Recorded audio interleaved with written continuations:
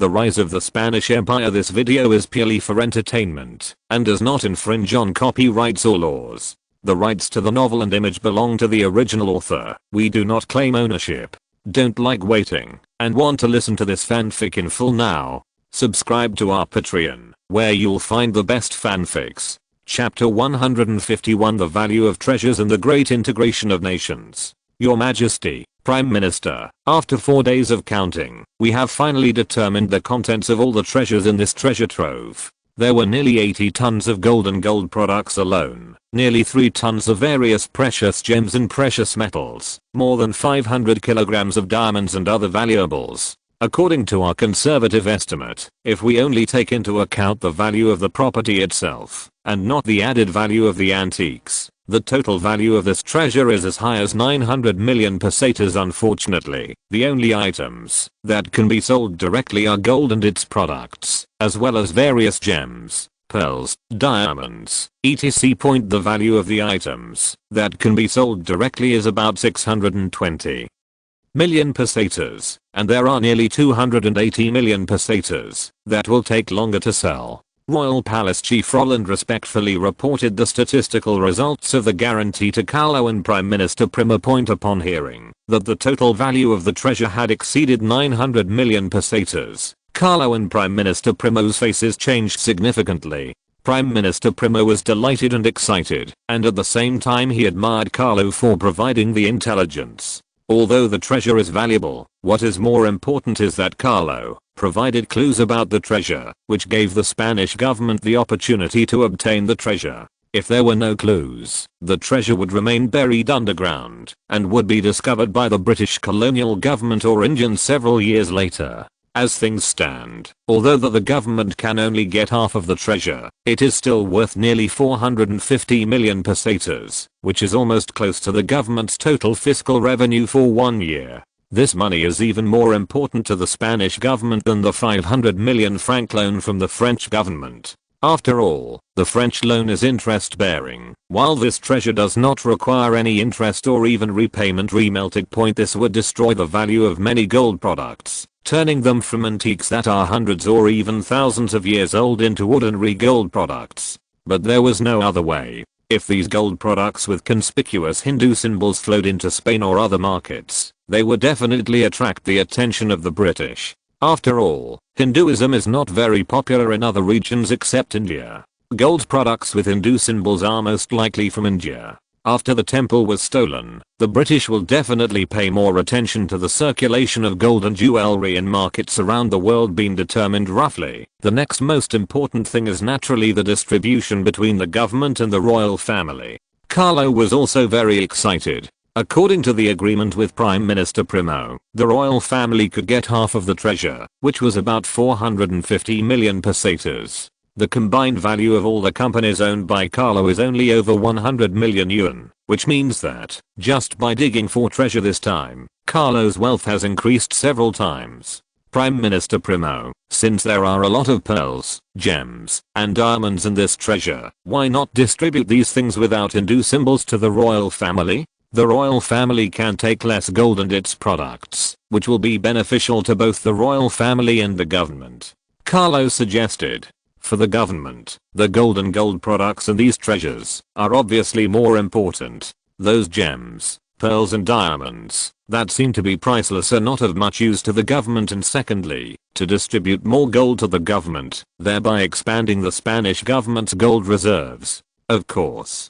Prime Minister Primo nodded without any intention of refusing. He also knew that, by doing this, Carlo was giving more gold reserves to the government, and strictly speaking the government was making a profit. After a simple distribution by Carlo and Prime Minister Primo, the proportions of gold and jewelry received by the royal family and the government were finally determined: 50 tons of gold to increase the government's gold reserves. Although the royal family received only a little over 30 tons of gold, the good news is that the royal family received a total of more than 3.5 tons of gems, pearls, diamonds and other valuables. With the royal family receiving a full 3 tons, the government got the 0.5 tons because there were obvious Hindu symbols on the property, so it was difficult to sell them for the time being. The royal family and the government split the money with Hindu symbols in a 50-50 split, waiting for the right time in the future to slowly sell them. Although it is a 50-50 split, the specific distribution certainly cannot be detailed enough to be expressed in pesetas. The government got a little bit of a profit from the overall distribution, but not too much. The total value of the treasure is about 930 million pesetas, and the total financial value obtained by the government is as high as 480 million pesetas. The royal family received less, but it was still 450 million pesetas, which was enough to satisfy Carlo's expectations for the treasure excavation. On the day when the specific financial allocation was determined, Prime Minister Primo sent people to quietly transfer the government's finances to a more confidential warehouse. All the gold with obvious Hindu symbols was remelted, and all the gold without obvious symbols was put into warehouses as the government's gold reserves. With this new batch of gold reserves, Spain's monetary board can also prepare to issue new currency. Only 2 banks in Spain that could legally issue currency, namely the National Bank controlled by the government and the Royal United Bank controlled by the royal family. In fact, if you calculate it this way, Carlo makes more money.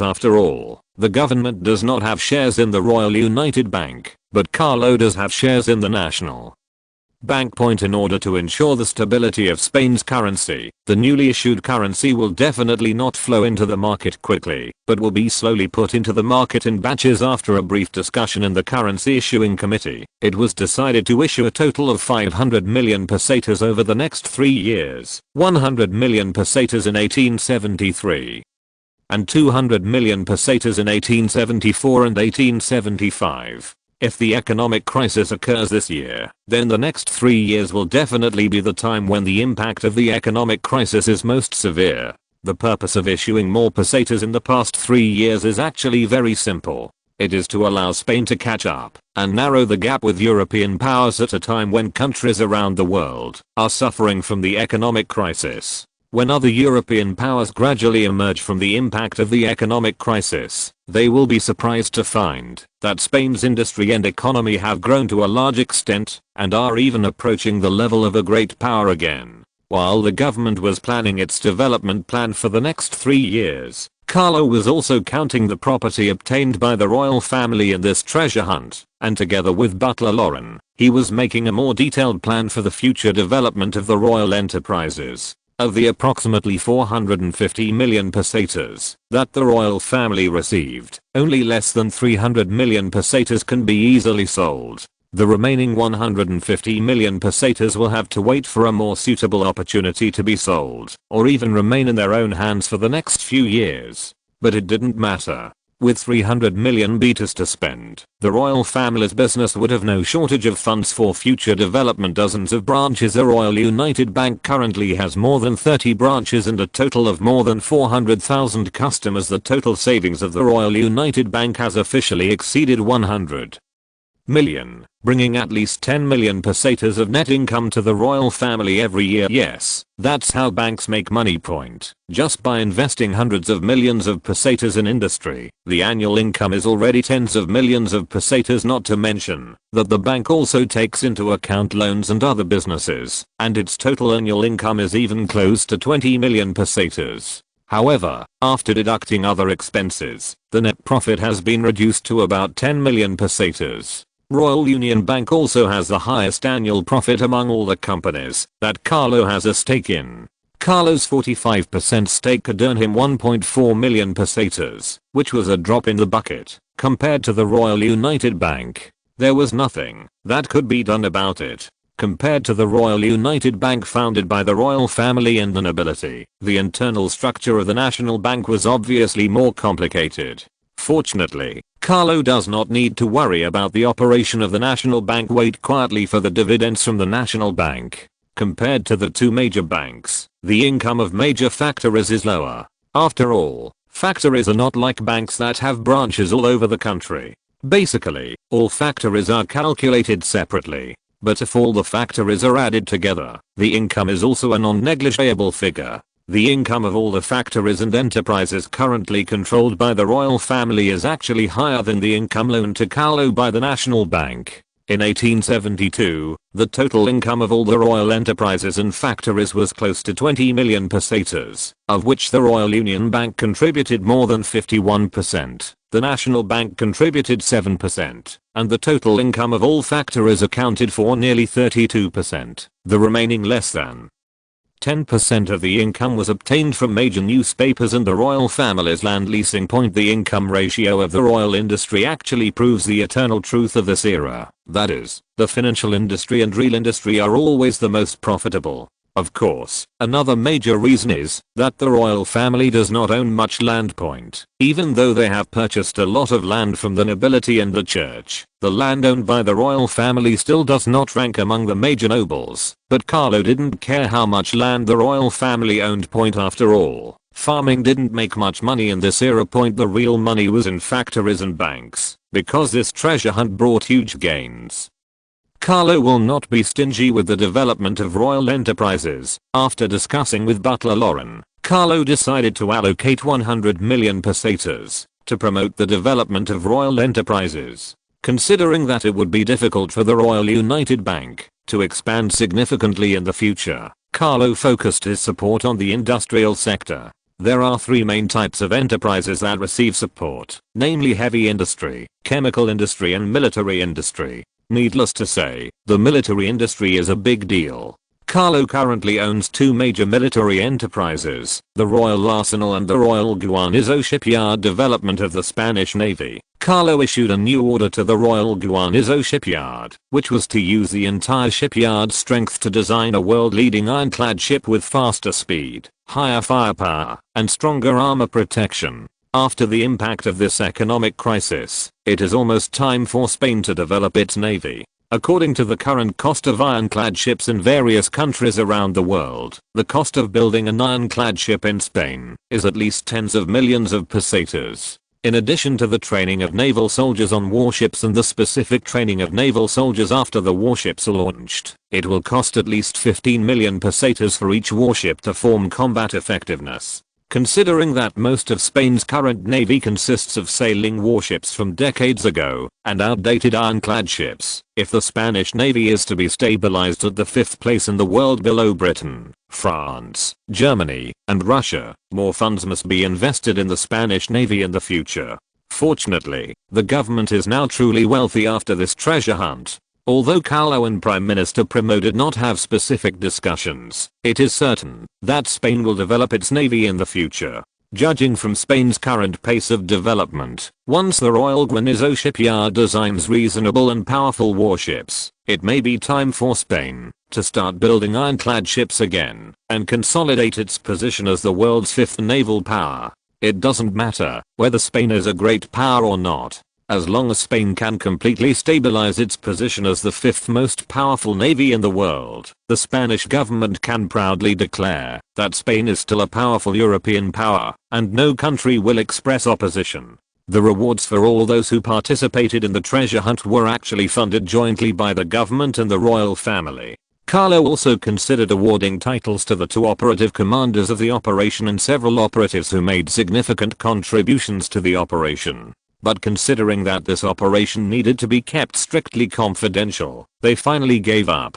However, when Spain titles awards on a large scale in the future, they will still be awarded corresponding titles according to their contributions in the operation. It's just that they will have to endure it for a while, which is why Carlo increased the rewards for everyone. Although the reward given to these people was nearly half a ton of gold, because the money was jointly paid by the government and the royal family, the royal family's actual expenditure was less than 500,000 pesetas. Of course, the cost of this treasure hunt is not just the rewards for the operators, but also the transportation costs of the treasure, as well as the costs of disguise and equipment for all the operators. All the expenses added up, even if only the royal part was counted, still amounted to millions of pesetas. But the expenditure of millions of pesetas is obviously insignificant compared to the revenue of 450 million pesetas. The changes brought by this batch of treasures to the royal family were not great, except for the expansion of the investment in the royal enterprises.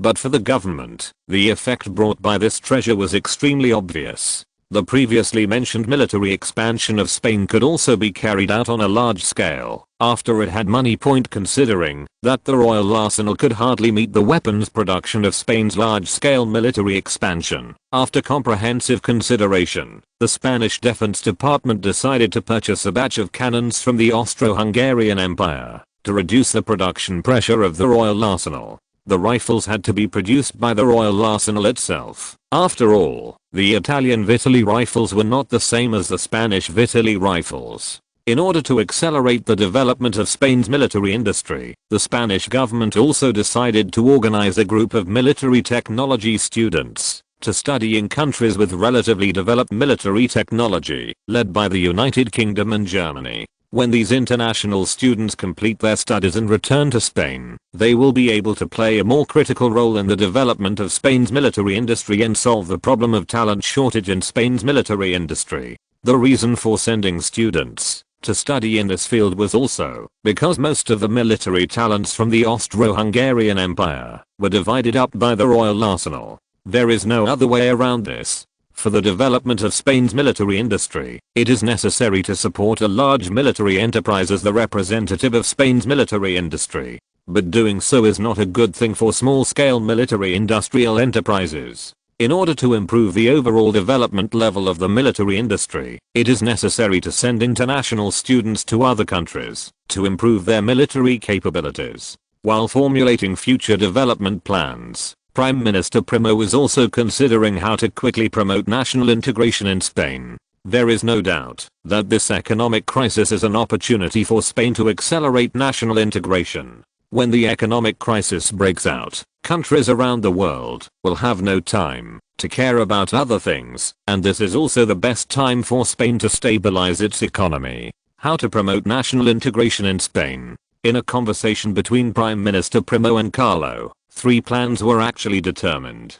Catalans and Basques. Judging from the results achieved so far, the first plan may be effective, but the progress is very slow. If we rely solely on the first option, to promote the great integration of the Spanish nation, it will take at least several decades to unify the small Catalans and Basques. Prime Minister Primo pondered for a long time and finally decided to adopt the tougher second option when the economic crisis came, in order to truly promote the integration between Catalans and Basques and Spaniards. A 2-in-1 chapter of 5,000 words. Please support. Chapter 152. One country, one nation, one language. What is a more forceful approach? In fact, it is to unify the languages, writings, customs, religious beliefs, etc. of various regions of Spain through strong laws, expel all heretics who reject Spanish culture, and be prepared to fight against radical nationalists in Catalonia and the Basque region at any time.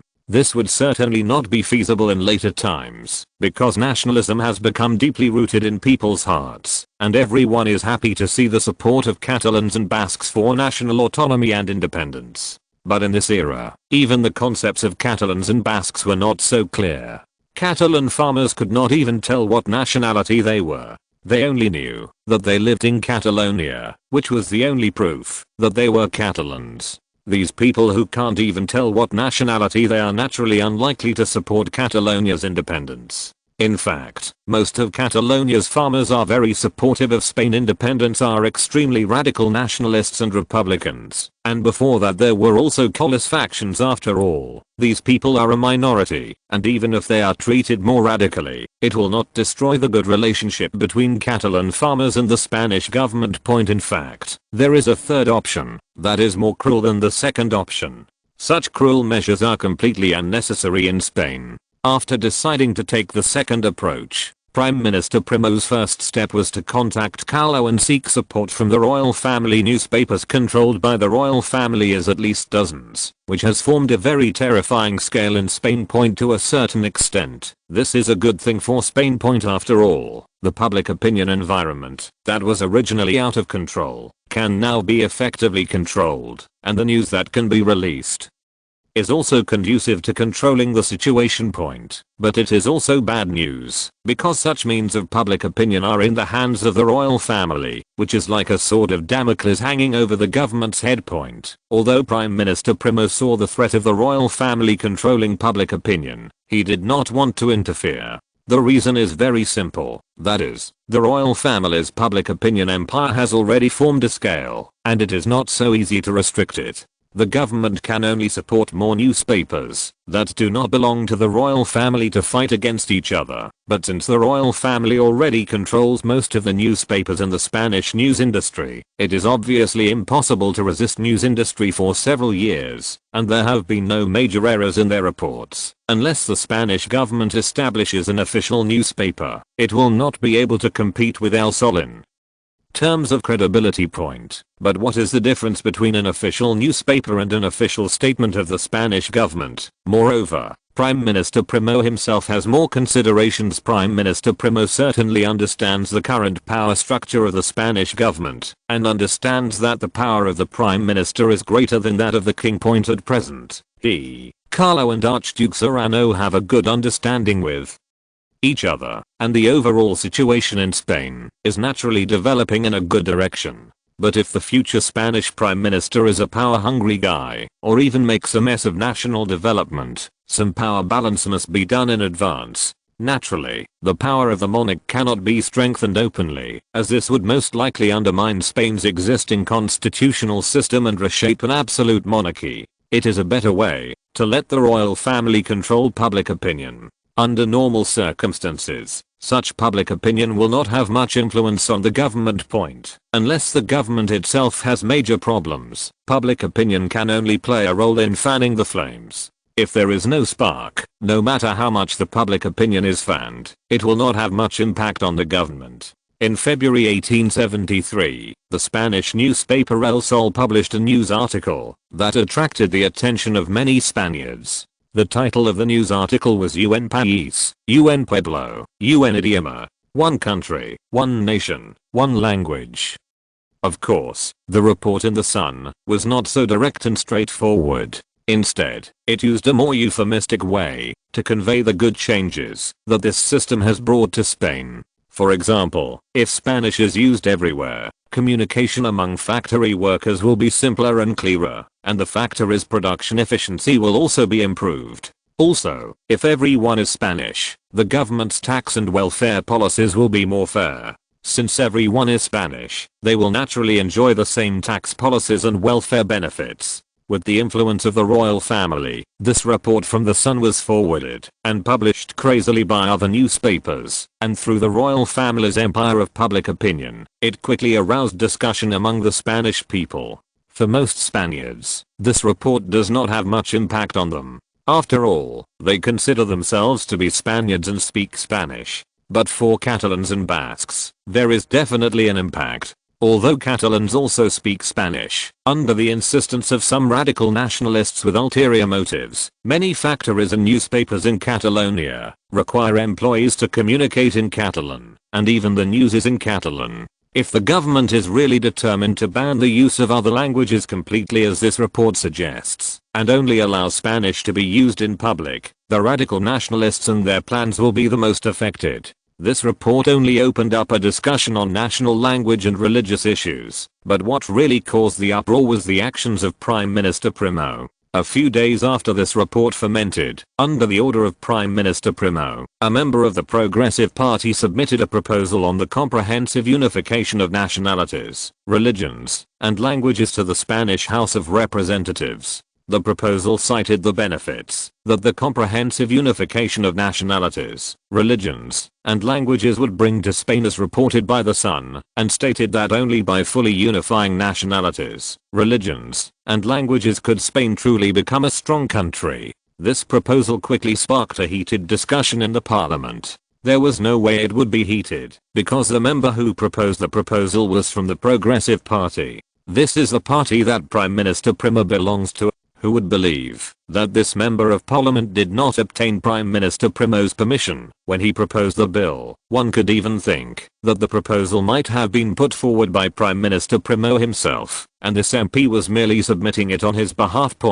Although there are many conservatives in the parliament, the vast majority of parliamentarians are Spanish. There are only a very small number of Catalans and Basques in the parliament, and the highest ranking Catalan, Prime Minister Primo, seems to support the proposal of a unified Spanish nation. Because of this, the parliamentary discussion was very quick, and it even took only a few days to draft a fresh bill, the Spanish national, religious and language law. The main contents include 3 points, corresponding to the requirements of nationality, religion, and language unity. First, the Spanish nation is the legal name of all Spanish citizens, and no modification is allowed. Spanish national, religious and language law, and will be sentenced to imprisonment and a fine. Second, Catholicism is the national religion of Spain, but the Spanish government also accepts all Christian dogmas of God. Only Spanish citizens who believe in Christianity have the right to join governments and parliaments at all levels, the military and other official departments, including state-owned and royal enterprises. Third, in any public place in Spain, Spanish and Spanish must and can only be used, such as schools, governments, parliaments, hospitals, and train stations. In some special places, the 4 languages of English, French, German, Italian, and Russian may be used as appropriate, but they must be reported to the local government, and may not be used privately. Spanish must be used as the only language within the government and royal enterprises. Private enterprises can use other languages, but there will be no tax breaks. In other words, if private companies want to receive government tax subsidies and exemptions, they must require all employees within the company to communicate in Spanish. Of course, foreign experts are not included in this scope. This regulation only applies to employees with Spanish nationality, and the main purpose is to unify the language. Although private enterprises are not forced to use Spanish, capitalists will certainly take the initiative to ban other languages in their companies in order to obtain tax breaks and subsidies from the government. Private entrepreneurs taking the initiative to do so can also shift the conflict. At least entrepreneurs also bear part of the hatred. After all, the government does not enforce it, and the corresponding language regulations are made by the companies themselves. In fact, when it comes down to it, this bill mainly affects Catalans and Basques. However, Spain has a long history, and its history of unification has lasted for hundreds of years. During such a long period of time, although Spain did not completely assimilate Catalonia in the Basque region, it also made the people in these regions generally use Spanish. The current revival of Catalan and Basque is nothing more than a covert scheme by some radical nationalists with ulterior motives. Most people are not averse to using Spanish, just as they are not averse to being Spanish. Prime Minister Primo was born in Catalonia, so he is very familiar with the situation in Catalonia. Unifying the nation, religion, and language may seem difficult, but it is actually very easy to do. Especially since some of the Catalan and Basque radicals have been eliminated, it will be easier to promote linguistic and national unification. Again, the lower class people don't have that many bad intentions. They still quite accept the concept of Spain as a large nation. When Spain is getting better and better overall, there is naturally not much reason to oppose it. Although the concept of nationalism had already sprouted, it was during this period that it really began to rise. In other words, the independence issues of Catalonia in the Basque country, which plagued Spain for a long time in later generations, were just beginning at this point in time. The fledgling nationalism was doomed to fail to gain the support of the majority of the common people, whose concept of nation was rather vague. There is actually not much difference between the current Spaniards and Catalans. The biggest difference is where they live. The concept of Catalans proposed by some radical nationalists is even more nonsense, because it includes all Spaniards living in Catalonia. Logically speaking, the differences between the two ethnic groups should come from language, culture, customs, and habits, and there are even obvious differences in other small aspects such as Diard point, but there are not many differences between the Spanish and Catalans. Both use Spanish as the main language of communication. Their food culture is not much different, and even their appearance is not much different. Point on the contrary, the people in the Basque region are quite different from the Spanish, and assimilation is much more difficult than in Catalonia. Prime Minister Primo has a completely different attitude towards Catalonia and the Basque Country, two regions with more serious nationalism. It's only a matter of time before Catalonia is fully incorporated into Spain. Therefore, in terms of policy towards Catalonia, Prime Minister Primo advocates using legal means to subtly influence the situation and to forcefully suppress some of the more radical element. Appropriate point anyway, there are only a few 100,000 Basques in Spain, so even if all of them migrate out of the country, the impact on Spain will not be that great. Even after the Basques are relocated, the northern region of Spain will become more stable and the country's development will be more efficient. There are more Catalans than Basques, so if assimilation is possible, they will naturally be given priority. Spain's hope for a revival in the future will be even smaller. Carlo is also keeping an eye on the parliamentary votes and the final laws that are formed. For Carlo, it is naturally the best thing that Prime Minister Primo can take the initiative to promote the unification of national languages and religions.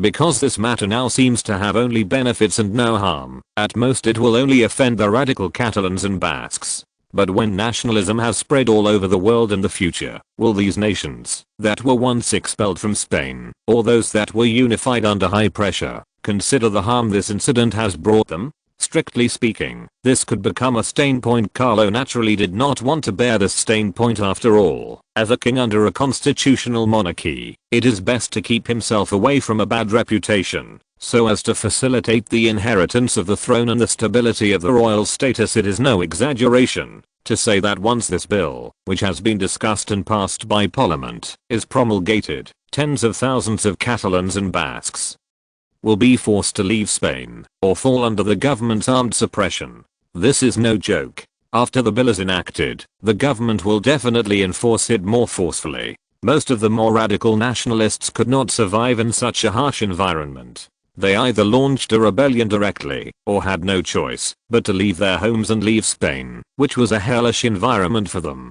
Perhaps in order to show its firm attitude to the outside world, after the House of Representatives completed the first draft of the bill, the cabinet government immediately published the entire bill and announced that it would be officially implemented nationwide 3 days after the publication. Such a fast speed is somewhat unreasonable, because generally speaking, a bill will be published for a period of time to give the Senate enough time to review and make recommendations, and then it will be submitted to the cabinet government for execution. Although his actions were somewhat drastic, Prime Minister Primo was still prepared with various means of response. The two already formed Spanish divisions are stationed not far from Catalonia in the Basque Country, and can travel to the two regions by rail at any time. Judging from the current weapons and equipment of the Spanish army, even if there is another Carlos rebellion, the Spanish army will be able to resolve it calmly. The artillery equipped by these two divisions was not just for show. As soon as the army was formed, they began long-term target practice and artillery training.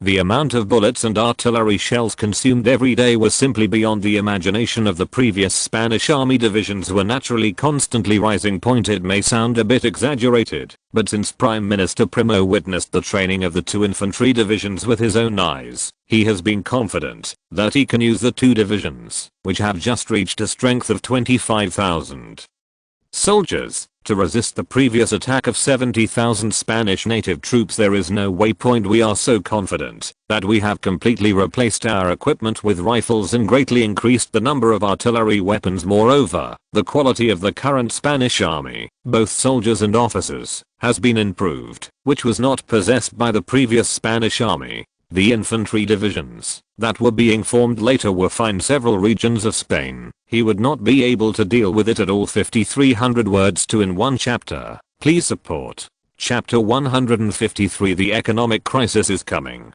What surprised Carlo was that after the enactment of this seemingly tough law, the impact it had in Catalonia and the Basque region was not that great. But it is easy to understand if you think about it. After all, the troublemakers in these two regions who once insisted on regional autonomy and even national independence have long disappeared in Spanish history along with the Carlos party. It is impossible to say that there are no nationalists in these two regions, but it is basically unlikely that these people would dare to stand up and firmly oppose the laws enacted by the government, or even incite marches and rebellions. Although they support regional autonomy and national independence, it does not mean that they are fools. They can still see the current situation in Spain clearly, and even Prime Minister Primo is waiting for them to take the initiative to jump out, so that he can catch them all in one fell swoop.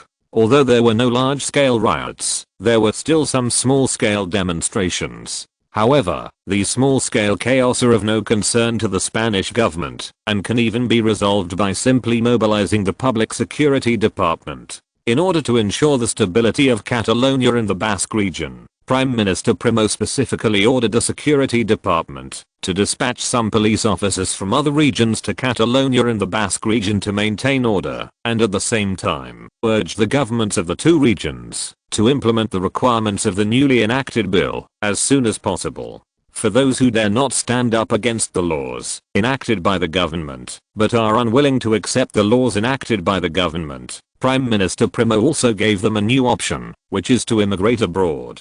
Prime Minister Primo hates those who advocate nationalism and regional autonomy, because they will have a great impact on Spain's existing stability, and will make Catalonia in the Basque region a permanent pain for Spain. It is precisely because of this understanding that Prime Minister Primo, as a Catalan, still firmly chose to fully unify the nation, religion, and language. It would be much better if the nationalist issues in the two regions of Spain could be resolved in a more peaceful way. For people in Catalonia in the Basque region who are unwilling to accept Spain's new policies, the Spanish government encourages them to immigrate to other places, and can even take the initiative to organize immigration teams to provide assistance to some people who want to immigrate, but do not have the travel expenses. On this basis, if there are still radical Democrats in Spain who have different opinions on this law, don't blame Prime Minister Primo for being cold-blooded.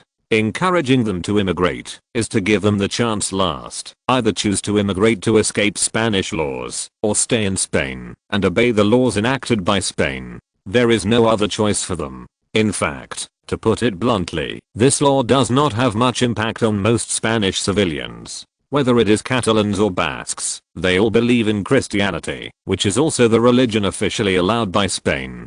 The only conflict was the widespread popularity of the Spanish language and the Spanish national concept, but these were not unacceptable to the common people.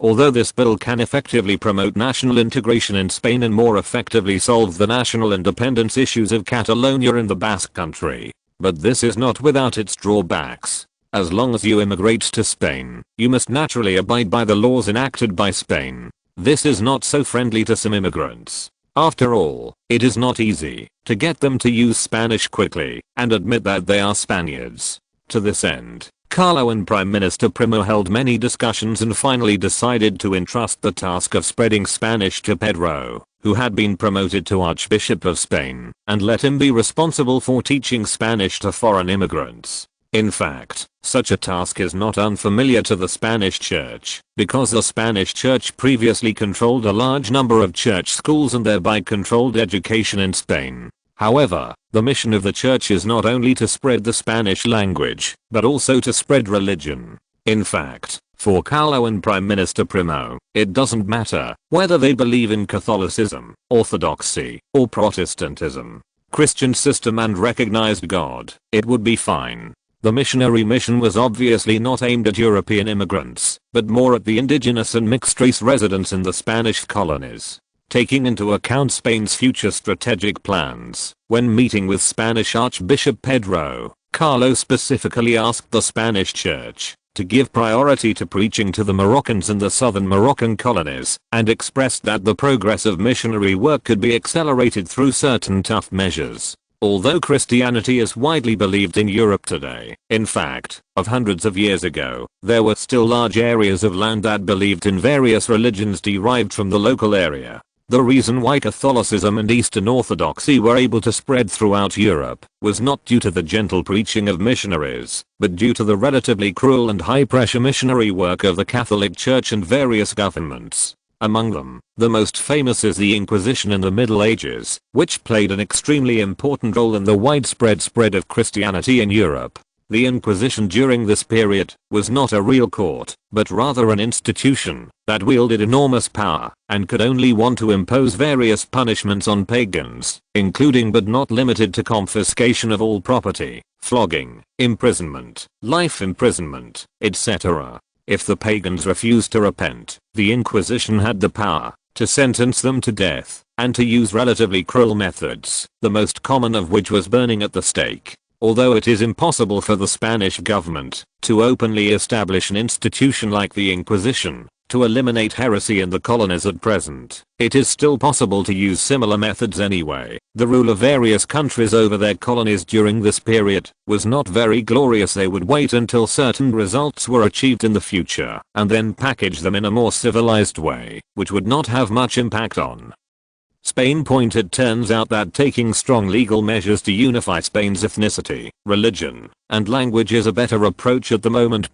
Just 2.5 months after the law was enacted, it effectively rectified the linguistic chaos in Catalonia in the Basque region. By in May 1873, the only signs and words that could be seen on the streets of Barcelona and Bilbao were written in Spanish. The local language and writing had disappeared. There are definitely some radical nationalists who have expressed their dissatisfaction with such changes. But these minorities are obviously insignificant in the face of Spain's national interests, and they were easily suppressed by the police. Even the 2 infantry divisions that had been prepared in advance were useless, and the more radical ones fell under the police's guns under the government's strong suppression. Time stopped at May 9, 1873, when the world crisis finally broke out. The perspective comes to Vienna, the capital of the Austro-Hungarian Empire, which is one of the most prosperous cities in Europe, and was once a world-famous international metropolis. But since the arrival of May 9th, the situation in Vienna has fallen into extreme chaos. Stock exchange and then directly spread to the entire city.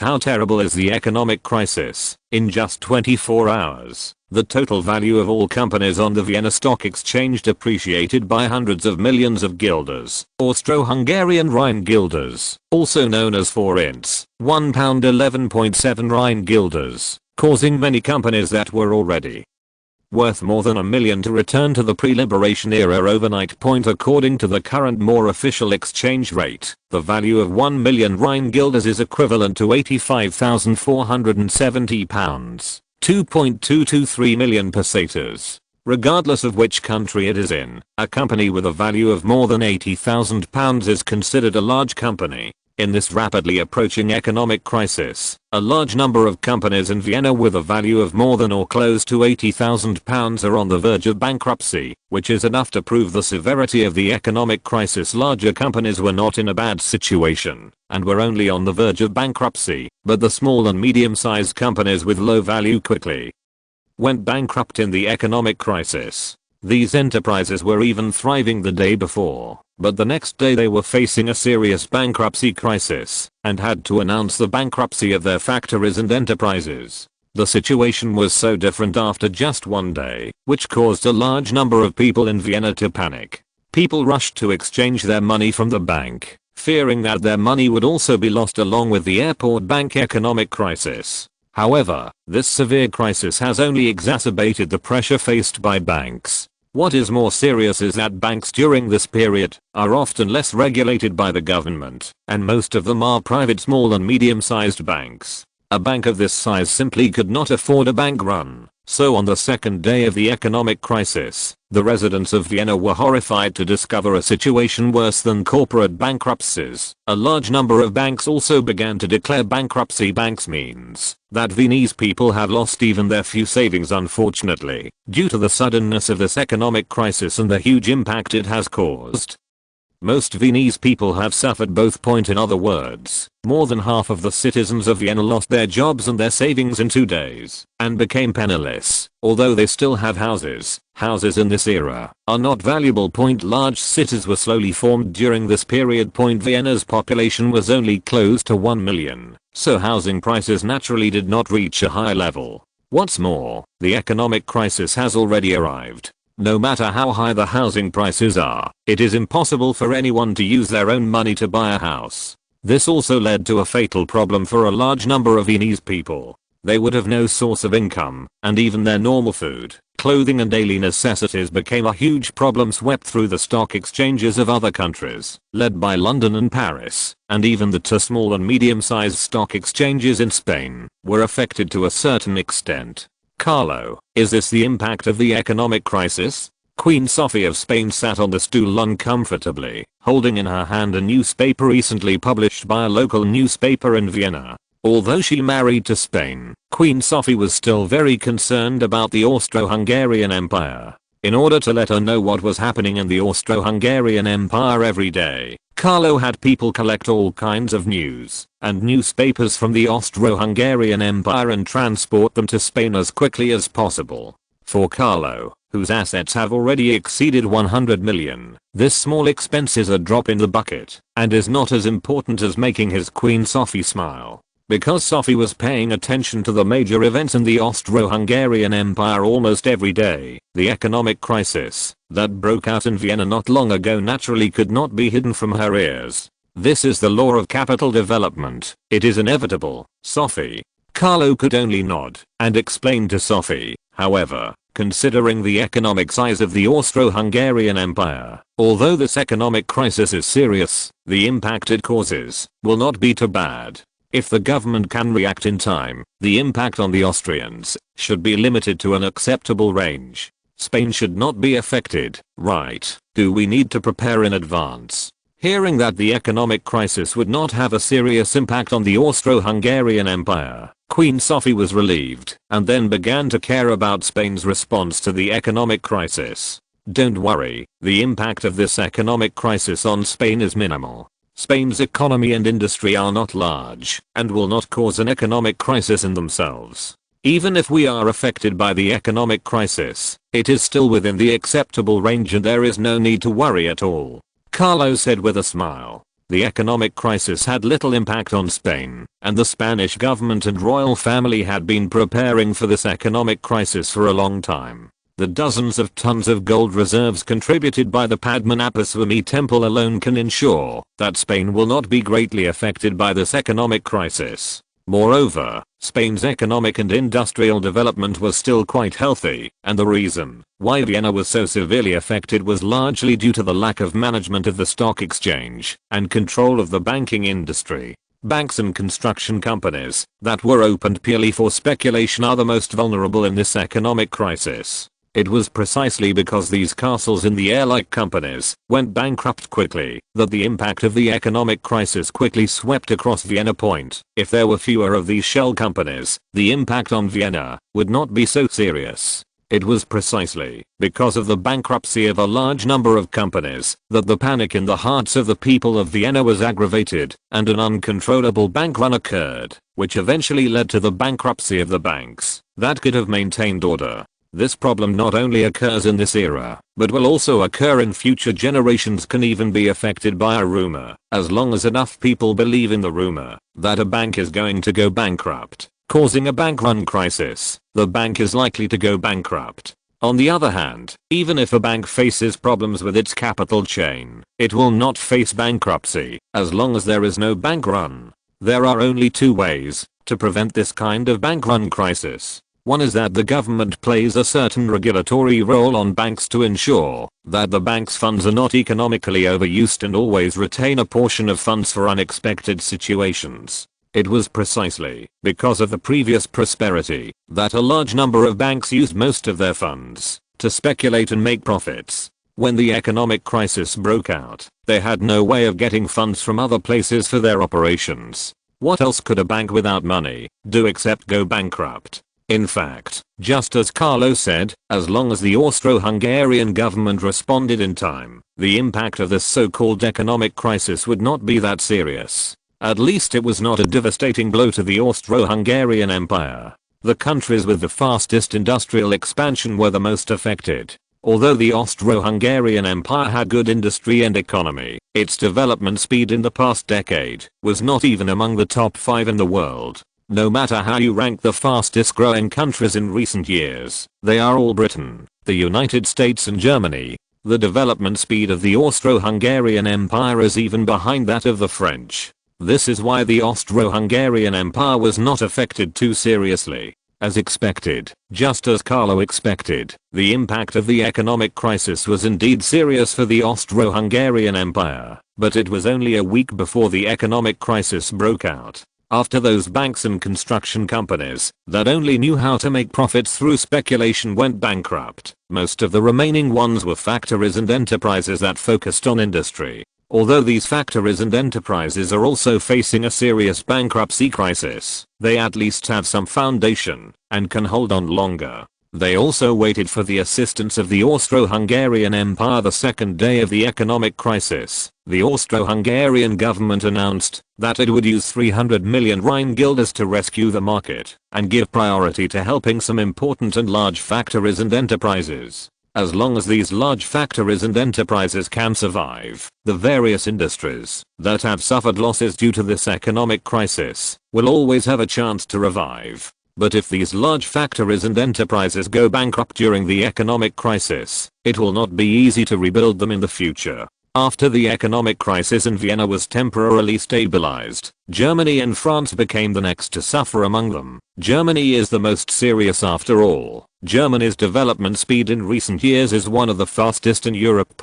After receiving 5 billion francs of friendly aid from France, Germany's industrial expansion and railway construction speed were very fast. 5 billion francs is equivalent to 200 million pounds, which is an extremely large amount of money for the British Empire. It was with this money that the Germans quickly made the German Empire move towards industrialization. In addition, due to the integration of resources and industry in the entire German region, the German Empire quickly became an industrial power and economic power in Europe. However, such an identity will not bring any benefits during the economic crisis. On the contrary, due to the recent rapid economic and industrial expansion, Germany will suffer a more serious economic crisis. About 10 days had passed since the outbreak of the economic crisis in Vienna, and its impact had already spread to the Berlin Stock Exchange. On the day of the impact, many companies were facing a serious bankruptcy crisis.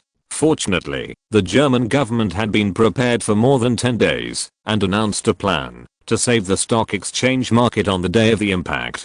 In addition, Germany's large-scale construction has only just started a few years ago, and it has not yet reached the situation like the United States where production far exceeds demand. Under the effective control of the German government, the impact of the economic crisis on Germany is not too serious. 5200 word 2 in 1 chapter. Please support.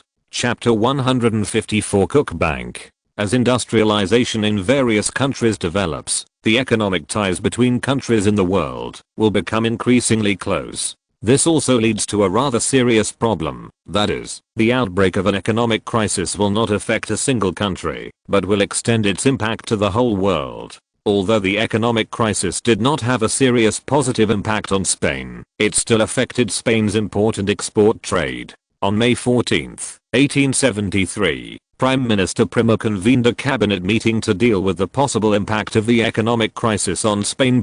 Carlo was also very concerned about the economic crisis. He listened to the entire meeting and put forward some suggestions of his own on how to prevent the impact of the economic crisis at the meeting. Finance Minister Roald Bartel frowned and said, "Sadly, Your Majesty, Prime Minister, the outbreak of the Vienna economic crisis has had a serious impact on our import and export trade. Our daily import and export volume has been decreasing.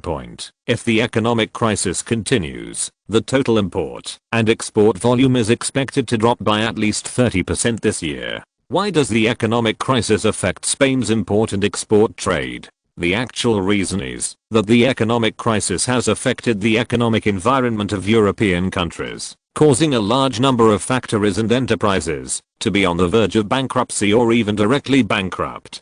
As a result, people have lost their jobs and naturally their purchasing power will not be as strong. In the context of economic chaos in other countries, even if Spain's industrial production was not greatly affected, its goods would certainly not be sold. Similarly, when the economies of other countries are in chaos and factories and companies are bankrupt in large numbers, even if Spain wants to import large quantities, it has to see whether other countries have the ability to produce them. The shrinkage of imports and exports during the economic crisis is inevitable. Unless the economic situation in other countries gradually improves, we can only silently bear the impact of the massive reduction in imports and exports on the economy.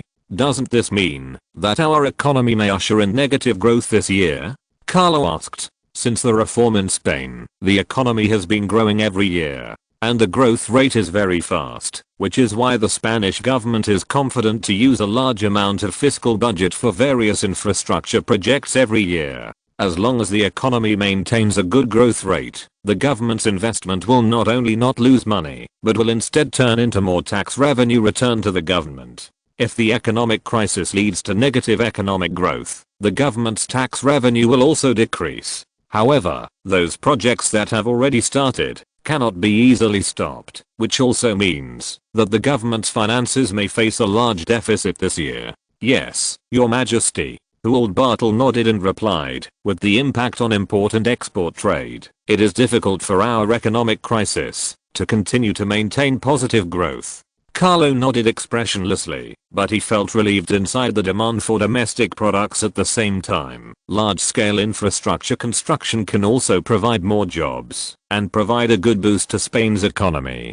The only disadvantage of doing this is that the government needs to mobilize a large amount of funds, and the current Spanish government is not short of funds. Although the treasure is worth only 900 million pesetas, the value of gold is not calculated in this way. If gold is used to issue currency, it can issue currency several times its own value. In other words, the Spanish government can use these more than 80 tons of gold to issue currency equivalent to the value of hundreds of tons of gold. At this time, Prime Minister Primo also stood up at a very appropriate time and introduced to Carlo the plan that the cabinet government had already prepared. Your Majesty, in order to cope with this economic crisis, the government plans to increase investment in public infrastructure again in the next 2 years to create more jobs and stimulate the improvement of the Spanish economy. In infrastructure, our investment is mainly concentrated in 3 aspects: improvement of road traffic, small-scale water conservancy projects in villages and towns, and slum reconstruction projects.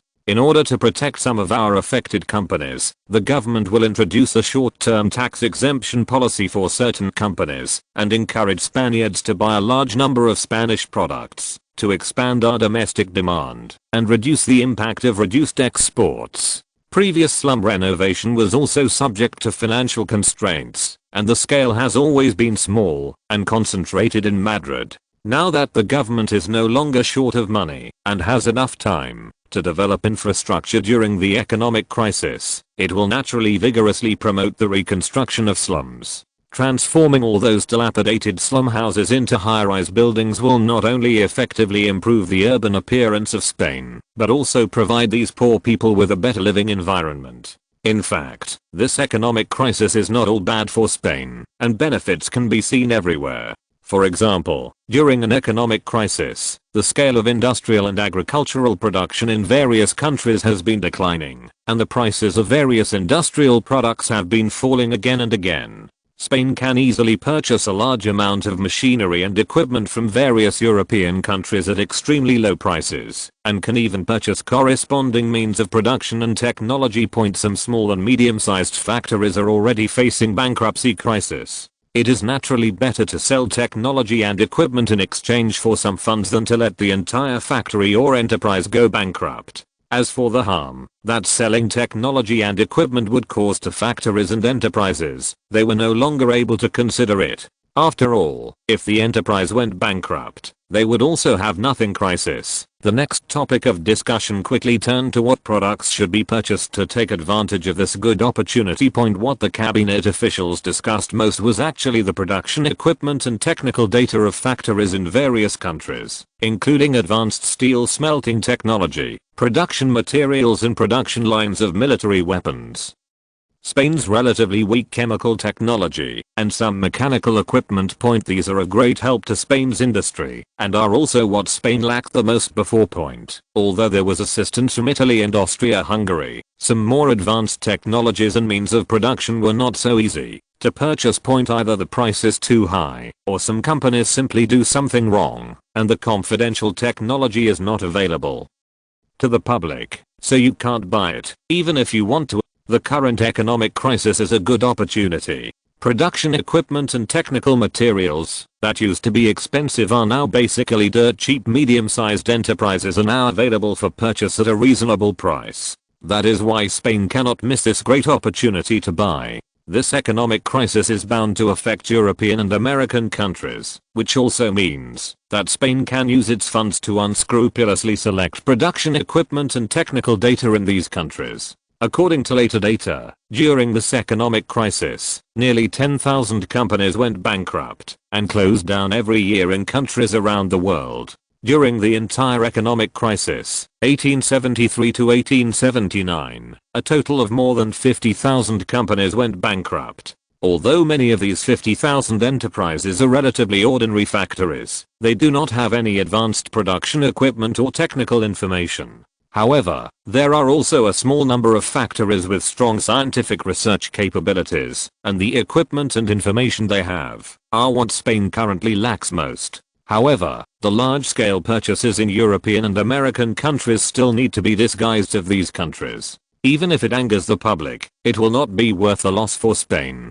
The buyers going to various European countries will disguise themselves as various identities, but their goal is the same, that is, to select bankrupt companies worth acquiring, or to purchase production equipment and technical data from those companies on the verge of bankruptcy. In the economic crisis, there is one country that plays a role of the unlucky one. Which country is it? Of course, it is the United States, which relies heavily on foreign investment. European countries are suffering from the economic crisis, and their first reaction is of course, to withdraw their investments in the United States, or at worst to terminate their investments immediately. Americans themselves need a lot of foreign investment to maintain their crazy construction. After foreign capital began to withdraw, the economic environment of the United States collapsed instantly. What's more, the US economic environment itself has major problems. As mentioned before, the United States has built more railways in recent times than the United Kingdom and Germany combined. Born in the United States, and these railway companies were constantly seeking loans to build railways. Among the many bankers in the United States, the Cook family is definitely one of the more famous private bankers. Perhaps Cook himself does not know that one of his investments directly led to the beginning of the US economic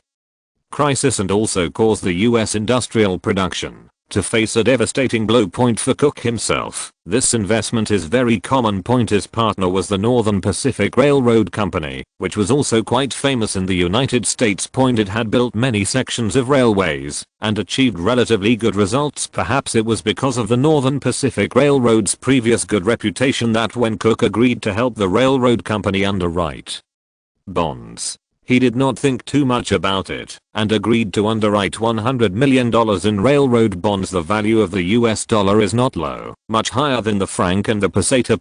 The value of 100 million franc bonds is equivalent to more than 500 million pesetas, which is the annual fiscal revenue of the Spanish government. It was not easy to sell bonds on such a large scale, especially when the bonds were being sold in the face of war between Prussia and France.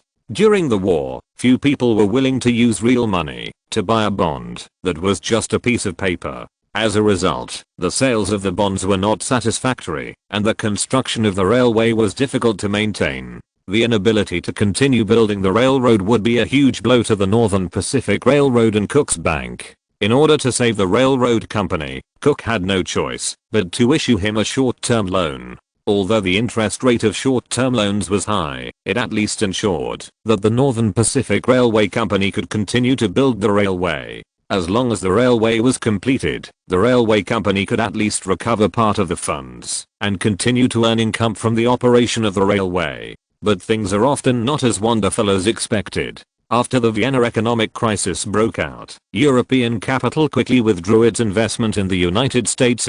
The Northern Pacific Railroad also ran into trouble at this time. Not only was the railroad company unable to repay the principal and interest of its short-term loans on time, but it also required Cook to invest more funds to continue to operate. It was obvious that Cook had no money at this time.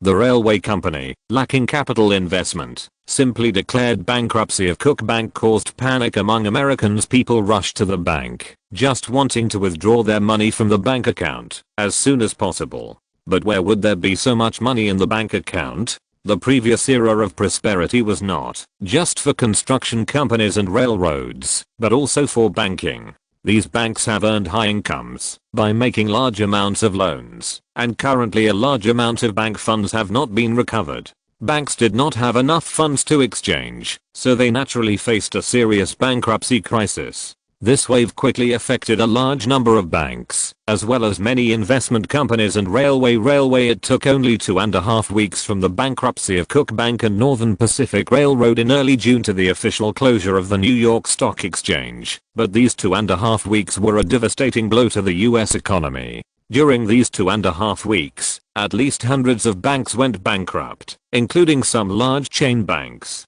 The situation was even worse for investment companies, with at least hundreds of them declaring bankruptcy due to the collapse of their capital chains. Railway companies that relied on loans and bonds to survive could not continue in such an economic environment, and a wave of bankruptcies rose again. For the United States, this is just the beginning of the disaster. Like other European countries, the United States did not establish a supreme bank to regulate finance and bonds at this time. Even the issuance of bonds was authorized to private banks. Because there is no supreme bank, the US government is unable to save American businesses by providing money supply and rescuing companies on the verge of bankruptcy. Ultimately, it can only watch helplessly as the economic crisis intensifies in the United States. Precisely because the bonds are handled by private banks, the bankruptcy of a large number of these private banks is not a good thing for Americans. Not only did their deposits disappear with the bank's bankruptcy, but even the bonds they had originally purchased disappeared. After all, the banks are gone, so where can they redeem the bonds they purchased? For the United States, a country that is developing rapidly, the impact of the economic crisis is more serious than that of European countries. The industrial and economic growth rates of the United States during this period were indeed much faster than those of European countries, which also proves that the United States' overall potential is higher than that of European countries. But it is obvious that the development speed of the United States is relatively barbaric and lacks government control. In just 2.5 weeks, the United States has faced the bankruptcy of nearly 1,000 companies, including many medium and large-scale enterprises and factories. This also means that in a short period of time, more than 100,000 Americans have suddenly lost their jobs and the income of 100,000 families has plummeted. Chapter 155 Warship Design and Acquisition Program. While other countries were suffering from economic crisis, Spain was carrying out a large-scale construction campaign in full swing. Under the orders of Prime Minister Primo, the Spanish government acted quickly. It took only a few days to develop a specific plan for the major construction and allocate funds for its implementation. Among them, the Spanish government pays more attention to the construction of road traffic and the transformation of slums. Building roads in such places is much more difficult than building roads in plains, which is why Spain's transportation environment has always lagged behind European powers such as Britain, France, and Germany. Taking advantage of the economic crisis, the Spanish government plans to invest more than 50 million pesetas to build a nationwide road network connecting various regions and important cities in Spain. The government has made a detailed division of the existing highway system in Spain, which is divided into national highways with 4 lanes in both directions, regional highways with 2 lanes in both directions, and urban roads with single roads and two-way traffic point. The widest two-way 4-lane national highways are naturally the ones that connect various regions and important cities, because cars had not yet been invented. The demand for highway width was relatively low point in later times. A two-way 4-lane highway could not even meet the traffic needs of an urban area point. But in this era, a two-way 4-lane highway is already a fairly wide highway for Spain, and can at least meet the traffic needs of the next 30 years. During these 30 years, the Spanish government will certainly further expand the transportation system and even build a wider two-way 6-lane highway. Not long ago, Benz just reported to Carlo the good news of research and development. They have successfully developed a 4-stroke gas engine, and are developing engines that use other fuels as energy. Although the birth of the engine does not mean the birth of the car, the two are closely related. After having a 4-stroke engine, it is possible to make a relatively simple car for experimentation power problems. Benz and 3 others need to conduct more research on the engine, and improve the existing engine. In order to manufacture a car and put it into commercial use, the safety and affordability of the car must also be taken into consideration. In short, this is not a problem that can be completely solved in a short period of time. In the next 10 years at least, even if cars are invented, they will only be a luxury transportation that only the rich can afford. However, considering that there are countless nobles in Spain, if cars could be developed earlier, these nobles could provide a lot of sales. Moreover, cars have indeed significantly helped improve the traffic environment. A journey that would take several hours for a horse-drawn carriage could be completed in less than an hour for a car. Horses also cause additional damage to the environment by urinating and defecating everywhere, but apart from exhaust emissions, cars are generally not that harmful to the environment. Cars with cars, the transportation of supplies and the mobilization of personnel would be much more convenient. The troops in Madrid could reach various cities and towns more conveniently via roads, further strengthening the government's control over various regions. Under such circumstances, it will become extremely difficult for Catalonia and the Basque region to cause trouble. The results of the engine research were impressive, but they pale into insignificance when compared to the drawings submitted to Carlo by the Royal Guarnizo shipyard. Yes, after more than half a year of design and discussion, the Royal Guarnizo shipyard finally improved the design of a warship that satisfied all experts. Has been silent for more than 20 years, but some of the shipyard's experts are still well versed in the designs of warships from around the world. After Carlo gave the order, the shipyard's design experts used all their life's knowledge to design an ironclad ship that would satisfy Carlo and win more opportunities for the Royal Guarnizo shipyard. The design of this ironclad ship can be said to be a combination of the strengths of many countries, although it looks a bit like a patchwork at first glance, and its overall appearance is somewhat similar to that of British ironclad ships. It is also full of new concepts in Spanish warship design. First of all, Carlo is most concerned about the power of the warship. The warship is expected to use the most advanced reciprocating expansion steam engine as its power, equipped with 2 steam engines, with a maximum output of more than 6,000 horsepower. Although this power output capability is not the best, it is definitely excellent among the ironclad ship designs of countries around the world. New ironclad ship will fully adopt breech-mounted 12-inch 305mm steel cannons, making it one of the first warships to adopt breech-loading cannons. At present, the pursuit of warship firepower by various countries is obviously more inclined to the caliber of cannons. The caliber of the main gun of the British ironclad warship has reached 318mm, which also means that the power of the artillery is much greater than the 305mm steel cannon used by the new Spanish warship. However, because the British warships were equipped with muzzle-loading guns, their firing speed and range were far inferior to those of breech-loading cannons. Although the 318mm gun is far more powerful than the 305mm gun, both types of guns are powerful enough to penetrate the steel armor of existing ironclad ships. In this case, the breech loading gun with faster firing rate and longer range is obviously more advantageous. The design data also mentioned in detail that although the power of this warship can only be regarded as first class, its firepower has indeed reached the world's top level. Britain, France, and Germany can also achieve this level of artillery, but they will not be able to surpass it in a short period of time. Just relying on the 4 305mm breech loading guns on the warship, the comprehensive combat capability of this warship designed by the Royal Guangzhou Shipyard has already ranked first among ironclad ships. The Royal Guangzhou Shipyard estimates that the 305mm main gun can reach a firing range of more than 7 kilometers. Such a range is still quite good and will have a considerable advantage in naval battles. Because of the continuous increase in Spain's steel production, this ironclad ship will adopt an all-steel structure and be equipped with a large amount of steel armor for protection. The armor thickness on the front of the turret reaches 16 inches, and the armor thickness on the side reaches 14 inches, making the entire battleship look a bit bloated. Although the armor protection capabilities of the warship were taken into consideration, the conventional displacement of the entire ironclad ship reached an astonishing 8,600 tons, estimated. When fully loaded, the warship's displacement will even be close to 10,000 tons, which is definitely in the first tier among all current ironclad ships. However, this design obviously has not gone beyond the inherent ideas of existing ironclad ships. The two turrets are located on both sides of the main chord.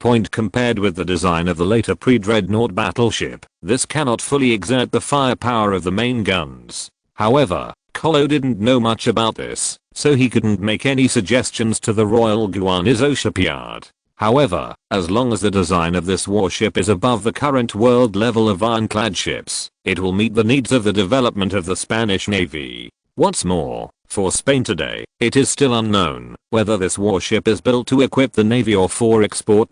Taking into account the huge tonnage of the warship, the designers of the Royal Guangzhou Shipyard estimated the speed of the warship to be around 12.5 knots to 13.5 knots. To put it simply, the maximum speed this warship can reach is about 25 kilometers per hour. However, the maximum speed can only be the maximum speed. During the normal navigation of a warship, the maximum speed will basically not be maintained. Because doing so would cause immeasurable damage to the steam engine. The equipment of this era was not that stable. It is said that the maximum speed is about 13.5 knots, but in fact the speed that can be achieved during daily cruising is only less than 10 knots, and it will generally remain at around 7 to 8 knots. There is nothing that can be done about it. Before the relevant power technology was greatly improved, large tonnage ships like warships would sail at such a slow speed in the sea. The speed of those small cruise ships is much faster than that of warships. After all, these ships do not need to take into account both armor protection and firepower output. They only need to ensure stable sailing at sea. Looking at the relaxing warship design drawings in front of him, Carlo pondered for a moment and finally decided to personally solicit orders for the Royal Guangzhou Shipyard worldwide. For Spain, there are still many things to do during the economic crisis, and it is not suitable to build ironclad ships on a large scale. What's more, the cost of building such an ironclad ship is not low.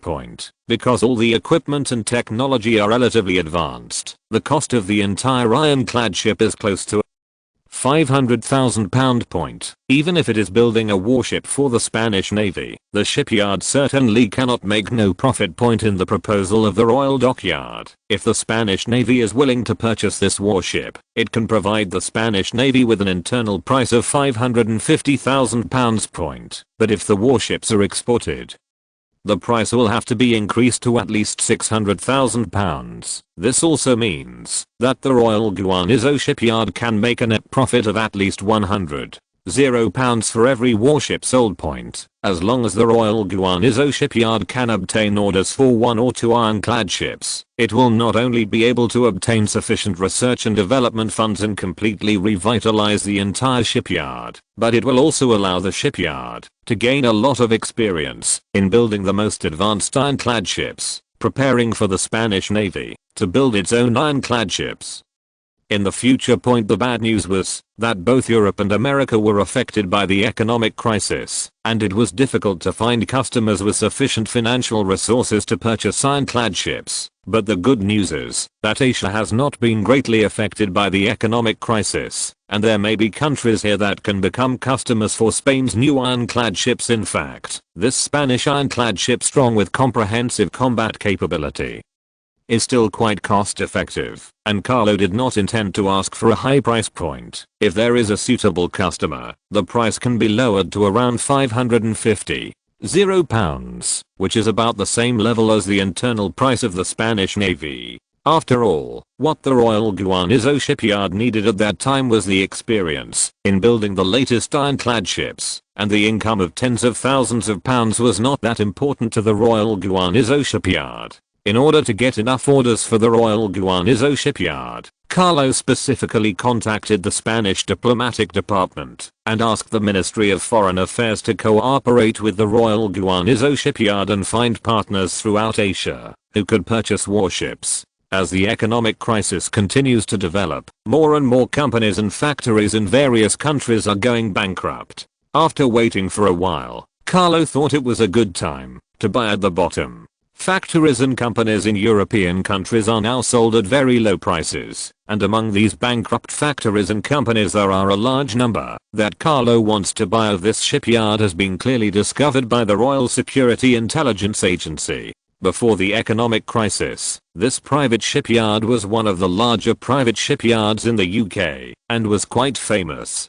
Even the shipyards had the ability to build ironclad ships, as well as the relevant equipment and skilled workers. Because of this, the total value of the shipyard before the economic crisis exceeded £1.5 million, or 39 million pesetas. Such a large sum of money was a considerable expense for the royal family before the economic crisis, so the acquisition of this shipyard had never been carried out, and Carlo could only drool at the sight of this shipyard.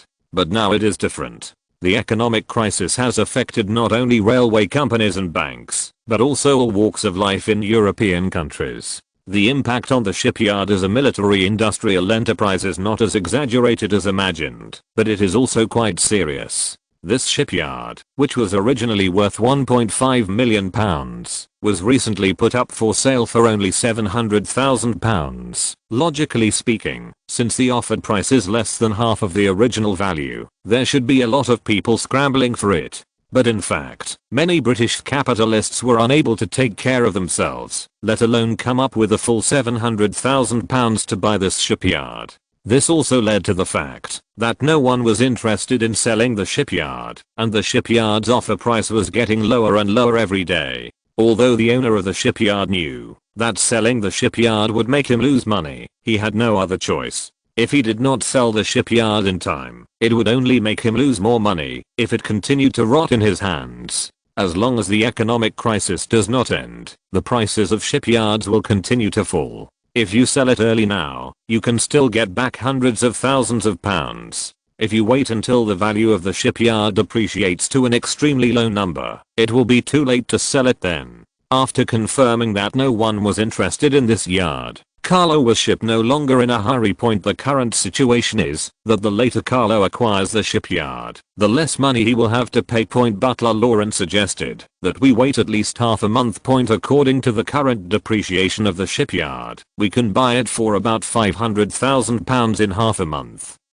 £500,000 is still a huge sum for capitalist convertids, but it is nothing for Carlo. This amount of money into pesetas is only 13 million, which is almost the annual net profit of the Royal United Bank. Spending 13 million pesetas to purchase such a medium to large shipyard with experience and technology in building ironclad ships was certainly a good deal for Carlo. After purchasing this shipyard, it can be merged with the Royal Guanizo shipyard to build a truly large shipyard and compete with other European countries for the warship export business at the same time. The British shipyard's rich shipbuilding experience can also bring significant improvements to the Royal Guanizo shipyard. The British shipyard were still very good at shipbuilding during this era. Although the era of ironclad ships was pioneered by the French, the British were far ahead in the subsequent eras of pre-dreadnoughts and dreadnoughts. Even aircraft carriers were slowly evolved by the British, based on battleships and cruisers. The British shipbuilding experience remained world leading for the next 80 years. For Carlo, this was more valuable than the shipyard itself. Because of Gibraltar, the relationship between Spain and the British is destined not to be very good. This also led to the fact that it was difficult for Spain to obtain the more advanced shipbuilding technology of the British. Either it could not afford it, or the British took the initiative to blockade Spain. The current economic crisis is the best opportunity, and Carlo also asked butler Lauren to focus on Britain. Of course, it is not only the royal family that is planning to acquire factories in other European countries. The Spanish government obviously also has this idea. While Carlo and butler Lauren were discussing the scope of the acquisition, the Spanish Industrial Department also made a detailed list of the companies and equipment that Spain needed to acquire. Mr. Prime Minister, this is the latest purchase list determined by the Industrial Department. Please take a look. The Spanish Minister of Industry handed a detailed purchase order to Prime Minister Primo and asked for his opinion. Prime Minister Primo took it and took a look and was immediately shocked by the huge appetite of the industrial sector. 162 companies, a total of 520 million pesetas for acquisitions. Prime Minister Primo's face suddenly darkened as he looked at the Minister of Industry with a murderous gaze and asked with a cold snort, "Are you going to spend the entire year's government revenue on purchasing companies? Please support this 5,000 word 2-in-1 chapter. If you're listening to this novel on a channel other than Fanfic World, it means they downloaded and uploaded it without effort. We cordially invite you to visit our channel, Mundo Fanfic Novelos. There you'll find the original version of this story and you can explore many other novels of various genres. We're waiting for you to immerse yourself in a world of incredible novels. Chapter 156 Acquisition Plans and Talent Acquisition. Industry Minister Manuel Ruzzarella certainly knew that his demands were a bit excessive, but he also knew that this was the best time to acquire these companies. Even though this acquisition order requires 520 million pesetas, if it were placed before the economic crisis, even if the acquisition funds were tripled, it might not be enough to acquire these companies. The existing equipment, technology, and assets of these companies alone are far more than 520 million pesetas, which also means that, as long as the Spanish government can acquire these companies, it will definitely make a profit. Moreover, these enterprises can provide vital assistance to various industries in Spain if this acquisition order can really be completed, according to the estimation of the Industrial Department. Spain's future industrial development will be strongly supported, and it will be more likely to become a truly industrial power. Minister Rus, with all due respect, the government does not have so much money to provide to the industrial department to purchase these enterprises. Before Prime Minister Primo could express his opinion, Finance Minister Ruald could no longer sit still and quickly stood up to oppose the proposal of Industry Minister Rus. Let's not talk about whether the Spanish government has the money to come up with. Even if it does, Ruald will definitely not agree to the acquisition plan proposed by the industrial sector. Because it is not only the industrial sector that needs to acquire companies to improve its foundation, and the scope of companies that can be acquired is not limited to those designated by the industrial sector. If all the purchase orders from the industrial sector are approved, the finance department will then have to face continuous purchase orders from other departments. Even though all knew that the wood acquisition only benefits Spain, the problem was that money was not spent in this way. Mr. Prime Minister, we are confident that after this acquisition, our country's industrial development will be rapidly improved. Industry Minister Rus ignored the objection of Finance Minister Ruald and continued to express his optimism about the acquisition to Prime Minister Primo, especially in heavy industry and chemical industry. It will be a great boost for us if we can obtain the assets of these foreign companies. After absorbing these foreign assets, within a year our steel output will exceed 200,000 tons and iron output will exceed 500,000 tons. If I'm given 5 years, I'm confident that I can make steel production exceed 1 million tons and iron production exceed 3 million tons, thus making up for the gap with other powerful countries. 1 million tons of steel production, 3 million tons of pig iron production. Prime Minister Primo was not intoxicated by the grand goal proposed by Industry Minister Rus, but questioned it. In terms of steel production, 1 million tons of steel and 3 million tons of iron can indeed make up the gap with other European powers. Considering that other European countries are experiencing serious economic crisis, as long as this requirement can be met, Spain's industry will once again be among the top 5 in Europe.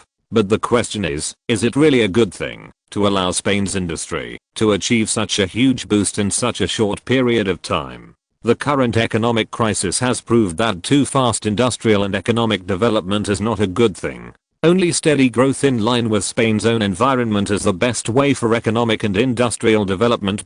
Spain does have enough money to make acquisitions and does have the potential to increase steel production to several million tons within 5 years, but doing so has little benefit other than the blind pursuit of steel production, and is instead a burden on the country's development. Prime Minister Primo is not pessimistic about the acquisition plan of foreign companies. However, the should acquisition also be in line with the actual development of Spain, rather than adding all valuable companies to the acquisition list for the sake of false grand goals. Time passed minute by minute, and Prime Minister Primo still looked thoughtful, and did not give any answer. Minister of Industry Roos was a little anxious. He stepped forward and tried to persuade Prime Minister Primo, but was interrupted by Prime Minister Primo. The acquisition plan is necessary, but we need to think carefully about the companies on the acquisition list. Country's Minister ruled, how much money can the government currently allocate to acquire foreign companies? Upon hearing Prime Minister Primo's question, Gould immediately blurted out, Mr. Prime Minister, the current funds available to the Ministry of Finance are 320 million pesetas. This year, some of the tax revenue has not yet been transferred to the Treasury, but considering the budget of other departments and our debt, the maximum amount that can be diverted is 210 million pesetas. Prime Minister Primo shook his head, clearly dissatisfied with the share of funds that could be diverted. The finance department will collect another 90 million pesetas, a total of 300 million pesetas, to be invested in this acquisition plan. For this acquisition plan, I hope that the factories and enterprises to be acquired can be carefully selected. Spain's development does not need too grand goals. We need to move forward steadily, step by step, on the existing basis. Yes, Prime Minister. Primo's order. Minister of Industry Roos also smiled at this time.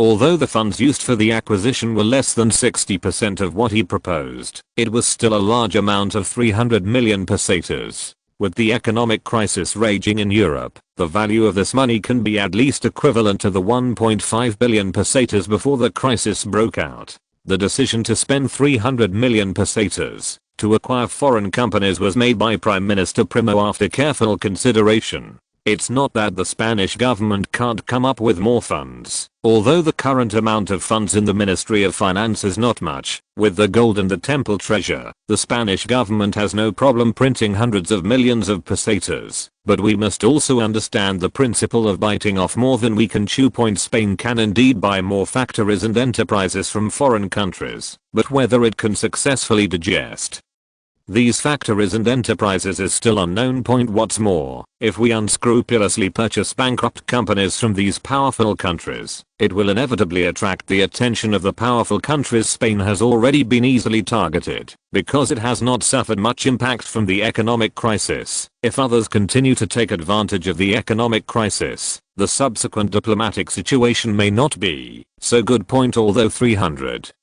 million pesetas is not a lot of money, it can ensure that Spain can purchase a sufficient number of companies and factories to fill the gap in Spain's industrial foundation. With these factories and enterprises, Spain's industrial development will also usher in a faster growth rate. Coupled with the impact of the economic crisis on other countries, the gap between Spain and European powers will be further narrowed. Another thing is that Spain's development still needs to be steady and step by step, and we should not pay too much attention to the data on paper. For example, a steel production of 1 million tons and an iron production of 3 million tons are completely unnecessary for Spain's sector today. Under the orders of Prime Minister Primo, Industry Minister Roos made changes to the industrial sector's plans. The latest industrial sector plan is to increase Spain's steel production to 100,000 tons and 200,000 tons within a year, and to 500,000 tons and 1 million tons within 5 years. As long as this goal can be achieved, Spain will be able to join the ranks of industrial powers. The steel produced each year can not only meet the domestic demand in Spain, but also be exported to neighboring Portugal and other industrial shares. A few days later, Prime Minister Primo reviewed the acquisition list submitted by the industrial sector again, and eliminated all military factories from it. The reason is very simple. The royal family's acquisition plan includes military factories, so the government naturally has no need to do anything unnecessary. The Spanish government has limited funds at its disposal and there is no need to repeat the purchase of companies that the royal family has already purchased. In fact, purchasing bankrupt companies is only one of the plans. Along with purchasing bankrupt companies, there is also the action of recruiting talents in various countries. Obviously, these companies alone are not enough. Spain must make up for the gap in technical talent with other countries in order to further develop all walks of life, and Spain point the current economic crisis as a good opportunity. The economic crisis has not only made ordinary workers unemployed, but also skilled workers, technical workers and senior engineers with certain technical skills. Of course, compared with skilled workers and technical workers, the current situation of senior engineers is obviously better, except for those engineers whose companies have gone bankrupt. Most engineers can still make ends meet. At least maintaining a basic standard of living is not a problem.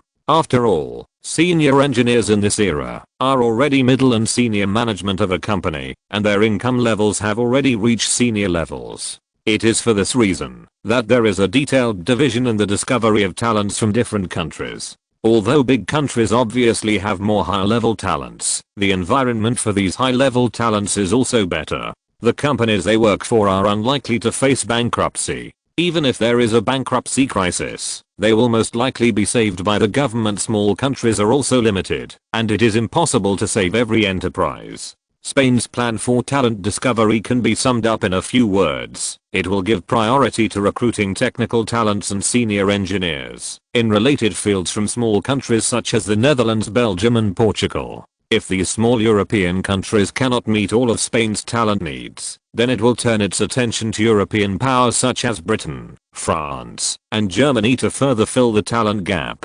The advantage of doing so is that it is unlikely to attract the attention of the powerful countries. Even if small countries discover Spain's crazy buying and digging behavior, they can only condemn it at most, and naturally they are unable to take practical action. Compared with the development of Spain, it is not a big deal to be condemned by these small countries. Although there is a certain gap between Spain and the powerful countries, it is still a powerful giant compared with these small countries. There is another problem with doing this, which is that the talents discovered speak different languages from different countries, and even need translators to communicate and interact with local Spanish companies and experts. But there is no way around it. Spain's decline has been going on for a long time, and Spanish has naturally not been very popular in Europe. In the early stage, we can only provide these technical talents and senior engineers with translators to ensure that there will be no problems with their work and normal communication. In the later stage, we can only set up language learning classes for them to help them master Spanish faster. After all, these excavated talents will serve Spain in the future. If they don't learn Spanish, how can they let the Spaniards learn their language? This, in turn, shows the importance of Portugal. Portuguese and Spanish are very similar, and can even be understood as two evolutions of one language. The Portuguese and Spanish can understand each other in communication. Comparatively speaking, the Portuguese can understand Spanish better, while the Spanish need to listen carefully. To understand Portuguese need to tap talent in the industrial sector. He specifically instructed that Portugal be the first stop for talent tapping. No matter whether these talents have lost their jobs due to reasons in their current companies, as long as they are senior talents in Portugal, they will be poached first. As a neighbor on the Iberian Peninsula, Spain is not afraid of offending Portugal. Even Portugal is only worthy of trembling in front of Spain. Primo's opinion is naturally to recruit as many people as possible. Portugal's development does not require so many talents anyway, and they are destined to fail to develop. Soon, at the request of Prime Minister Primo, various departments jointly submitted a list of talent needs that was even more substantial than the acquisition plan. In this talent demand list, each department has put forward its own talent needs, and the entire list is several stacks thick. There are two types of talents that Spain currently needs most. The first type is skilled technical workers, engineers from all walks of life, etc. required for industrial development. The second category is researchers, or scientists. Whether they are studying physics or chemistry, or studying biomedicine, steel smelting, oil extraction and refining, the Spanish government has an attitude that they will not refuse anyone, and the country's doors are open to these talents at any time. Prime Minister Primo and Carlo reached a consensus on attracting scientific research talents. First of all, Spain is very short of this kind of scientific research talent. The fact that Spain has not had any Nobel Prize winners in physics and chemistry also proves that Spain lacks this kind of talent. In order to express the importance of these talents, whether they are talents recruited by the royal family or the government, they will all join the Royal Academy of Sciences established by Carlo. The Royal Society has been established for several years and has built several large laboratories for research in physics, chemistry, biomedicine, mechanical design and chemical engineering, which are open free of charge to all scientists and the Royal Society experts. The Royal Society also provides private laboratories for scientists of sufficient level to ensure that scientists can conduct their own scientific research anytime and anywhere. Yes, after several years of development, the Royal Academy of Sciences has also developed a more detailed level division. Carlo himself attached great importance to scientists, and naturally attached great importance to the development of the Royal Academy of Sciences. Although the Royal Academy of Sciences is only an academic research institution, it still possesses considerable power. All scientists who join the Royal Academy of Sciences are called members of the Academy and enjoy three incomes: basic salary plus R&D bonus plus tenure bonus. The first is the basic salary. There are 3 levels of academicians in the Royal Academy of Sciences: first level academicians, second level academicians and third level academicians. Salary of a third level academician is 4,500 pesetas. Although the level of basic salary is not the highest in Europe, it is more than 10 times the income of ordinary people. What's more, basic salary is only one of the incomes of academicians of the Academy of Sciences, and it cannot even be considered the bulk of the income.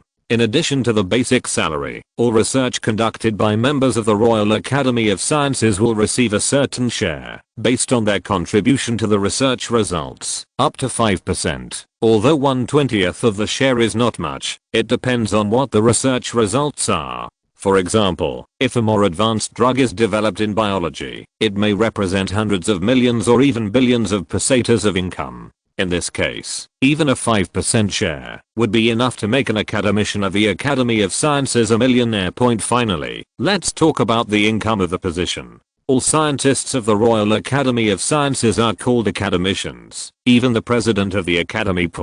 Although there is no difference in rank for positions such as dean, there are still big differences in power and income. However, there are still relatively few positions within the Academy of Sciences, and more positions are actually in the Royal Academy of Sciences, which is closely related to the Royal Academy of Sciences. Academy of Sciences is similar to that of senior talents in other European countries, or even slightly higher. This is also the confidence that Carlo and Prime Minister Primo have in attracting talents. After all, no matter how passionate scientists are about research, they have to eat first. Please support this too in one chapter of 5,100 words. Chapter 157: The Weight of the Invitation. Not to mention, there are still a lot of talents in European countries at this time. Although compared with those extremely famous top scientists, these outstanding talents are still lacking in fame. But what they lack is not necessarily knowledge and ability, it may just be a little bit of luck. This is not an exaggeration. For example, regarding alternating current and direct current, most people in later generations only know about the current war between Edison and Tesla have emerged in countries around the world. Some people may not be capable enough to be ranked as top scientists, but some people really just lack a little bit of luck and lag behind others in scientific research. Only the scientists who first achieved research results are recorded in history. As for the second and third people who discovered a certain research result, they are often not known to most people. People may not be outstanding in their abilities, but they are also excellent scientific researchers. For Spain, these people are also extremely important backbone-like talent reserves, and naturally they cannot be let go. Although their treatment is slightly worse than that of top scientists, it is obviously a rare job compared to their current situation of losing their jobs in the economic crisis. Moreover, these outstanding researchers will get more opportunities in the Royal Academy of Sciences of Spain. The Royal Academy of Sciences has sufficient research and development funds. As long as they have the ability, they may change history and become the founders of a certain field of research. As long as they can complete groundbreaking research, the Royal Academy of Sciences and Carlo will not be stingy with rewards. The most basic reward is the reward of funds and property, and the high reward is the reward of titles, which directly makes them a member of the Spanish hereditary nobility. This was explained in advance when these researchers were invited to join the Royal Academy of Sciences award point. Moreover, the title is based on contribution point. As long as the contribution is great enough, what's wrong with becoming the Duke of Spain? Although the new nobles would not have territories, the hereditary title and the huge improvement in status were also something these scientists could not refuse.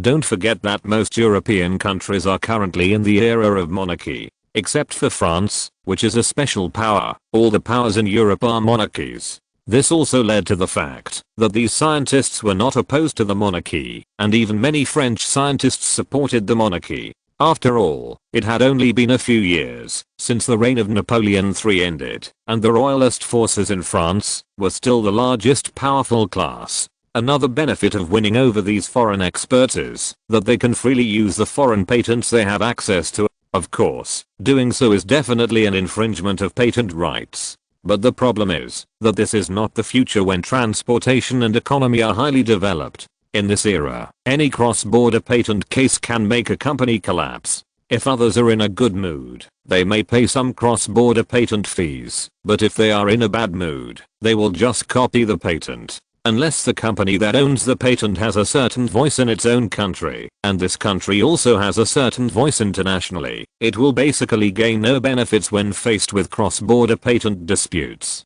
Other countries can easily drag their feet for several years. During these years, they have already developed new things based on the original patents, and can even turn around and falsely accuse the other party of plagiarizing their patents. Of course, cross-border patent cases ultimately must be litigated in the country of infringement.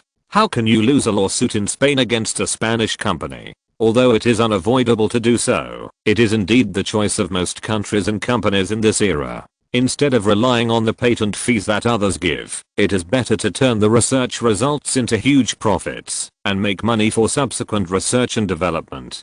Just like the two famous cola brands in later generations, although the formula of cola looks mysterious, it is actually not that difficult. It may not be possible to imitate 100%, but it is no problem to imitate more than 90%.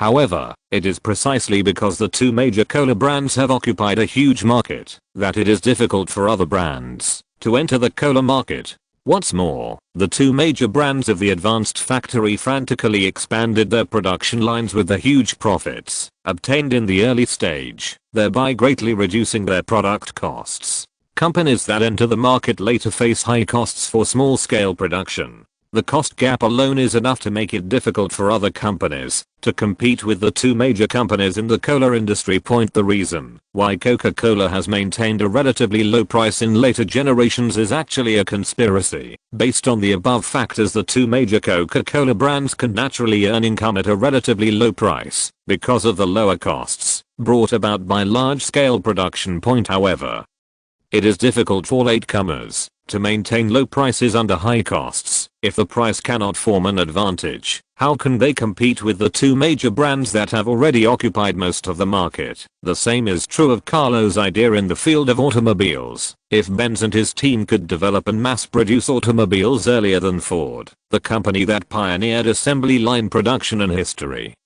they would be able to gain a certain advantage in the automobile market.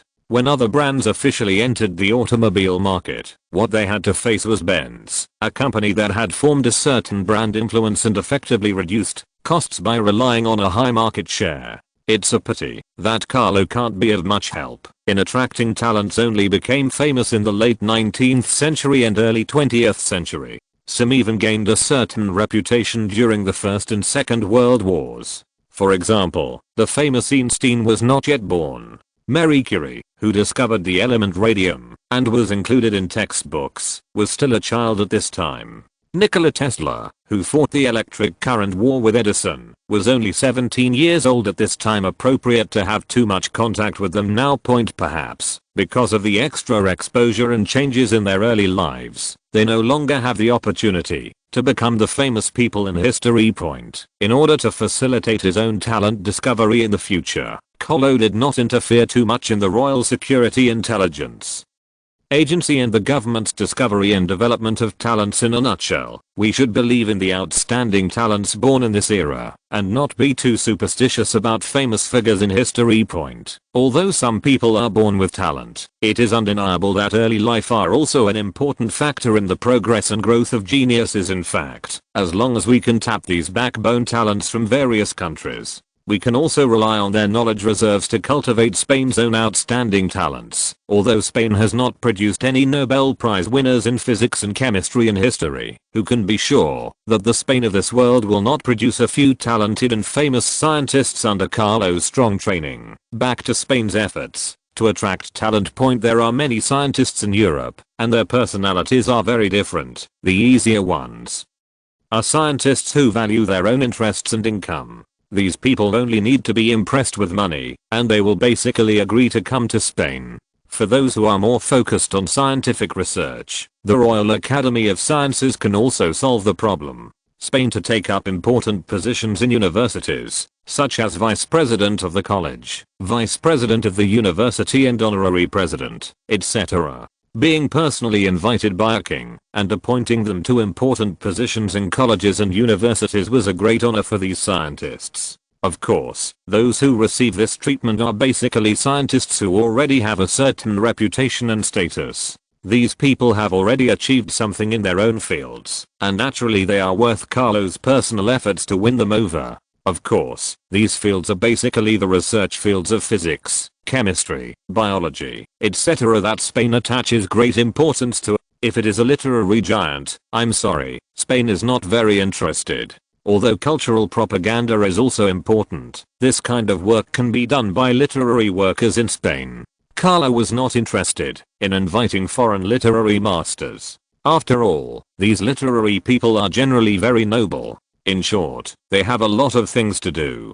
June 22, 1873, Portugal. Manuel, have you also received an invitation letter from His Majesty the King of Spain? In a hospital that was obviously bankrupt, a middle-aged man in his 30s or 40s said to his friend in front of him. Yes. The man named Manuel nodded, without any concealment. Although I don't want to leave Portugal, there is no job for me in Portugal now. Although the economic crisis suffered by Portugal is not serious, Portugal itself is not a strong country. When other countries are facing economic crisis, small and medium-sized countries like Portugal have become the target of the economic crisis.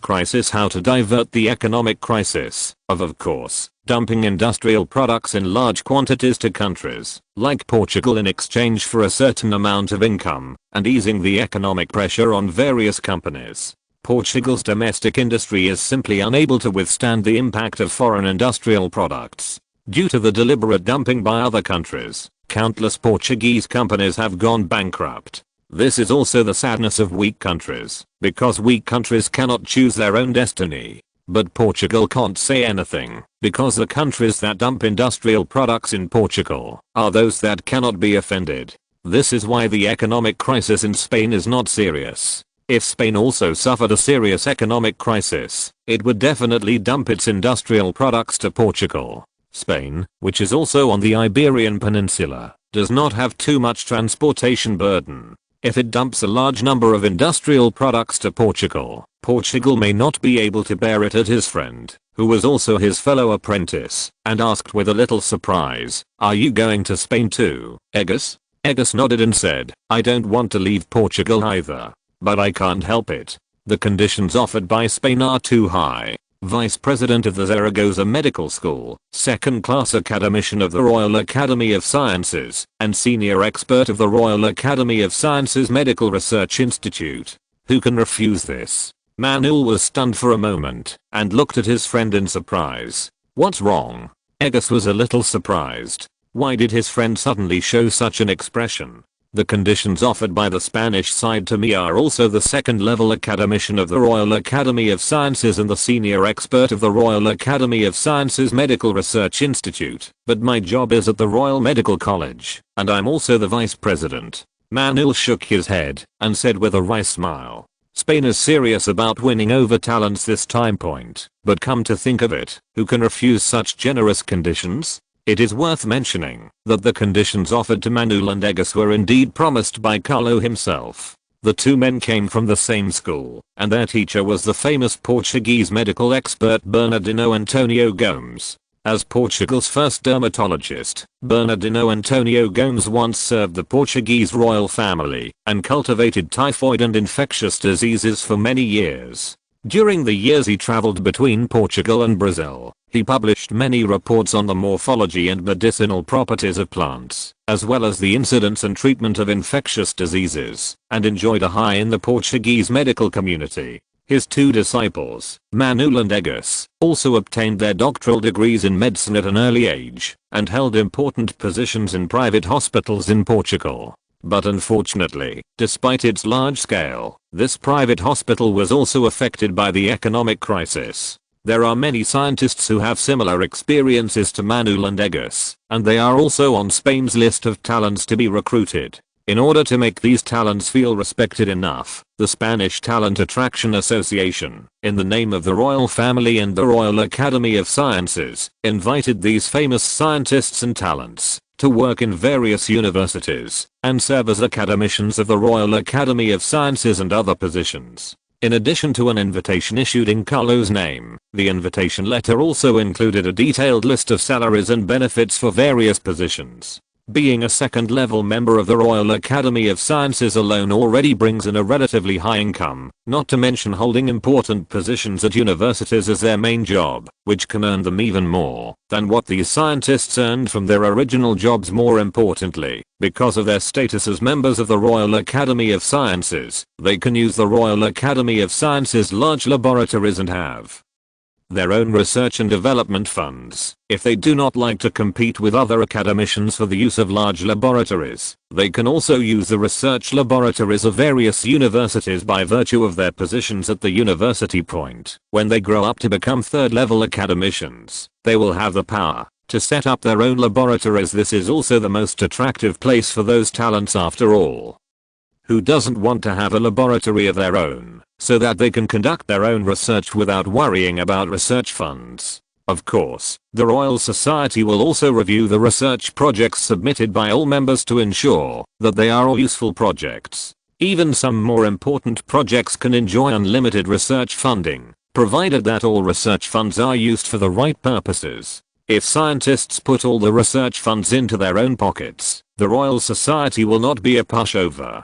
Carlo's purpose in establishing the Royal Academy of Sciences was to provide laboratories and research and development funds for capable scientists, to help them conduct experiments, not to serve fake scientists who falsify experimental results or even embezzle research funds for their own selfish desires. Spain's efforts to attract talent are quite successful. Apart from anything else, the way of attracting people with both fame and fortune is indeed attractive enough. Within a month of sending out the invitation letter, hundreds of replies had been received, most of which were from people willing to come to Spain. Of course, it is impossible for all of these people to hold important positions. Most of the ordinary talents can only hold positions such as first-class academicians of the Royal Academy of Sciences and professors of certain universities, or are not qualified to enter the Royal Academy of Sciences at all.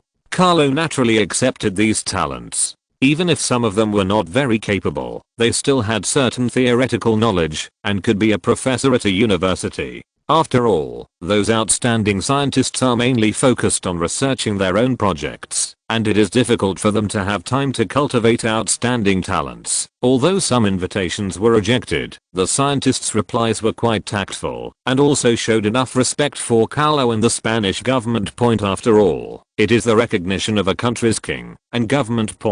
Even if cooperation cannot be achieved, it is at least a way to prove one's ability. The invitation letter printed with the Spanish royal emblem can even become a powerful tool for showing off. After all, whether or not you receive an invitation letter means whether you are taken seriously in Spain, right? To put it bluntly, aren't scientists who are not taken seriously simply incompetent? It is precisely because of this that even scientists who rejected the invitation were quite polite. Some even kept the invitation as if it were an award certificate.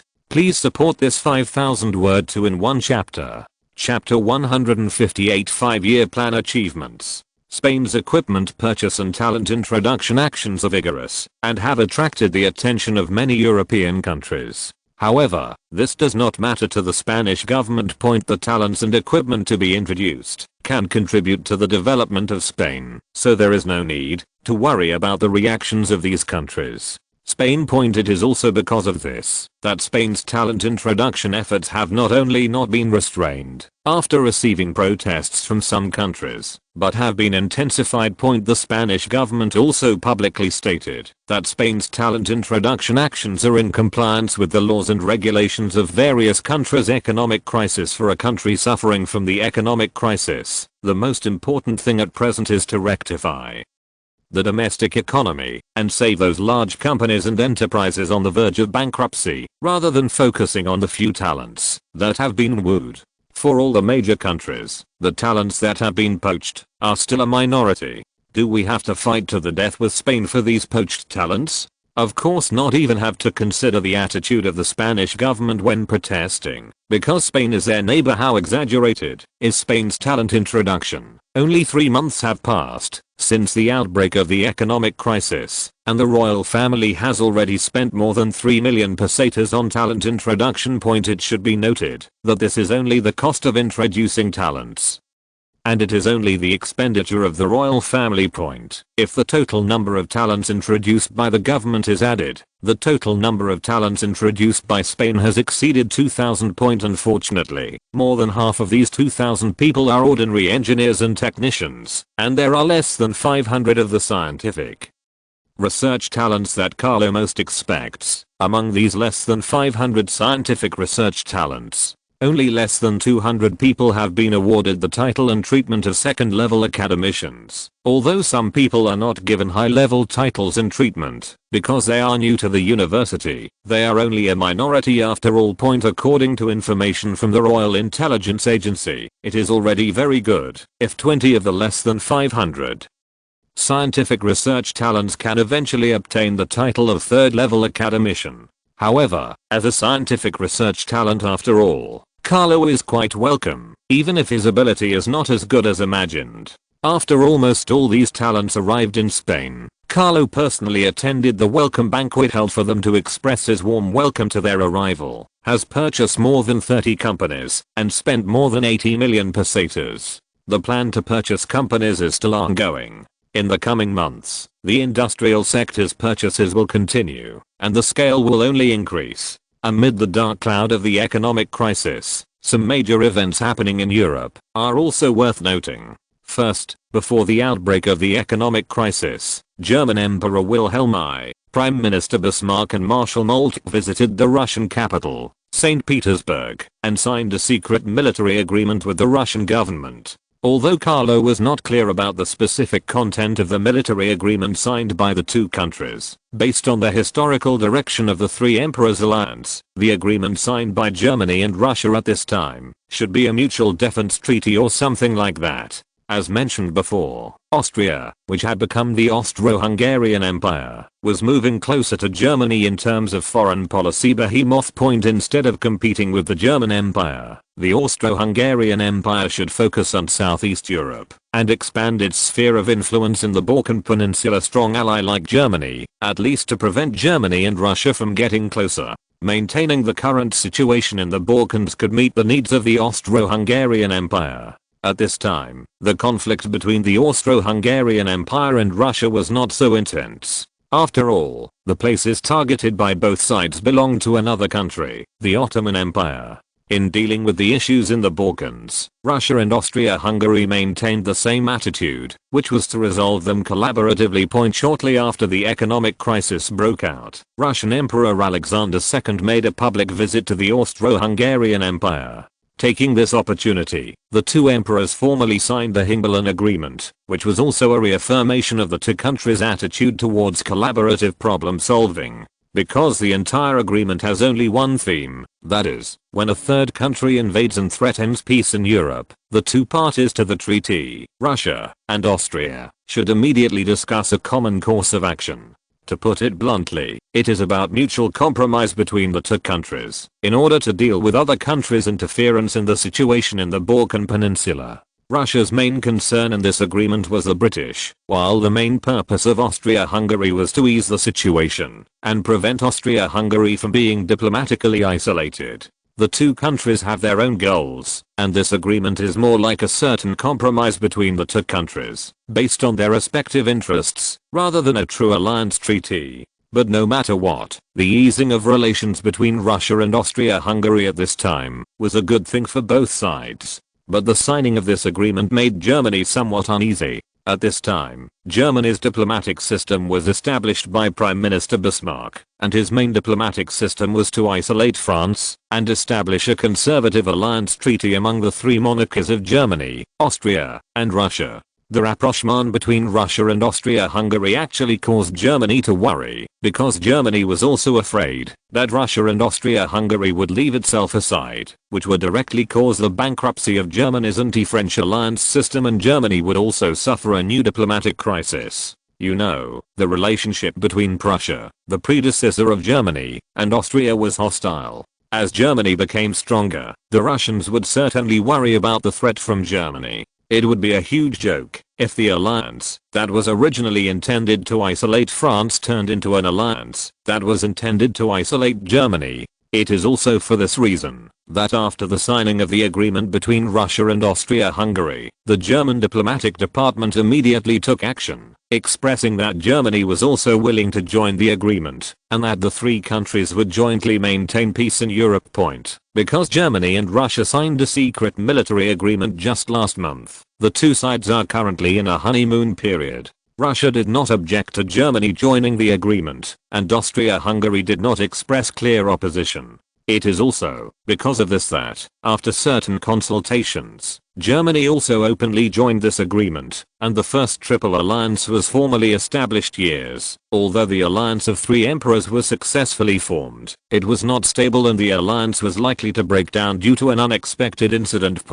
Although Russia and Austria-Hungary each had their own concerns, the German government was very satisfied at the time. In the eyes of the Germans, if the relationship between Russia and Austria-Hungary was too stable, what was the point of Germany's role as a middleman? Isn't the reason why Germany joined this agreement to seek the role of mediator of the agreement and to control the relationship between Russia and Austria-Hungary to maintain a delicate balance? Anyway, no matter what other countries thought, the alliance of three emperors was established so quickly. The Russians breathed a sigh of relief, and they could concentrate on dealing with the conflict with the British. The Austrians also breathed a sigh of relief, as the diplomatic crisis of the Austro-Hungarian Empire was successfully resolved, and the interests of the Austro-Hungarian Empire in the Balkan Peninsula were guaranteed. The Germans also breathed a sigh of relief of the three emperors alliance. France was successfully isolated, and naturally became the country that the three emperors alliance mainly targeted.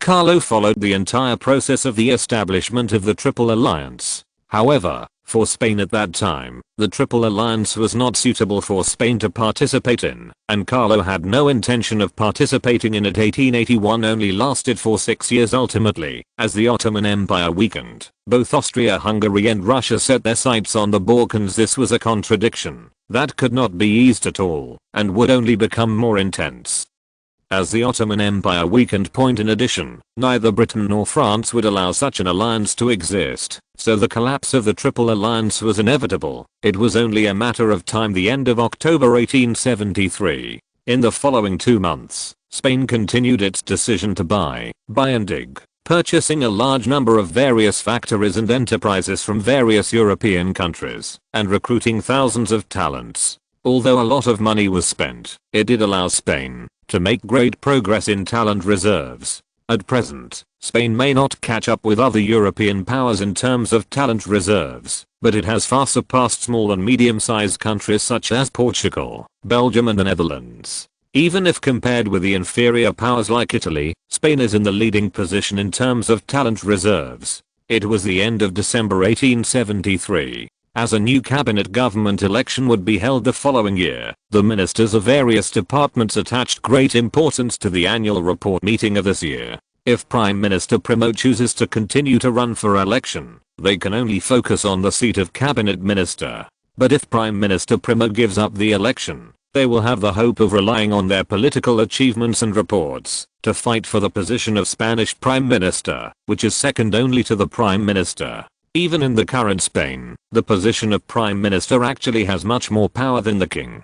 As long as the Prime Minister is willing, he can easily override the King and control the entire Parliament. At the annual summary report meeting, each department prepared detailed report materials, and even the smallest political achievements were summarized in the report.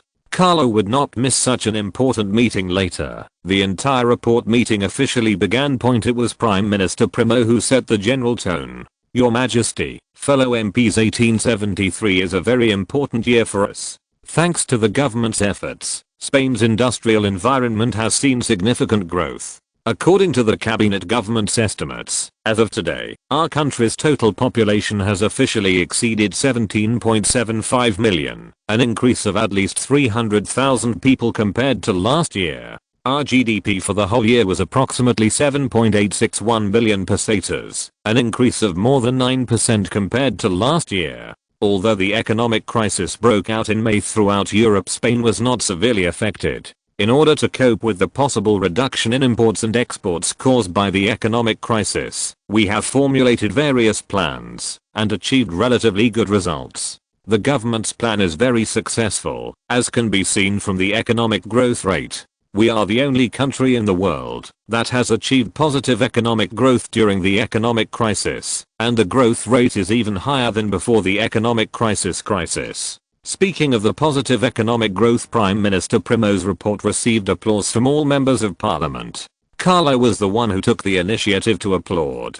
After Carlo took the initiative to applaud, other members of the parliament had to take action to cooperate, even if they did not intend to applaud. Totals of the Ministry of Finance. The country's total fiscal revenue for the whole year of 1873 was 545.1 million pesetas, an increase of 19.2 million pesetas over the previous year. However, in order to cope with the impact of the financial crisis on Spain, the government also significantly increased the proportion of fiscal expenditure for various construction projects. In 1873, our total fiscal expenditure reached 743.3 million pesetas, of which regular fiscal expenditure was 612.7 million pesetas and foreign action expenditure was 130.6 million pesetas. Although the fiscal loss for the whole year was close to 200 million pesetas, the foreign factories and enterprises purchased by the government through external actions can greatly help our industrial growth.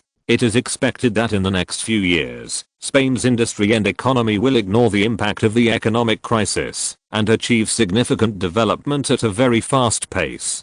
The government will then formulate a detailed new 5-year development plan, dedicated to the comprehensive development and industrial construction of Spain in the next 5 years. At present, the first 5-year construction, that we started in 1869, has achieved great success in these nearly 5 years. Our industry, agriculture, railways, education and economic construction have all achieved complete success. Since the launch of the 5-year plan, our total population has increased by approximately 1.15 million. Total steel production has increased by more than 400,000 tons, and the total economic output has increased by more than 2 billion pesetas, the total fiscal revenue in 1868. We have increased our investment in railways. As of now, the total railway mileage in Spain has exceeded 7,400 kilometers, less than 100 kilometers away from our original goal of 7,500 kilometers.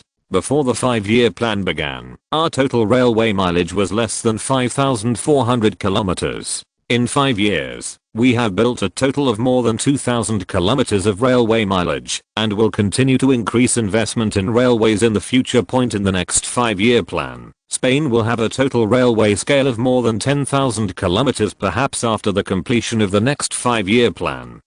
We can proudly declare that Spain has built a strong industry and economy, and we are a strong country. Because Spain's cabinet election will be held in February, this means that there are less than 2 months left until the cabinet change. For this reason, this year's annual summary report meeting is not just a report meeting for 1873, but also includes the contributions made by the Spanish cabinet government in the 5 years from February 1869 to February 1874. It is worth mentioning that Prime Minister Primo mentioned the government's next 5-year plan many times at the 5-year plan report meeting. 5-year plan at all. After all, the 5-year plan is formulated by the cabinet government. If he does not run for the prime ministership, whether the second 5-year plan is implemented, and the specific content of the second 5-year plan have nothing to do with Prime Minister Primo. Upon learning that Prime Minister Primo would continue to run for election, many MPs showed disappointed expressions, but they quickly hid them. It is normal for Prime Minister Primo to continue to run for election. After all, Spain has been on the right track under Prime Minister Primo's reforms, and the second 5-year plan will only be simpler than the first 5-year plan. The strangest thing is that Prime Minister Primo, who is the biggest contributor to the reform, suddenly gave up his position as Prime Minister. It is expected that it will be easy for Prime Minister Primo to win the majority of votes and serve as Prime Minister of the next cabinet government, thanks to his huge reputation for successful reforms and the rapid expansion of the Progressive Party in the past 5 years. Growth in the past 5 years. And in 1869, Carlo had just arrived in Spain, and because he was still a teenager, it was normal that he could not take charge of the power. But 5 years have passed, and Carlo has turned 22 this year. Does a young king in his 20s really have no desire for power? Prime Minister Primo, who still holds power, and Carlo, who has firmly established himself on the throne of Spain, and may make more demands for his own power. This has made the expressions in the eyes of many congressmen more complicated. They kept hovering between Prime Minister Primo, who was passionately speaking about his plans, and Carlo, who was sitting firmly in the main seat of the meeting with a smile on his face and no other expression. 5200, Word 2 in 1 chapter. Please support. Volume 2 begins soon. Chapter 159, The Noble's Concerns. Prime Minister Primo a success. This is a complete no-brainer and of course highly successful. Judging from the achievements of the 5-year plan, Spain has transformed from an agricultural country to an agricultural industrial country. What does this mean? Although agriculture is still the mainstay of Spain, the industry has also grown to a considerable scale. At present, the total number of workers in Spain is as high as hundreds of thousands, and it is still growing. The increase in the number of workers has also effectively increased the average annual income of Spain, and the remuneration that people can get for their work has increased, which is why people are satisfied with Primo's government. Behind the increase of Spain's economic size by nearly 2 billion pesetas, Spain's per capita annual income also increased from 87 pesetas in 1869 to around 115 pesetas at the end of 1873. This is what ordinary Spaniards can see. It is precisely because of these contributions that, as long as Minister Primo continues to run for election, his re-election is a matter of course and no one can stop him. However, the political situation in Spain has changed a lot compared to 5 years ago. When the first cabinet government election was held after the revolution, the candidate for the King of Spain had not yet been determined. Primo relied on his high reputation in the revolutionary army and political arena to successfully squeeze out Serrano and become the prime minister of the first cabinet government. But the current election for the second cabinet government is more complicated than that for the first cabinet government. Carlo had integrated the Royalist Party, which was composed of aristocratic and conservative forces, and the throne became quite stable. In this case, even if Carlo cannot interfere with Prime Minister Primo's re-election, he can reasonably demand more power. Whether a power struggle or even a conflict will break out between the gradually mature Carlo and Prime Minister Primo is also the most concerning issue for members of parliament. But no matter what the parliamentarians thought, the atmosphere between Prime Minister Primo and Carlo seemed very harmonious at this time.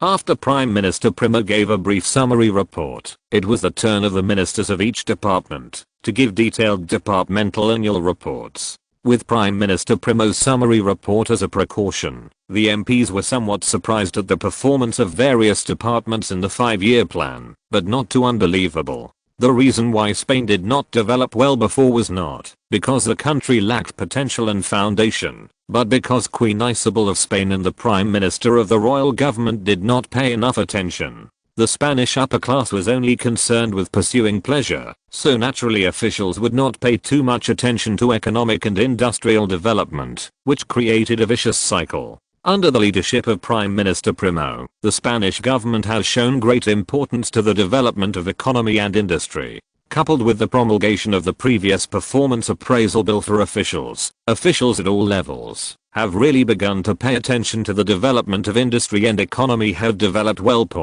As long as the government can control the highest level and ensure that Spain's development is practical and effective, rather than a hastily built political achievement project for the sake of credit. That will be enough. The government's annual work report meeting has ended, but for Spanish politics, the real excitement has just begun. As time enters 1874, Spain will also usher in a very important year. Although the cabinet election will be held in February, there was already a heated atmosphere of cabinet election in Spain in January. Although the cabinet election has nothing to do with most civilians, the newspapers and media will not miss this hottest news. Starting from January 1st, the New Year's Day, the streets and alleys of Madrid are filled with newspaper boys selling newspapers, shouting out the hot news in the newspapers, attracting people to stop and watch. Although the cabinet election attracted a lot of public attention, everyone knew that, as long as Prime Minister Primo was determined to run for the election, the position of cabinet prime minister would have nothing to do with anyone else. January 12, 1874, in the Royal Palace of Madrid. Although Carlo did not take any action, it does not mean that the royalist forces and nobles who supported Carlo had no ideas. Prime Minister Primo has held power for 5 years since the Spanish Revolution. As the most powerful class in Spain, it is impossible for the nobility to have no opposition was a question that Spain has remained peaceful until now. But now it was different.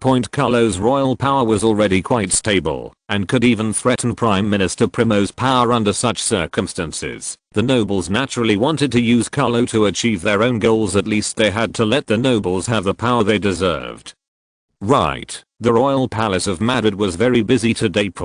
As if they had discussed it beforehand. These nobles came together to ask for an audience with Carlo. These nobles who wanted to see him were generally great nobles above the rank of duke, so Carlo naturally could not refuse to see them. Your Majesty. A group of Grand Dukes and Dukes arrived at the banquet hall of the palace in a grand manner and saluted Carlo with great respect. Carlo nodded calmly, looking at these nobles who were either familiar or unfamiliar, without any expression or words. Has Prime Minister Primo confirmed his candidacy?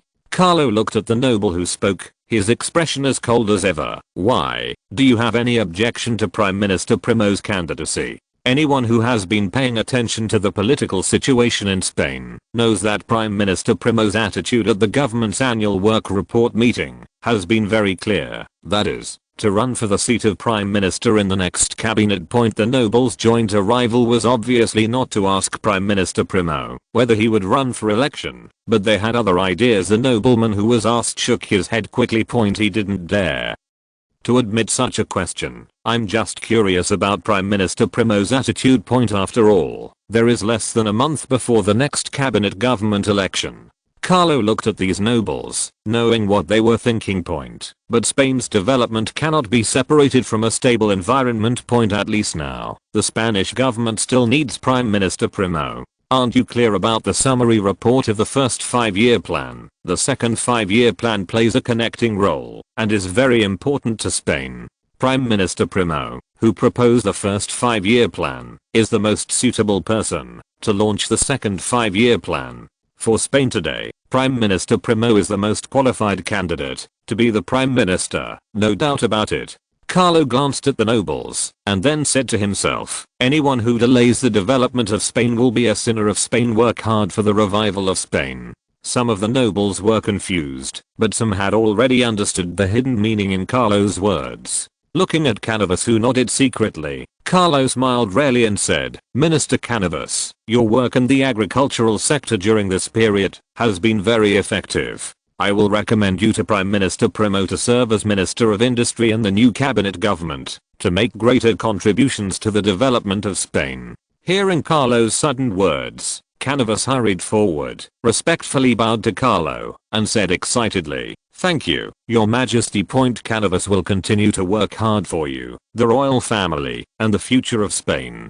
Canavas was not famous at this time, but he is also famous in history. Canavas' full name is Antonio Canavas del Castillo, a famous Spanish politician and writer. As a conservative, Canavas opposed constitutional monarchy and believed that the king was not a government tool established according to the legal consciousness of the country, but the orthodox ruler of the country and the great and supreme monarch of Spain. It is precisely because of this view that Canavas was not reused in history during the provisional government, Amadia's reign and the Republic. It was not until the restoration of Alfonso XII that Canavas became the Prime Minister of the Kingdom of Spain, and he served as Prime Minister of 6 cabinet governments, with a total term of more than 12 years. Such a person is definitely not a mediocre person, and his support for the supremacy of royal power also made him highly valued by Alfonso XII. However, in this world, Alfonso XII obviously has no chance. It can even be said that the Bourbon family has no chance in Spain unless the House of Savoy produces several incompetent rulers in succession. Canavas' answer is full of the idea of the supremacy of the king. The king comes first, the royal family comes second, and the country comes last. Carlo also understood why Canavas was so highly valued during the reign of Alfonso XII. If a young king in his teens was praised for his supremacy when most of the forces in the country supported the Republic, who would not be overjoyed and use a minister who praised him highly? Although Carlo was quite satisfied with Canavas's loyalty, he would not show it on the surface. Looking at Canavas, who was very respectful, Carlo continued, as for your position as Minister of Agriculture, it will be taken over by Jovila. I support Prime Minister Primo's continued candidacy for the next Prime Minister. Ministers holding important positions in the cabinet government, you and Jovila should also support Prime Minister Primo's policies and work together for the great rejuvenation of Spain. Well, that's all I have to say. As for the others, you are not members of the House of Representatives, and this cabinet election has nothing to do with you, so just go your separate ways. Carlo does not intend to ask for more power now. Since Spain is still on the fast track of rapid development, the most important thing is naturally to promote Spain's further development. Only when the country becomes stronger can Carlo sit more securely on the throne and gain greater power. This also means that Carlo will not only not prevent Prime Minister Primo from running for election, but will also strongly support Prime Minister Primo's re-election. Whether these nobles can understand the hidden meaning of Carlo's words depends on their understanding. Many nobles came with great momentum and left with full of questions in their heads. Although they wanted to fight for more, it was obvious that Carlo was not interested in the topics they were going to propose.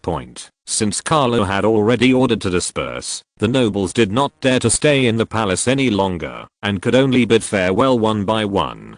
However, when the nobles gathered in groups of 3 or 4, there were still many questions about the communication between them, such as Carlo's attitude. Logically speaking, Carlo's throne was already secure at this time, so how could he allow Primo to continue to control the position of Prime Minister? Although the Prime Minister of the cabinet is second only to the Prime Minister, it is not certain who is below whom in Primo's hands. The nobles did not believe that Carlo was willing to continue to stay under Primo's authority and be a king with no real power. Minister Canavas, what do you mean by His Majesty?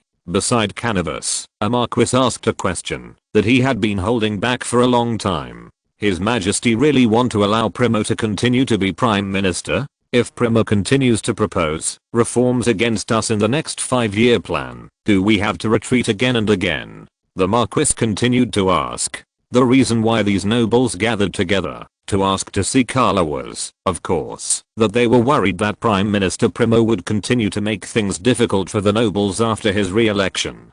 Previously, due to Primo's reforms, many nobles had lost a large amount of land, including the policy of reducing land rent, which reduced the nobles' income by at least 1/5. If Primo is re-elected, he will have more power. If he continues to target the wallets of the nobles, even the nobles with rich backgrounds will not be able to withstand such disasters. If Prime Minister Primo's reforms are reasonable, then for the development of Spain, we should naturally make some sacrifices. But if Prime Minister Primo's reforms were only aimed at the nobility, wouldn't we still have both the industrial and agricultural sectors in our hands? If we really want to fight, how to reform industry and agriculture is up to us, right? Canavas said with a smile. Carlo did not do nothing. The best examples are the Minister of Industry promised to Canavas and the Minister of Agriculture promised to Jovela. Industry and agriculture are the most important sectors for Spain after the economy and national defense. Spain is an agricultural country, so the importance of the agricultural sector is self-evident. Spain's future development, the position of Minister of Industry is destined to gain huge credit in the future.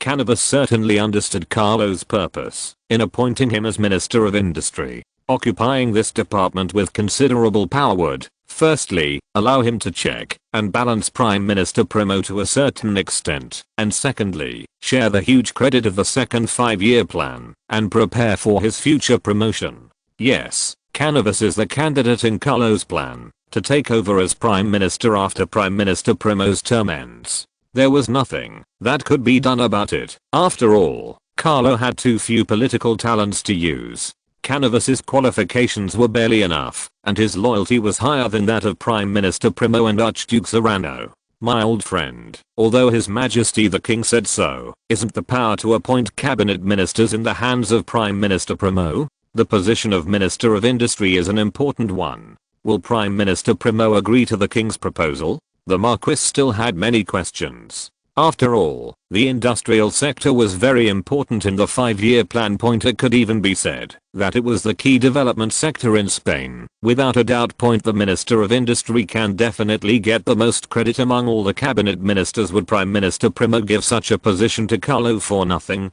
Of course our Prime Minister will agree. Canavas smiled and nodded, with a hint of deep meaning in his eyes. Of course, I hope followed he won't agree. Looking at the dazed guy in front of him, Canavas smiled and the crowd out of the palace. The election for the cabinet government has not yet begun, and Prime Minister Primo still holds enormous power. Prime Minister Primo was of course aware of the fact that many nobles went to the palace to meet Carlo. Although he did not know what the nobles discussed with Carlo, it was not difficult to guess the nobles' purpose.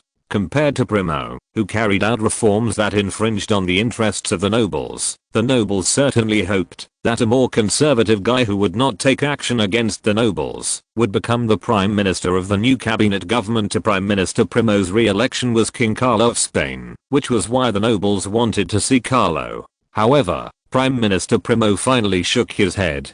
Through this period of contact, he thought he knew Carlo quite well. No matter how he thought about it, Carlo would not come forward to prevent his re-election. Even more impossible. The situation in Spain has stabilized, and dissolving the parliament at this time is undoubtedly like throwing a huge rock into the calm lake.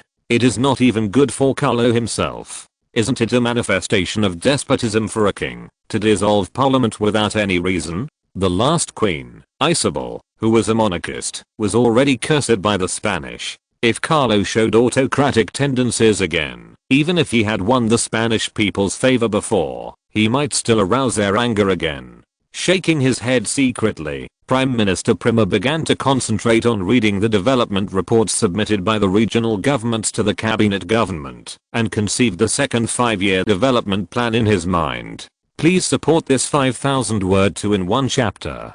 The sixth is the wind vane. 573 days of daily profit of 10,000. Thank you for your support. Chapter 160 split the Ministry of Industry. As time entered February 1874, the atmosphere of the cabinet election became more heated. However, the results of cabinet elections are actually determined long before the election. The Progressive Party, to which Prime Minister Primo belongs, still holds the majority of seats in Parliament, which means that Prime Minister Primo will 100% become the Prime Minister of the new cabinet government. The votes, and was re-elected. Spain's House of Representatives has a total of 208 seats, and the Progressive Party holds 106 seats, accounting for more than 51%. The pro-reform Liberal Party took 42 seats, more than 20%. The votes from these two parties alone exceeded 148, far exceeding the 60% required to become Prime Minister. The Conservative Party, controlled by Cánovas, is the second largest party in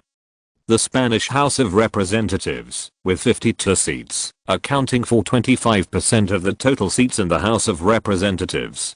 Currently, the seats in the Spanish House of Representatives are basically controlled by these three major parties, with only 8 seats left belonging to independents and other parties. This also leads to a result that, even if Prime Minister Primo does not run for election, the position of Prime Minister will only be chosen from the Progressive Party, the Liberal Party and the Conservative Party. Considering that the Progressive Party already holds more than half of the total seats in the House of Representatives, whoever can succeed Prime Minister Primo as the leader of the Progressive Party in the election of the next cabinet government will have the opportunity to become the new Prime Minister of Spain with the help of the Progressive Party. After Prime Minister Primo was successfully re-elected, he quickly submitted the list of ministers for the second cabinet government to Carlo. Long before, Carlo had communicated with Prime Minister Primo and asked for the positions of Minister of Industry and Minister of Agriculture. For the Spanish cabinet government, there are among 3 most important departments all the cabinet departments, namely Defense, Finance and Industry. The only person who can be the Minister of Defense is Serrano. This is not because of his ability, but because of the prestige and checks and balances of Archduke Serrano and the army.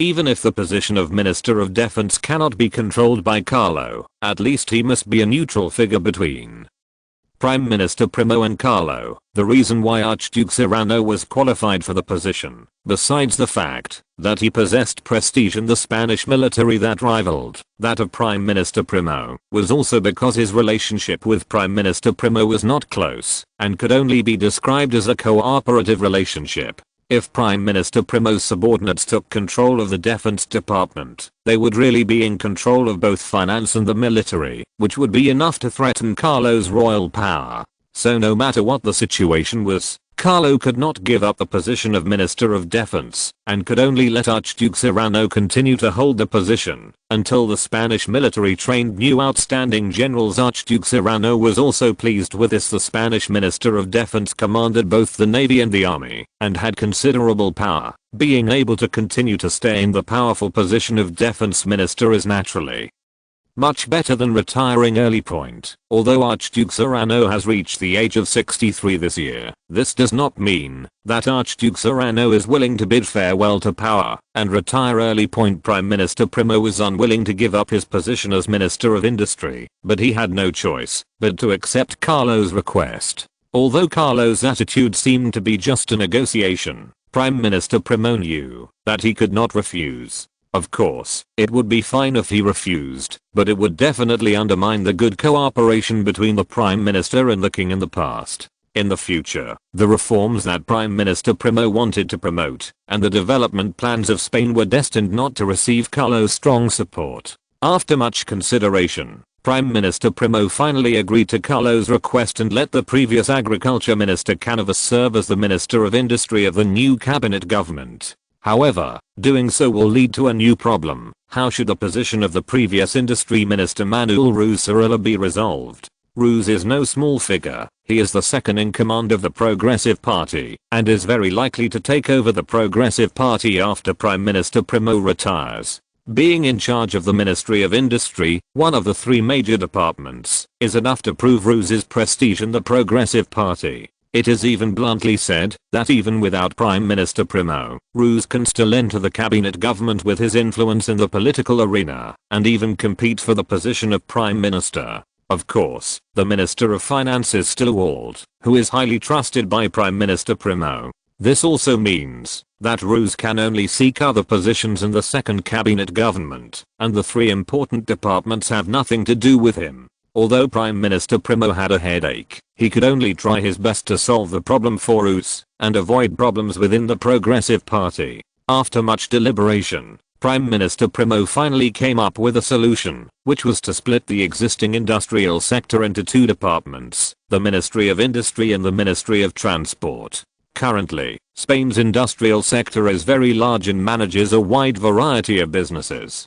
Previously, because Spain's industry was not large, it was normal for the Ministry of Industry to comprehensively manage all industrial related businesses. But the current situation is different from before. Spain's industry has achieved great growth, and the improvement brought by the two industrial bases is visible to the naked eye. In addition, we must continue to pay attention to industrial development in the future. It is obviously difficult for the industrial sector to manage so many businesses, and it is inevitable that it will neglect the development of certain aspects. It is necessary to split the departments related to railway and highway construction and transportation and set up a separate transportation department. Although this may seem like finding a department for Ruz to work in interior, it was actually an idea that Prime Minister Primo had several years ago.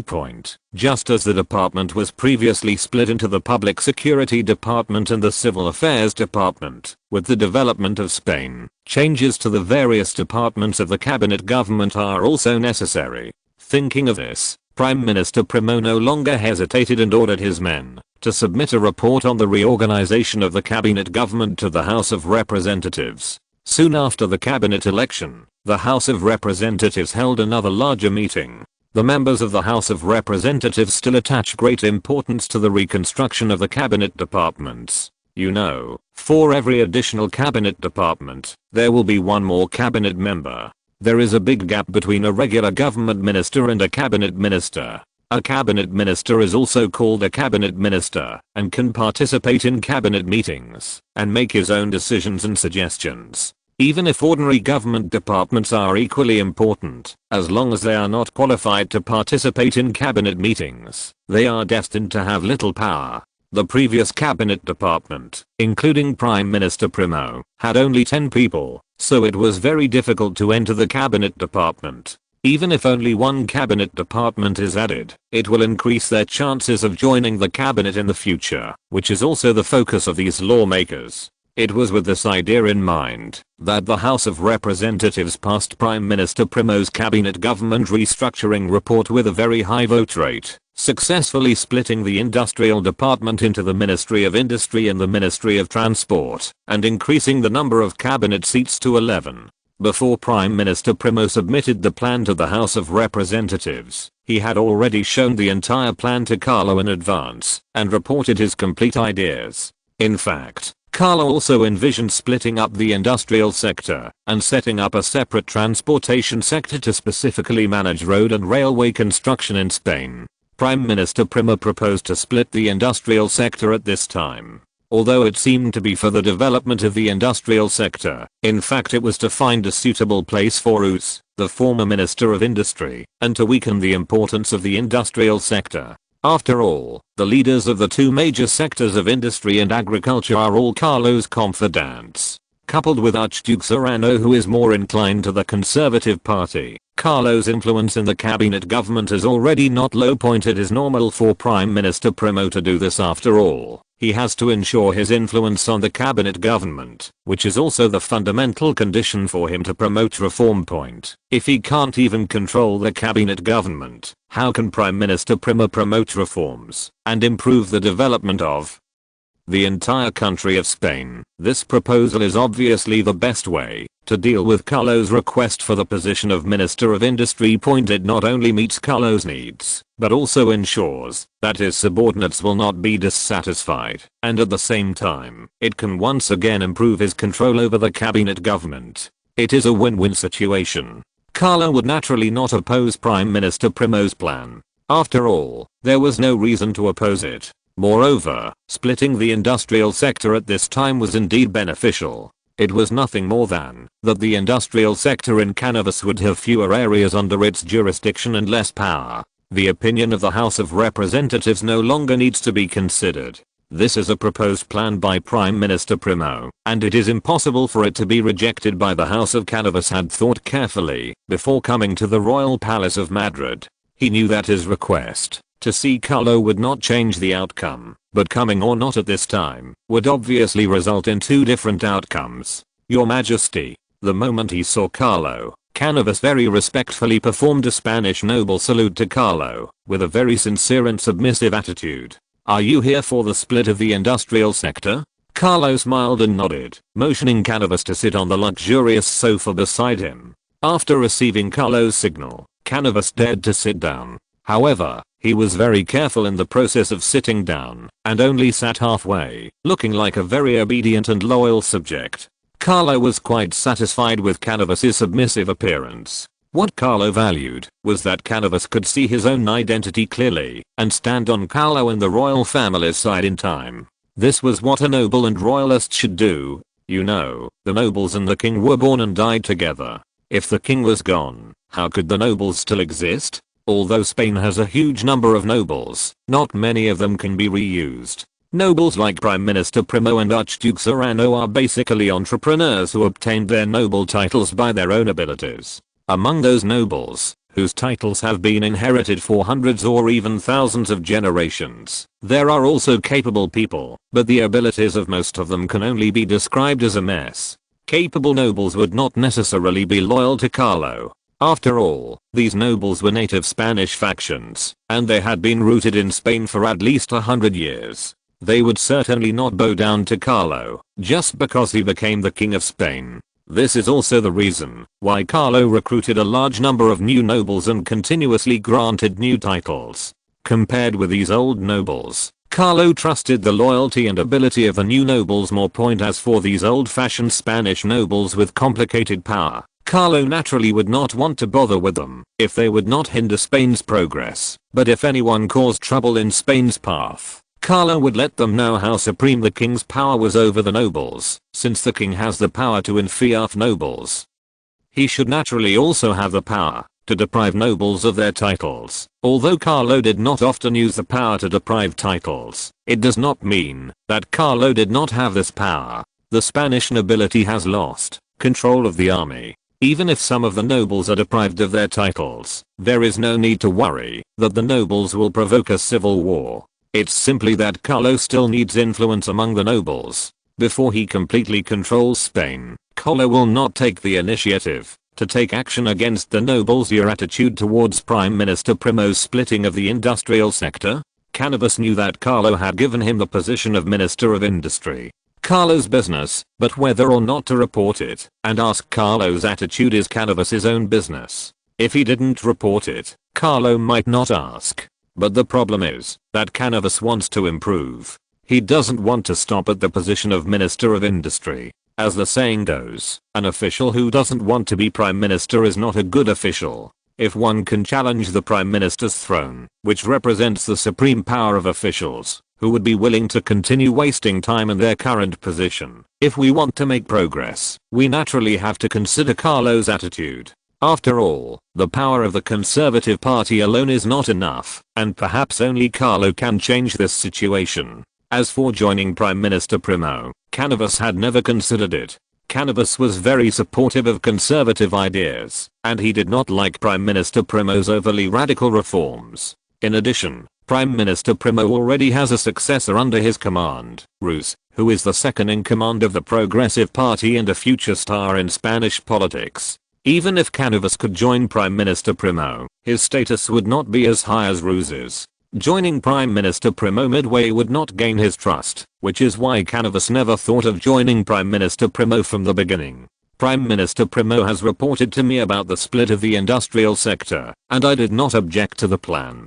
Carlo said, overall, splitting the industrial sector is beneficial to the development of the government. After the transportation department becomes independent, it will be able to better manage the construction of roads and railways in Spain, as well as various transportation tasks. The only sector that might lose out is the industrial sector, but that may not be a good thing for you. In history, Canavas served as Prime Minister of the Spanish Kingdom during the reign of Alfonso XII, but he did not have any outstanding political achievements. The total term of office of the 6 prime ministers lasted less than 12 years. The longest was from 1875 to 1879, which was only 4 years. The reason why he became the Prime Minister of Spain and was re-elected many times was actually because of his more conservative ideas and support for the monarchy during his term.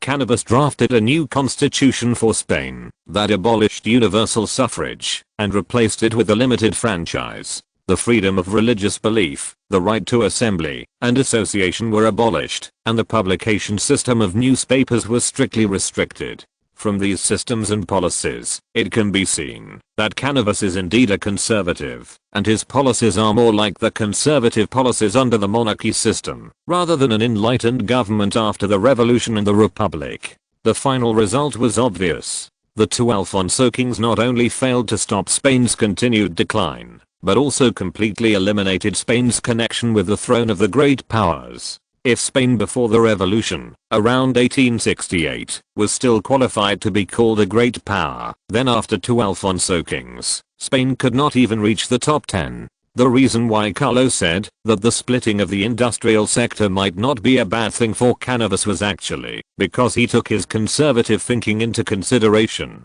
The future development of railways in Spain is very important, and the construction of roads can be said to be directly related to the growth of Spain's economy and industry. The development of industry needs to develop steadily within a certain framework. Combined with the 5-year development plan proposed by Prime Minister Primo and the construction of the industrial base that has already been prepared, there will be no problem in ensuring the stable growth of the industry. As for the future development of Spain after Prime Minister Primo retires and Canavas takes over, Carlo is not too worried for the time being. After all, the power Carlo held at that time must have been far greater than it is now. Canavas still only needed to develop steadily within the development plan set by Carlo to achieve good results. Most of the biggest problems in Spain's development have been solved by Prime Minister Primo, which is why Carlo admires Prime Minister Primo. Regardless of whether the power of the Prime Minister will conflict with the royal power in the future, Carlo will not add insult to injury to Prime Minister Primo. Of course, the best outcome for Prime Minister Primo and Carlo would be a change of leadership after the second term of Prime Minister ends and the transfer of power to Carlo. In this way, there will be no conflict between the two, and Prime Minister Primo can preserve his reputation under Carlo's protection, and become one of the few politicians who can retire successfully after the reform. Please support this 2-in-1 chapter of 5,200 words. Chapter 161 Second 5-year plan. The split of the Ministry of Industry is just a minor episode for Prime Minister Primo and Carlo, and will not disrupt their current tacit cooperative relationship. The previous Minister of Industry, Roos, also successfully became the first Minister of Transport after the establishment of the Transport Department, and retained his position as Cabinet Minister. After the Minister of Transport was selected, all members of the new Spanish cabinet government were also announced. According to the Spanish constitution, after the Prime Minister nominates candidates for ministers of various departments, he needs to report the final list to the King of Spain. Only after the King of Spain personally signs the appointment of cabinet members can those nominated by the Prime Minister be considered as cabinet members. Of course, as the King of Spain, Carlo also has the power to reject the nominees for cabinet members and ask the Prime Minister to reselect cabinet members. However, such power is generally not used. After all, the cabinet ministers nominated by the Prime Minister are basically his own confidants, and a direct rejection is tantamount to turning against the Prime Minister.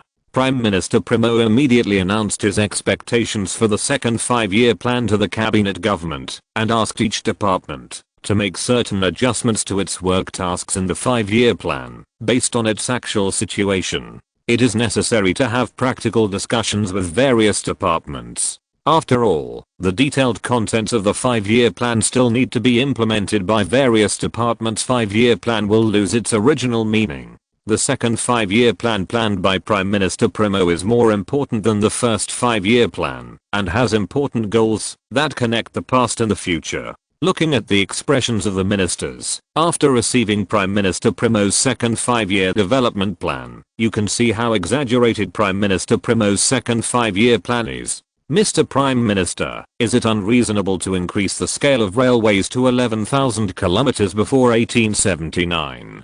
Although he did not want to stand up and oppose Prime Minister Primo, in order for the Transportation Department to successfully complete its tasks in the next 5 years, Roos could only stand up and express his different opinions. Spain's current total railway mileage is only over 7,500 kilometers, and this is the railway mileage it achieved last year when the industrial sector vigorously built railways. There is still a gap of 3,500 kilometers to the goal of 11,000 kilometers of railway mileage. If we want to build more than 3,500 kilometers of railway in 5 years, the average annual railway mileage will be more than 700 kilometers. 700 kilometers may not seem like much, but the problem is that Spain only built 2,100 kilometers of railway in the last 5-year plan.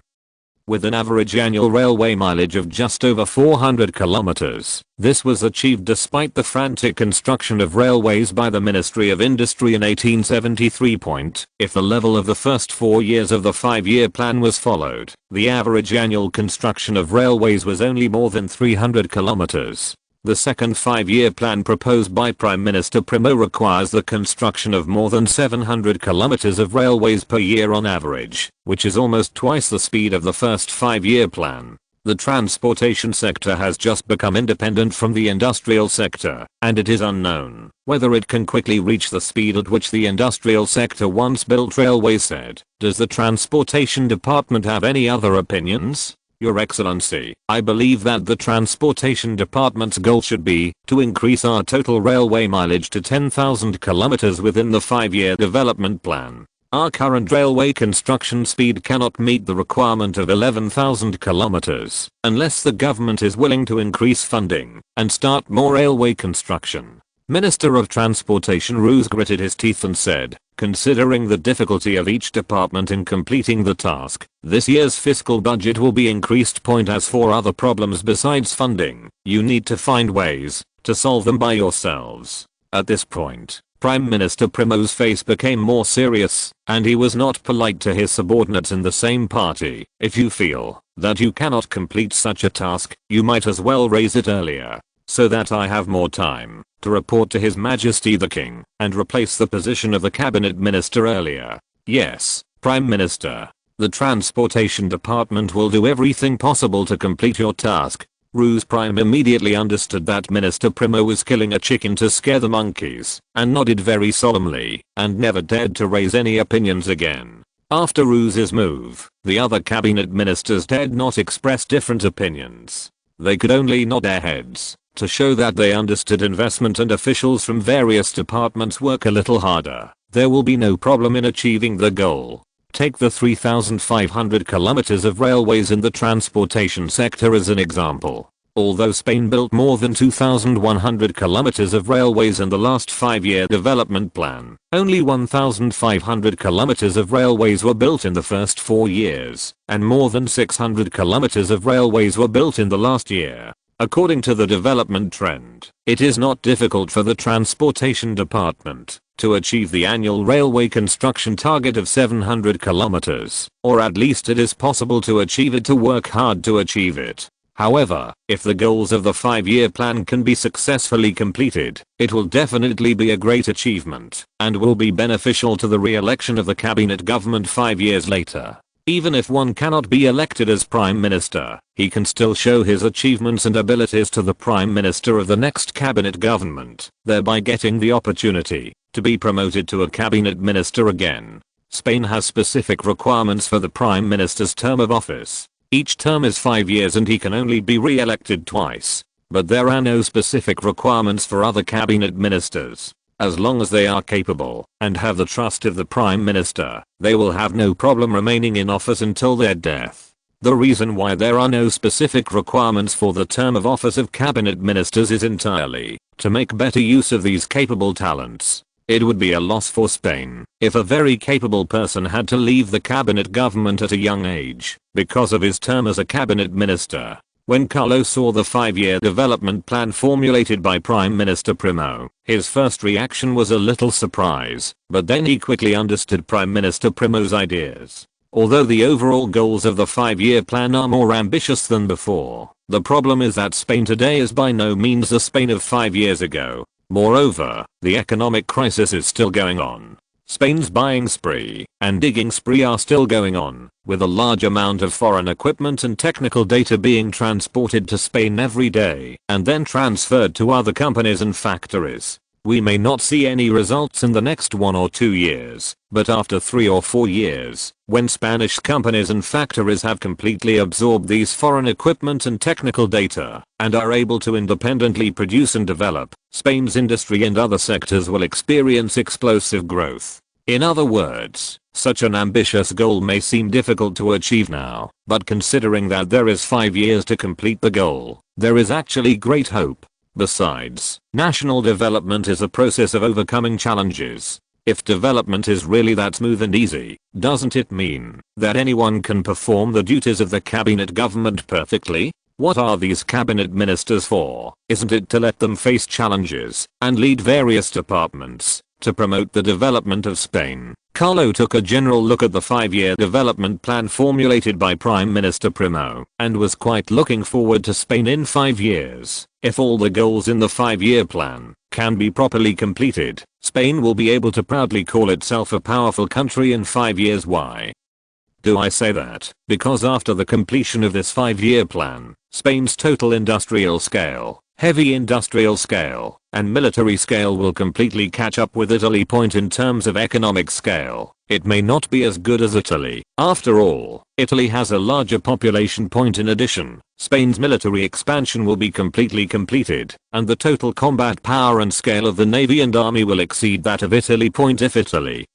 can be called a great power, why can't Spain be called a great power? Carlo is most looking forward to the population situation in Spain. In the first 5-year plan, the population of Spain increased by more than 1.15 million. Prime Minister Primo's initial expectation for the specific scale of Spain's population growth in the second 5-year plan is around 1.5 million. This is not blind imagination. First of all, the increase in the number of newborns is due to the growth of Spain's population. A country with a larger population will definitely have more newborns than a country with a smaller population. The second reason is immigration from various countries during the economic crisis, relatively special in this economic crisis. In addition, its large-scale digging and buying has attracted the attention of many countries and people. It is expected that it may be welcomed by European immigrants in the future. However, the number of these European immigrants still needs to be controlled, which is why Prime Minister Primo initially estimated the scale of population growth in the 5-year plan at 1.5 million.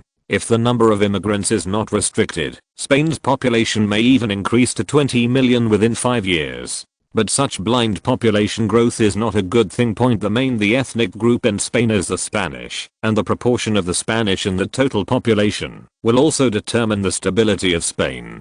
The most obvious example of this is the Austro-Hungarian Empire. Reasons for this was that the ethnic distribution of the Austro-Hungarian Empire was too complex, and the majority of the people, the Austrians, or the South Germans, did not account for a very high proportion. Although Spain cannot absorb too many immigrants, there is one exception: immigrants from countries that were once Spanish colonies. Mexico, Argentina, Chile and other American countries are among them. Although the population of these countries is not purely Spanish, they definitely have Spanish ancestry. In addition, they speak Spanish and believe in Catholicism, which makes it easier for them to assimilate into Spain. attracting and accepting more immigrants from former colonies in the Americas, and assimilating them into Spaniards, may be the only way for Spain to quickly increase its population in a short period of time. Unfortunately, the population of these American countries is not too large at present, and there is a limit to the number of immigrants that Spain can absorb.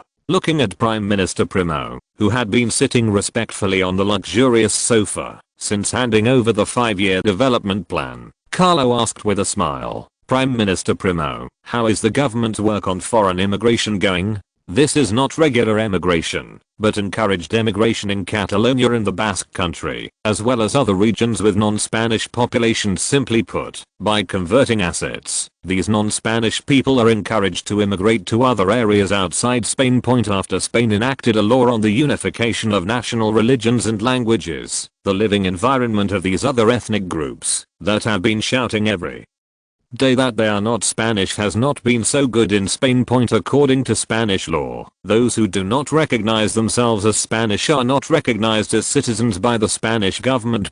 Without Spanish citizenship, they cannot work in the government and royal enterprises.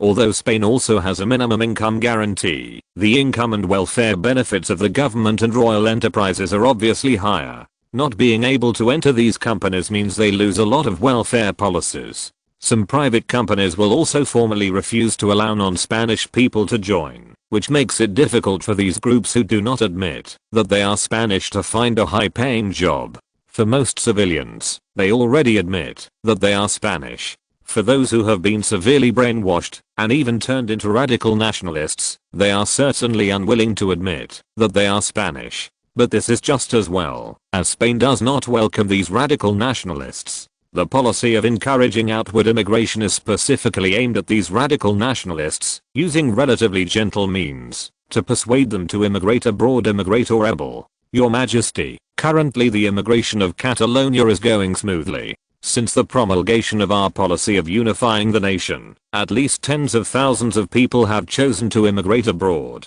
At present, most of the radical nationalists in Catalonia have emigrated, and it is expected that within the next 5 years, most of the more radical Catalans will be able to emigrate abroad. Primo reported. As a Catalan, Prime Minister Primo has a relatively good understanding of the situation in Catalonia. Most Catalans now still recognize themselves as Spanish. As for why Catalonia's independence tendency is so serious in later generations, the main reason is the long-term brainwashing of nationalism and Spain's blood-sucking of Catalonia. Yes, Spain has been sucking blood from Catalonia for a long time in later generations. If we want to talk about the responsibility, in fact, it should be attributed to the Bourbon royal family. Why did Spain weaken? There are many reasons. One of the most important reasons is that Spain has been unstable since the Industrial Revolution and missed two very important industrial revolutions. The Carlist Wars that plagued Spain for decades were actually caused by Queen Isabel's succession to the throne. Queen Isabel's incompetent rule also led to Spain's complete fall from power. The industry and economy of other parts of Spain did not develop much. But Catalonia became one of the most developed regions in Spain under the development of Republicans and nationalists. The developed Catalonia and Barcelona naturally became the target of Spain's blood-sucking. The Catalans were not very satisfied with this, and it was normal that the independence sentiment intensified under the instigation of radical nationalists after hearing that tens of thousands of Catalans had emigrated.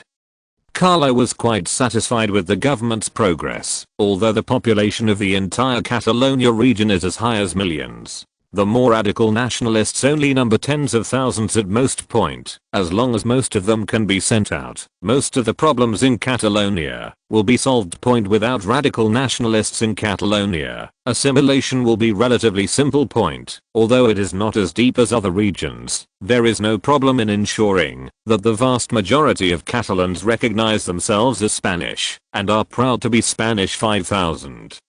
Word to in one chapter. Please support Chapter 162 Education Reform. Facts have proved that Prime Minister Primo dared to come up with such an exaggerated 5-year development plan goal after practical considerations and adequate preparations. The total fiscal expenditure of the Spanish government in 1873 was as high as 743.3 million pesetas. Since the Spanish Revolution, the Spanish government has not faced such a high fiscal expenditure. The fiscal budget is as high as 897.2 million pesetas, an increase of more than 150 million over last year. Such a sufficient fiscal budget had instantly resolved the concerns of the cabinet ministers, and also allowed the ministers of the second cabinet government to maintain sufficient expectations for the completion of the second 5-year development plan. At the insistence of Prime Minister Primo, the House of Representatives quickly passed the 1874 fiscal budget submitted by the cabinet government.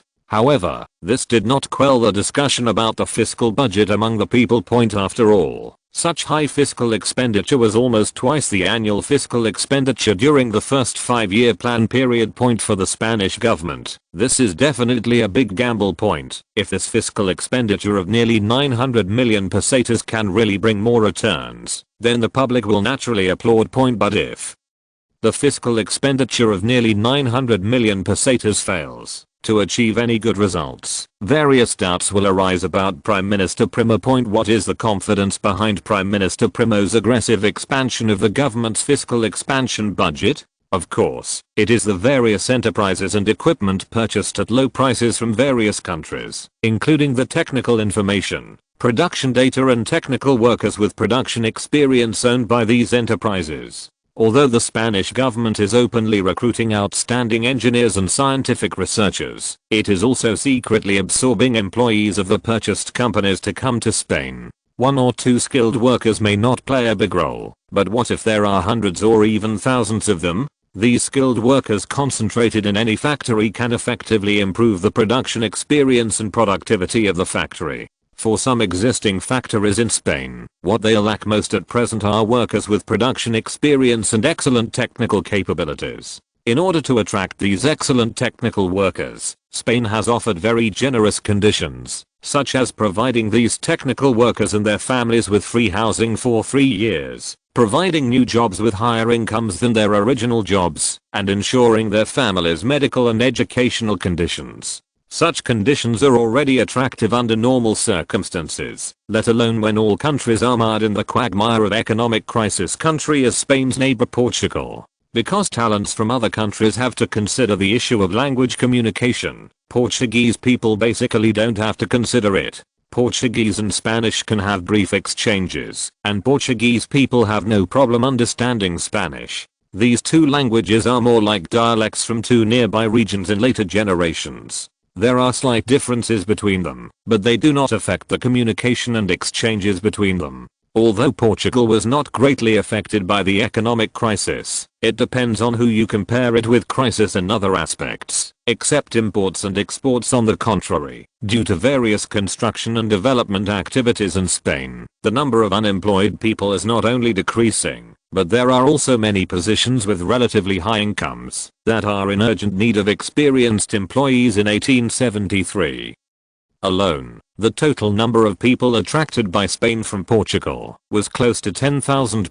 In addition to a small number of scientific research talents and senior engineers, the other several thousand people were workers and other talents with certain technical capabilities. As long as the economic crisis continues, Spain will continue to absorb population from Portugal. This is of course a good thing for Spain, but not so good for Portugal. However, the Portuguese government has no solution for the time being. After all, although Spain's actions may seem like adding insult to injury, they do not violate the laws of any country. Of course, in this era, laws cannot constrain any country. 130.6 million pesetas. Of course, the main reason for this is that the economic crisis broke out in the middle of the year, and the time actually used to purchase companies and attract talent was less than half a year. This also means that 1874 will be an extremely important year. This is the second year after the economic crisis, and it is also a complete year the economic crisis, and it will not be so easy to buy companies or absorb talent.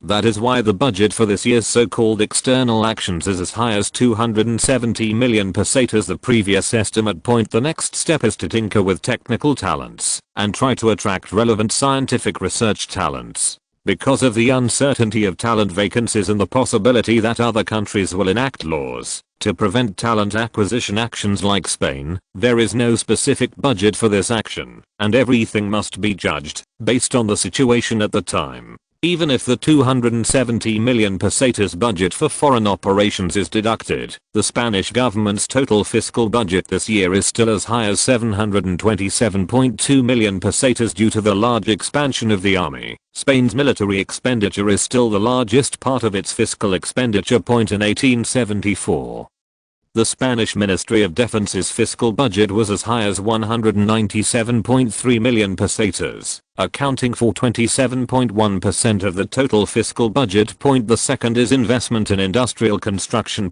Even without considering the cost of purchasing enterprises and recruiting talents, the budget of the industrial is still as high as 145.7 million pesetas, which is exactly 1/5 of fiscal expenditure. As a newly established cabinet department, the Transportation Department has the third largest financial budget among all cabinet departments, with a total budget of nearly 130 million pesetas. After all, the plan is to build more than 3,500 kilometers of railways and a large number of roads, and other departments have no objection to giving such a large financial budget to the Transportation Department. Building 3,500 kilometers of railways alone is enough to give people a headache, not to mention that the Transportation Department is also responsible for the construction of roads, as well as the construction of train stations, the deployment of train routes, the transportation of materials, etc. The first year of a new department's life is a tough test, but if it passes it will be one of the most rewarding of any cabinet department.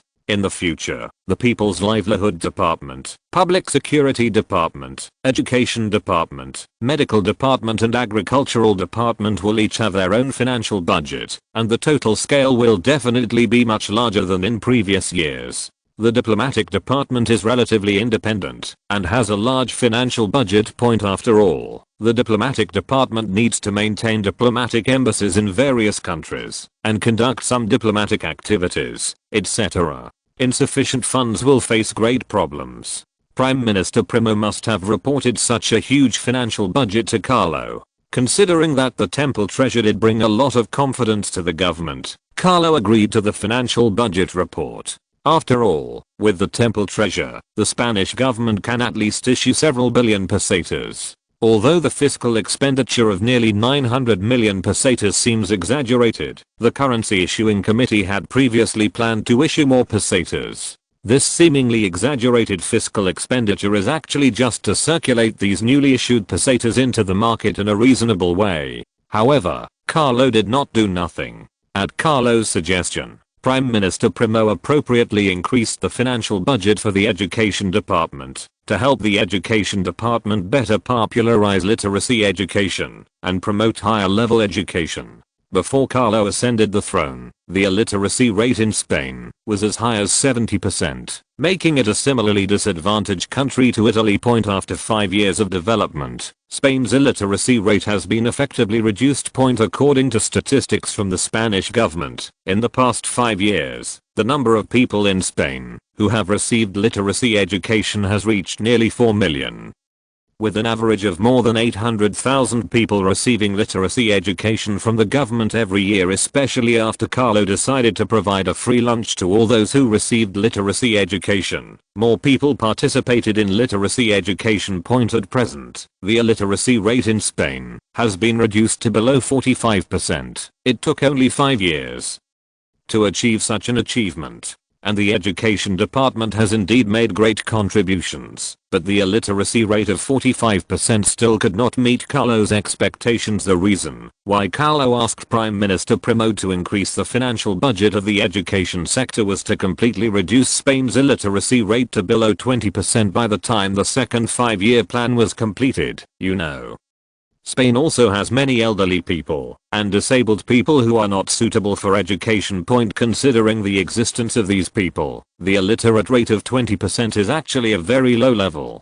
On this basis, vigorously developing middle and high school education and enacting a series of policies to reduce or exempt tuition and miscellaneous fees for higher education will be an effective way to cultivate local talents for Spain. Talking about the issue of training college students before the illiteracy rate is thoroughly reduced will not actually solve the fundamental problem. After all, the prerequisite for having enough college students is to have enough high school students, and the prerequisite for having enough high school students is to have enough middle school students. This is why it is important to lay a solid foundation. Only after we have built a good primary education can we pursue higher level middle school and high school education. Only when the education of middle schools and high schools is well built can we seek more college students. If the goal is only set on the development of universities and the training of college students, Spain's education will ultimately be just a castle in the air. After all, when most people are illiterate, how can we ensure that Spain can produce enough outstanding college students every year? Not long after the fiscal budget was passed by the House of Representatives, Spain's new Minister of Education, Jared Wilson,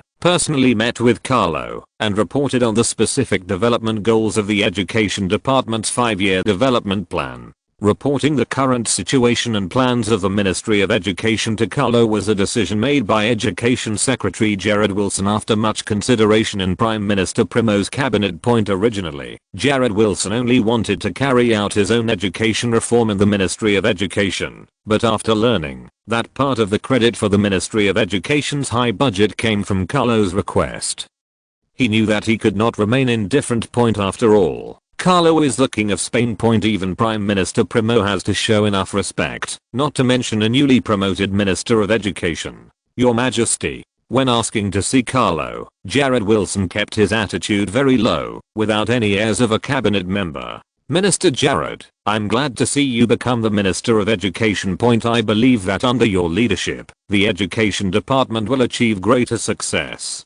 Carlo nodded calmly and motioned Jared Wilson to sit on the sofa beside him. The biggest reason why the previous education minister was not re-elected in the second cabinet government was that he did not have any outstanding achievements in education. The fact that Jared Wilson, a non-progressive party member who advocates education reform, can become a cabinet minister also proves that Prime Minister Primo attaches great importance to education reform. After all, Spain's existing education system is still too outdated and is clearly not well adapted to the new style education of the European powers. Even though many countries have already popularized compulsory education, Spain has not even completely reduced its illiteracy rate, which is why Prime Minister Primo is anxious. Thank you for your trust, Your Majesty. I will definitely summarize the shortcomings of the education department of the previous government, create a better educational environment for all Spaniards, and change the current educational situation in Spain. Jared Wilson was not overly modest, because sometimes modesty is not a good thing. Carlo nodded and began his own test. Minister Jared, does the education department have any new ideas about the direction and focus of future education reform? Jared Wilson did not rush to answer Carlo's question, but thought carefully for a while, organized his words in his mind, and then replied respectfully, Your Majesty, I think it is very necessary for Spain to carry out educational reform. I have been studying in Germany for a while. The Germans attach great importance to education, which is unmatched by any other country. The Germans' formal law on compulsory education originated from the rural education regulations promulgated by the Kingdom of Prussia in 1763, but their compulsory education actually started 100 years earlier. I think that the reason why the Germans defeated the Austrians and the French successively, in addition to their powerful army and excellent military technology, was that they promoted the popularization of compulsory education at an early stage. The illiteracy rate in the entire German region is the lowest among all European regions, which shows how much the Germans value education. Therefore, I think that education is an indispensable part of Spain's development.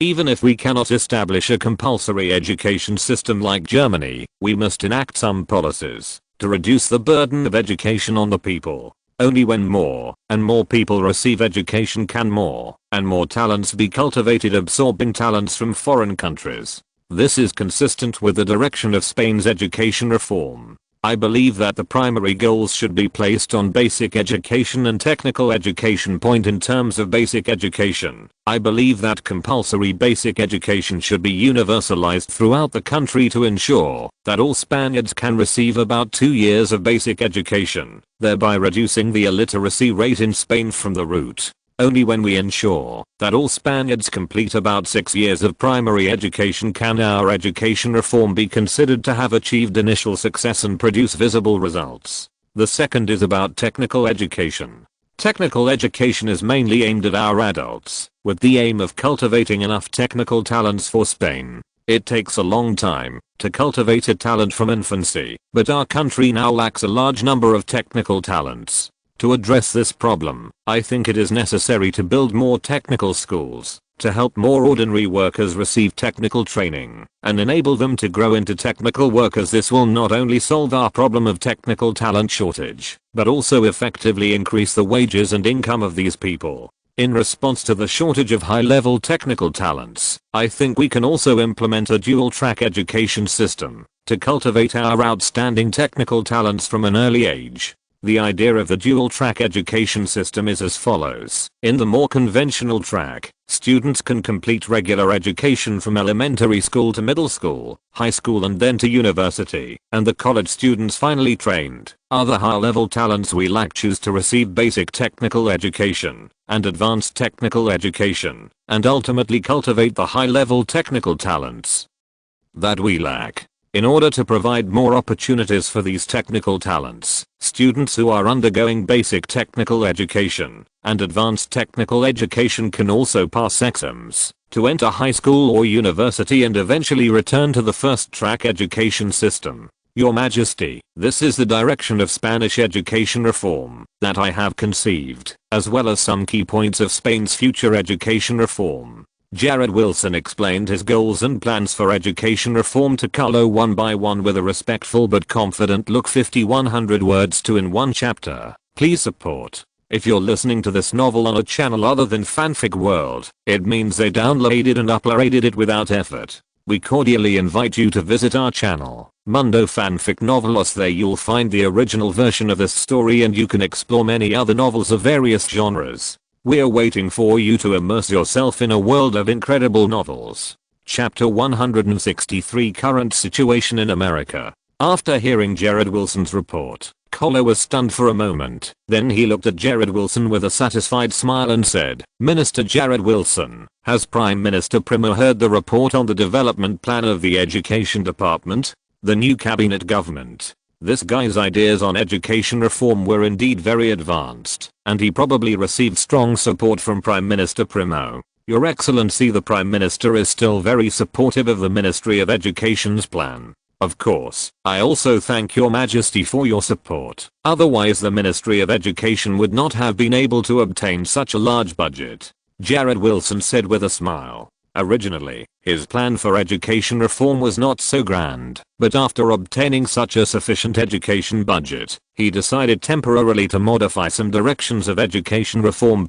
For example, he originally had no plan to implement the so-called dual-track education. He thought it was enough to strengthen Spain's basic compulsory education and build more technical schools to train technical talents, but since such a huge education budget has been obtained, dual-track education must be included in the plan list. The benefit of the dual-track transaction is that it increases the training of technical talents and can even do it from a young age. Technical talents who have basic technical education and advanced technical education are considered to be the truly scarce advanced technical talents in Spain. As for those technical talents trained in technical schools for 2 or 3 years, at best they can only be regarded as meeting the government's initial talent needs. But in terms of the importance of talent, perhaps 10 junior technical talents are not as important as 1 senior technical talent. In some extremely important fields, even 100 junior technical talents are not as important as 1 senior technical talent. Only when Spain completely solves the demand for high-level technical talents can it be considered that there are no obstacles in the development of various industries. Very good. Carlo nodded and expressed his support without hesitation. To be honest, I'm very optimistic about the reform plan of the Education Department. Minister Jared, if the education department encounters any difficulties in the reform, you can also come to me. I'm looking forward to what surprises the education department can bring me in the second 5-year plan. The royal family has never treated Spain's heroes unfairly, and I hope you are one of them. Yes, Your Majesty. Jared Wilson spoke very respectfully, and this impromptu conversation ended smoothly. After this conversation, Carlo was quite satisfied with the development plan formulated by the education department led by Jared Wilson. Although such a development plan is bound to consume a large amount of fiscal budget, but then again, how can a country that is unwilling to invest too much money in education be qualified to become stronger? A country that values education is not necessarily a strong country, but a strong country is definitely a country that values education. Relying on the method of tapping talents from other countries is doomed to fail in the long run. First, other countries cannot allow us to tap talents as we please, and second, the loyalty of these tapped talents is ultimately a problem. Only when we use the talents trained in our own country can we feel at ease. This is why Carlo agreed with Minister Jared's plan for education reform without much thought. If Spain wants to grow into a strong country, it must cultivate its own local talents. When Spain can meet the domestic high-level talent vacancies with its own education system, Spain can truly become strong. It's a pity that Jared Wilson is a liberal. If he had chosen the Conservative Party, Carlo wouldn't mind pushing him to a higher position. But then again, it is not certain that the Conservative Party will produce someone like Jared Wilson who has long-term plans for education reform. If the Conservative Party is not conservative, then there is no meaning for the Conservative Party to exist. Those who support reform and have more ideas about reform have already chosen the Progressive Party or the Liberal Party among the three major parties. Apart from the royalists who support the monarchy, the only ones who can continue to remain in the Conservative Party are the more conservative diehards who are not very willing to reform. After Jared Wilson, the new Minister of Industry, Cannabis, and the Minister of Agriculture Jovila Sola, also asked to meet with Carlo to report on the layout of the two departments in the 5-year development plan. If the arrival of Education Minister Jared Wilson was more of a surprise, then the arrival of Ministers Cannabis and Jovila was expected. However, compared with the reforms in the education sector, what the industrial and agricultural sectors need to do is relatively simple. With a large number of enterprises and means of production from abroad, the industrial sector only needs to smoothly digest these equipment and materials in the next few years, and at the same time attract some outstanding foreign technical talents for their own use. Combined with the construction of the Barcelona industrial base, the increase in the scale of Spain's industry in the next few years will be visible to the naked eye, and Cannabis, the Minister of Industry, only needs to sit back and reap the credit. The Minister of Agriculture, Jovila, is not much different. Although Spain does not have a large plain area, it is a major grain producer. Besides, Spain's current agricultural situation does not need any major changes. It only needs to reclaim as much land as possible, while maintaining the current grain production and increase Spain's fertilizer utilization rate, and grain production will naturally increase. Moreover, the situation of Jovila, the Minister of Agriculture, was much better than that of Cannabis. The government had obtained large tracts of land from the nobility and the church, and after these lands were rented or sold to the people, the per capita arable land area in Spain also increased. Although the contribution of the agricultural sector will certainly not be as great as that of the industrial sector, it is one of the cabinet departments after all, and the credit that Jovila will receive in the future will not be small. In addition, both of them are relatively young, and after gaining enough experience in the industrial and agricultural sectors, they will have opportunities to make further progress with Carlo's support. As the two most important representatives of the Conservative Party, Cannabis and Jovila also deeply understand to whom they should be loyal. After making sure that there were no problems with their development plans, Carlo also encouraged them both. Before the European countries divided up Africa, Spain was considered the third largest colonial empire in the world. The most fundamental reason is that Spain once colonized nearly half of the Americas. Yes, it is the Americas combined with North America and South America. New Granada, the Viceroyalty of Peru and the Viceroyalty of La Plata. The Viceroyalty of New Spain was the most extensive, encompassing not only Mexico and Central America, but also large swaths of the Midwest and South coast of the United States. The remaining 3 viceroyalties are all located in South America, and their combined area occupies more than half of the total area of South America. It is no exaggeration to say that the entire South America was once under the control of Portugal and Spain. Except for Brazil and Guyana, the entire South America was once a Spanish colony, which is why Spain is called the 3rd largest colonial empire. Although Spain has lost these colonies now in the Americas, except for Cuba, which can still prove the afterglow of the Spanish colonial empire, other regions have no relationship with Spain anymore. But the impact of hundreds of years of colonial rule is not so easy to erase. Mexico, Colombia, Peru, Chile, Argentina and other American countries still speak Spanish, and there are still a large number of Spaniards and Hispanics in their ethnic groups. This alone makes it impossible for them to completely get rid of the influence of Spain. Although due to Spain's brutal colonial rule, many Americans do not have much good feelings towards Spain. But those Orthodox Spaniards who immigrated from Spain to foreign countries still have deep feelings for their motherland, especially since these countries and regions have gained independence from Spanish colonial rule. The conflicts between the locals and Spain are no longer as intense. Instead, the Spaniards began to miss their homeland and tried their best to promote an alliance between the American countries and Spain. As for what role the Spanish government plays in this, it is unknown, but the current trend of public opinion in South American countries is indeed favorable to Spain. Among the many countries in South America, Chile and Argentina are definitely the more famous ones, although the Spanish colonies were divided into many countries. Not many countries eventually became regional powers in total. There are only 2 countries, Chile and Argentina. The 2 countries are neighbors, and both are located in the southernmost part of South America, which can be regarded as a bad relationship. Because the 2 countries are adjacent to each other, and because they were once colonies of Spain, the relationship between the 2 countries is not as good as imagined. And all of this stems from the division of territory after their independence from Spain. At that time, Chile and Argentina were both colonies of Spain, and the relationship between them was relatively good borders. But how can the borders between countries be defined by fuzzy demarcation? When the 2 countries are not so powerful, such fuzzy border demarcation is actually not a big problem. The relationship between the 2 countries had already gradually broken down by then. Although the good relationship between Chile and Argentina was gradually broken, Chile was not panicking at all.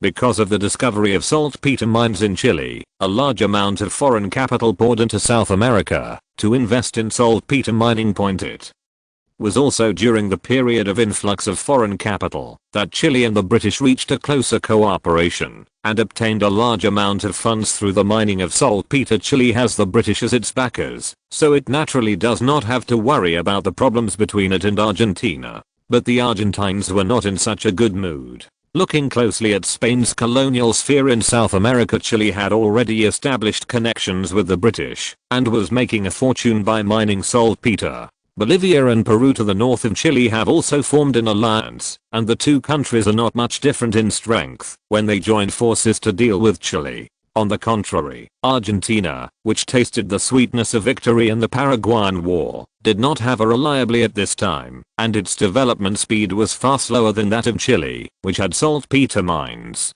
In addition, Argentina has an even more powerful neighbor, Brazil, to the north, which doubles the pressure on the Argentine government. After much deliberation, the Argentine government finally decided that Argentina could not just sit there and wait for death. Brazil and Chile were becoming increasingly powerful, and if Argentina did not make significant progress, it would definitely fall behind in the competition in the future.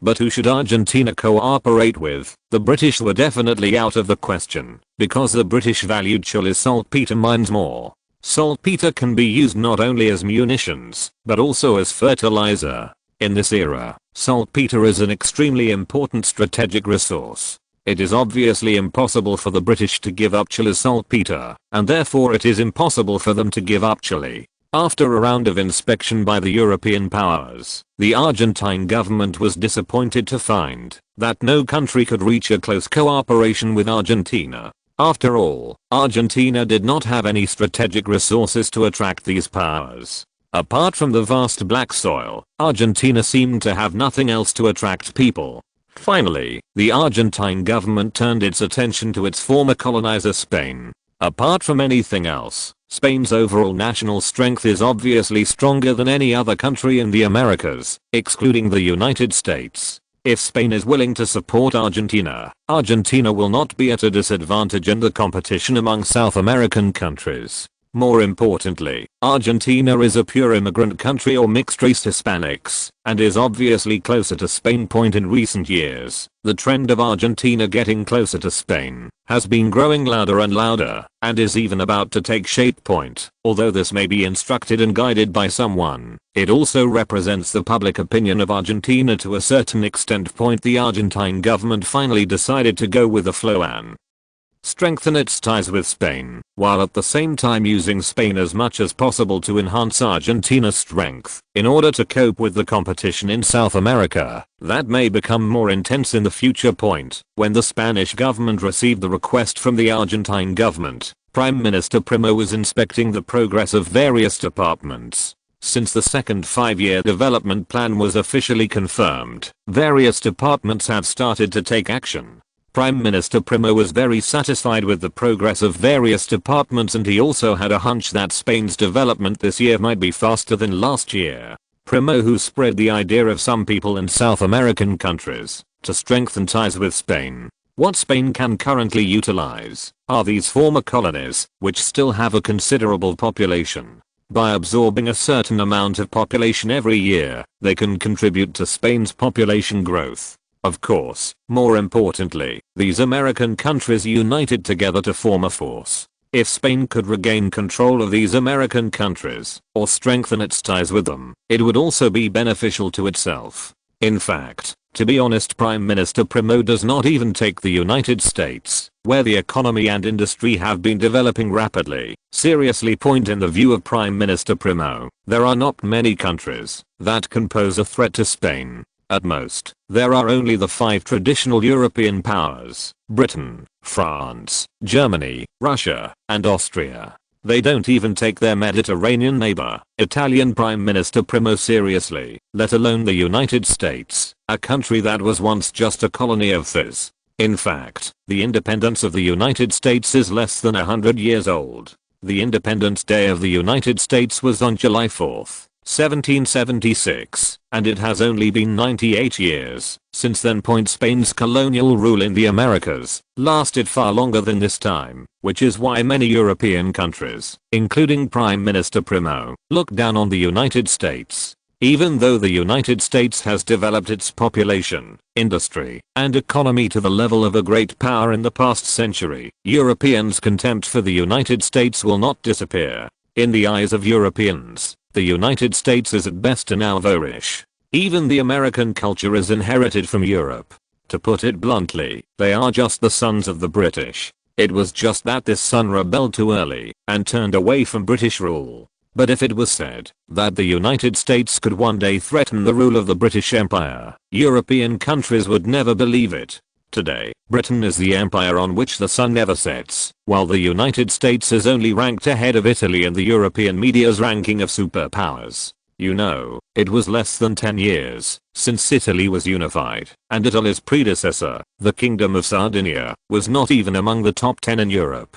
This is also the reason why the Americans, who had clearly coveted Cuba for a long time, waited until Spain was completely weakened before launching the Spanish-American War to the Spanish government. Cuban independence activists also made Spain pay a huge price to maintain its rule. At that time, $150 million was close to 800 million sterling. As long as the Spanish government agreed to the American deal, it would be a sure win. Using 800 million pesetas to develop African colonies, even if it is just to strengthen Spain's military power, is definitely better than defending Cuba. It's a pity that European countries' discrimination against the United States is heartfelt, which led to Spain ignoring the Americans' requests even in its weakest stage. 5,200 words to in one chapter. Please support. Chapter 164, The Expedition's Great Harvest. Commander Menotti, this is truly a fertile land with few people going anywhere. Anthony Ronaldo Prince Cruz,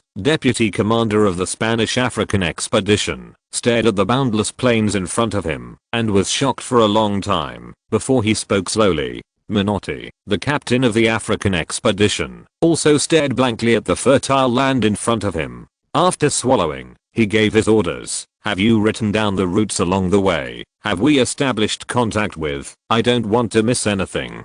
Don't worry, sir. Deputy Anthony nodded with a smile and said confidently, the brothers are all old friends of the expedition team. They will not forget these procedures. God bless, our efforts over the past 3 years have not been in vain. There is such a vast plain hidden in the Congo River basin. Perhaps we can use these lands to create another Spain. Became more intense as he imagined.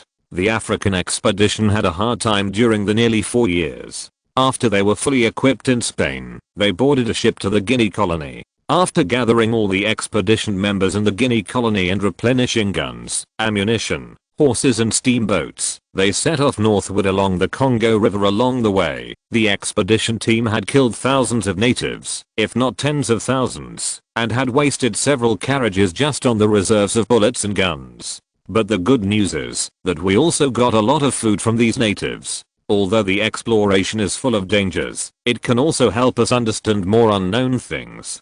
Menotti thought he had a good understanding of these Africans, but after exploring deep into the Congo River, he realized how ignorant and backward the Africans in the interior of the continent along the way. Menotti saw natives who ate raw meat, cannibal tribes, and also large-scale indigenous countries. If the expedition team did not have sufficient armed protection, it would probably have been wiped out in the contact with these indigenous forces. 4 years of exploration brought Menotti a truth. That is, those who are not of my kind must have different hearts. No matter how humble and submissive these black monkeys were in front of him, they were only hostile to the expedition team in their hearts. Expedition team also encountered betrayal from the African natives during these years, and the result was of course the massacre of the African tribe. How many bases have we established along the way? Menotti told his men to set up tents and prepare for rest, while he looked at his deputy Anthony and asked about the situation along the way. Sir, we have established 22 colonial bases in the past few years and have established contact with hundreds of local tribes and villages. Under your orders, thousands of Spanish flags have been erected on these lands, which is enough to prove that Spain is the first colonizer to arrive in this land. Anthony Ronaldo Prince Cruz reported to Menotti respectfully. Expedition. After all, in-depth exploration is a matter of life and death. Before the expedition set out, Carlo promised that no one's credit would be wasted. Under Carlo's repeated instructions, Menotti did not dare to ignore it. Any contribution of each person, since the operation would be recorded, and rewards would be given to all when the expedition team returned to Spain. The reason why Menotti and Anthony were so excited was naturally because Carlo had promised himself that, if the expedition team could find fertile land and rich mineral resources in the Congo River basin, and seize the opportunity to establish a colonial base or even a colonial sphere, then they would have the opportunity to be rewarded with a title point as the chief and deputy chief of the expedition. Menotti and Anthony are likely to be awarded the title of Baron or even Earl after returning to Spain. How can they not be excited? Although the number of Spanish nobles is relatively large among European countries, the value of Spanish nobility has not decreased. Besides the title, Carlo also promised various property and financial rewards. The two believed the promise made by the king himself, which made them determined to perfect the expedition and make their contributions greater and receive more awards. It was 2.5 months later when the topographic maps and expedition data on the Congo River basin were sent back to Spain. The relevant information immediately attracted Carlo's attention.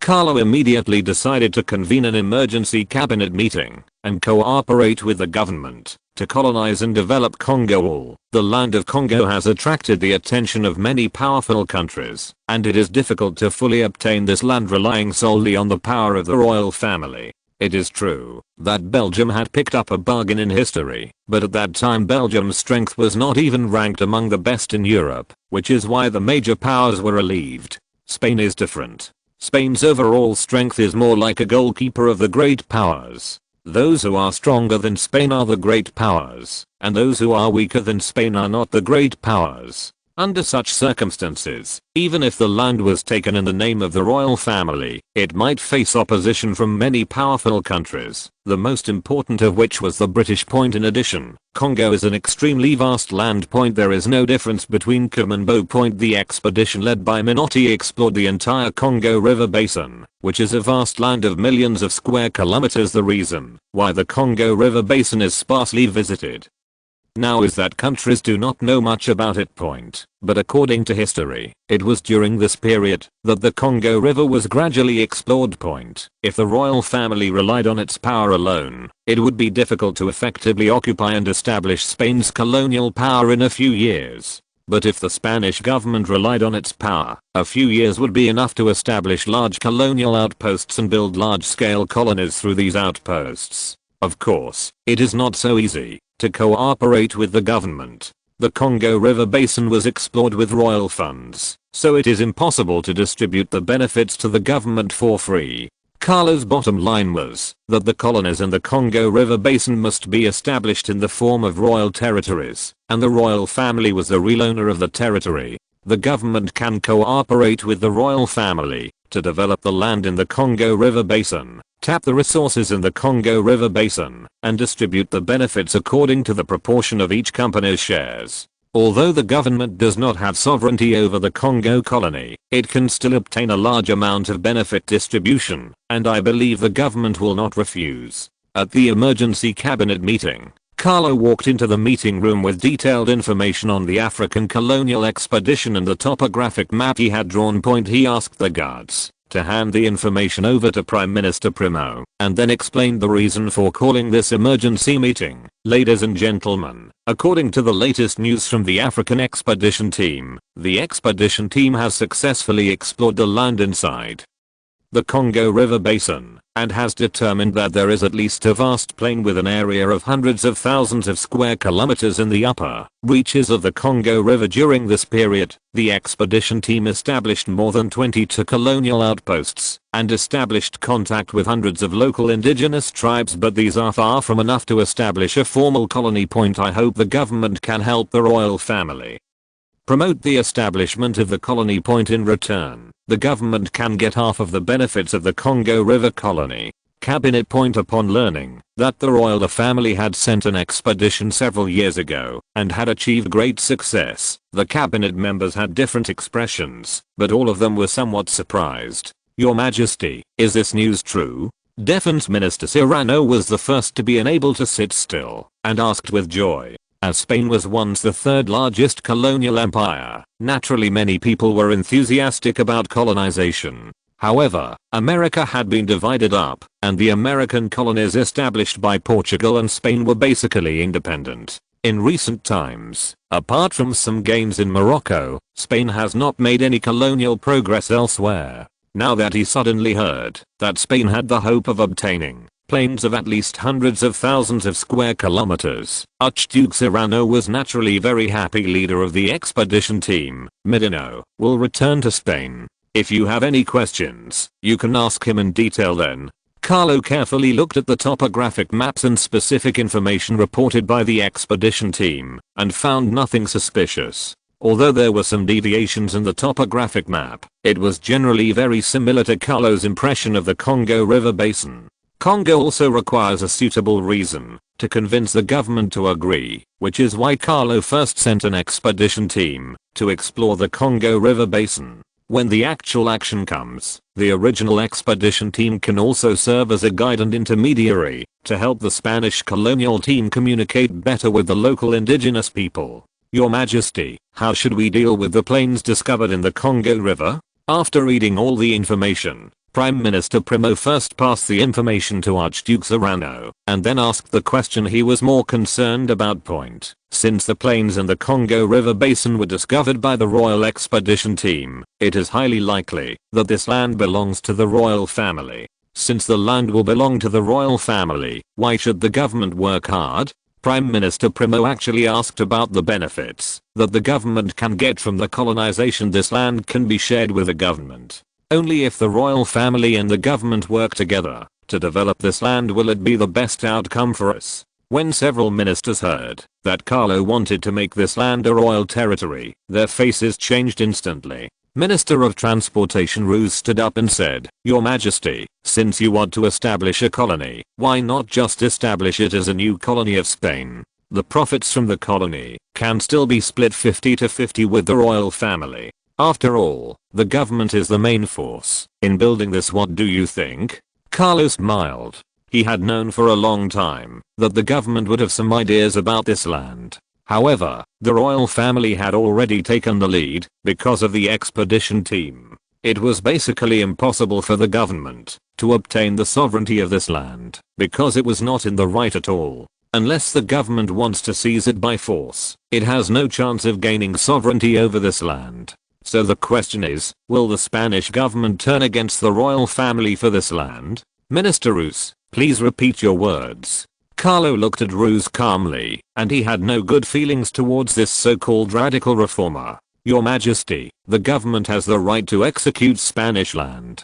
Moreover, the government will be the main force in developing the land in the Congo River Basin. I believe that establishing a colony under government control is the best and most effective way of colonization. The royal family can still share the profits from the colonies in the Congo River Basin, which is also a compensation for the royal family's first discovery of this land. After hearing Carlo's request, Ruse was not panicked at all and expressed his opinion again. For Ruse, as long as Prime Minister Primo did not express clear opposition, he would naturally have nothing to fear. Moreover, according to the Spanish constitution, the royal family does not have much influence on the cabinet government. Ruse, as a minister of the cabinet government, is not afraid of Carlo's blame unless Prime Minister Primo obeys Carlo's orders. Furthermore, Ruse is a well-known figure in the Progressive Party. He is the second in command of the Progressive Party and the third in command of Spanish politics, second only to Prime Minister Primo and Archduke Serrano in influence. For Ruse, the royal family should not interfere too much in the decision of the Spanish government. Since this land has been discovered, it should naturally be handed over to the Spanish government for handling. In order to give back to the royal family, half of the colony's profits can be divided into the royal family. This is already a win-win situation. Hearing Ruse's answer, Carlo smiled and said mercilessly, "Minister Ruse, can you represent the Spanish government? The expedition that discovered the Congo River Plain has nothing to do with the government, and you have nothing to do with it. With all due respect, you have no right to dispose of the land in the Congo River Basin, let alone make any suggestions. I convened this meeting only to invite the government to work together to develop the land in the Congo River Basin, not to listen to your self-righteous claims." Since becoming the King of Spain, Carlo has indeed not interfered too much in the decisions of the Spanish government. This is more to give face to Prime Minister Primo, and does not mean that Carlo has no ambition for power and is willing to be a king who is sidelined. Ruse's suggestion was actually an offer to Carlo to slap him in the face. Carlo did not have much good feelings towards such a radical reformer. Because this guy was a member of the Republican Party before he joined the Progressive Party, it is worth pondering whether he truly agrees with the Spanish monarchy or has to agree with it because of Prime Minister Primo's proposal. The best way to deal with Ruse's challenge to the royal power is to make him recognize his position.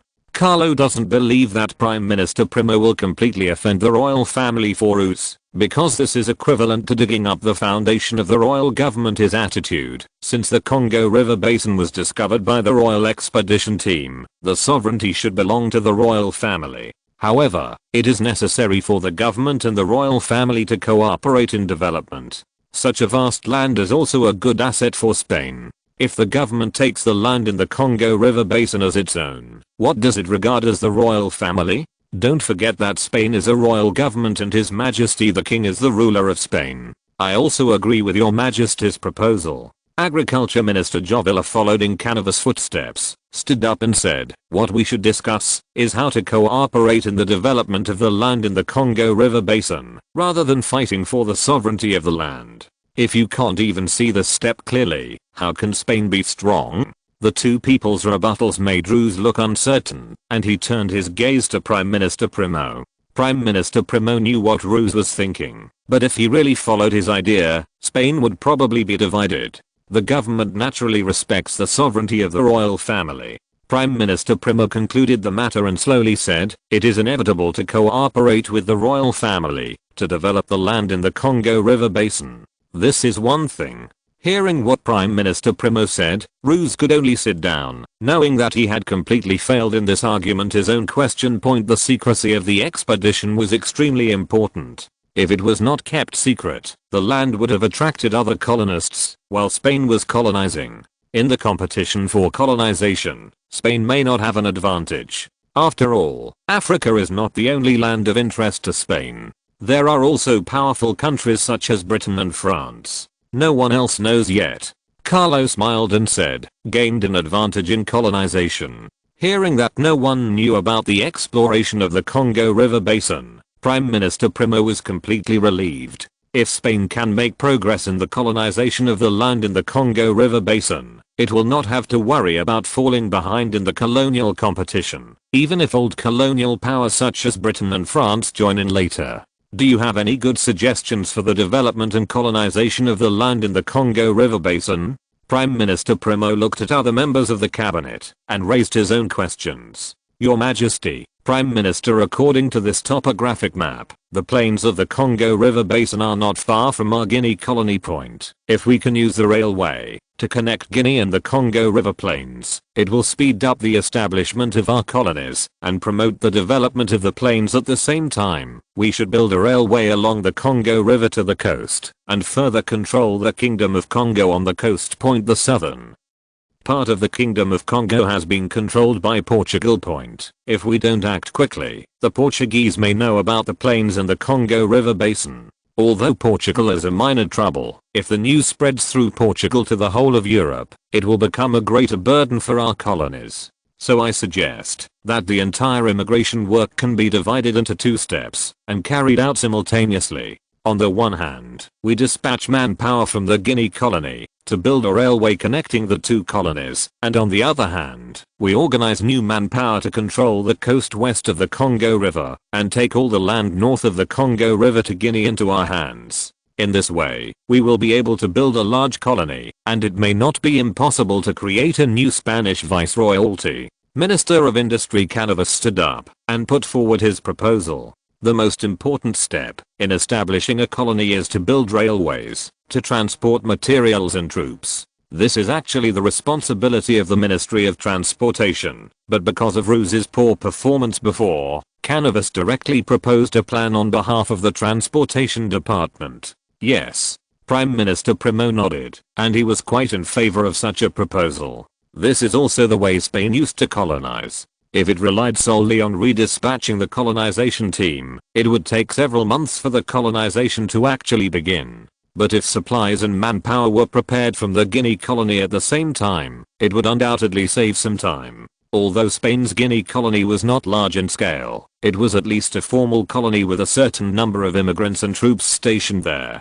Even if there are some problems during the colonization, they can be solved by the Guinean army. If we rely on Spain to transport from the mainland, it will take too long to go back and forth, which may delay things. How many troops do we have in Guinea? Prime Minister Primo looked at Defense Minister Serrano and asked about the garrison in the Guinean colony. After our army expanded, the size of the garrison in the Guinean colony has also increased to a colonial garrison regiment. But if there is such a vast plain in the Congo River Basin, I'm afraid that the size of a garrison regiment is far from enough. Grand Duke Serrano replied. The Guinea colony was just a small colony established by Spain in the Guinea region. Prime Minister Primo also nodded, clearly agreeing with Archduke Serrano's opinion. It seems that it is time to send more troops to Guinea, but we have to find a suitable excuse. Spain was not the only country with colonies near Guinea. Britain, France, and Portugal also had colonies here.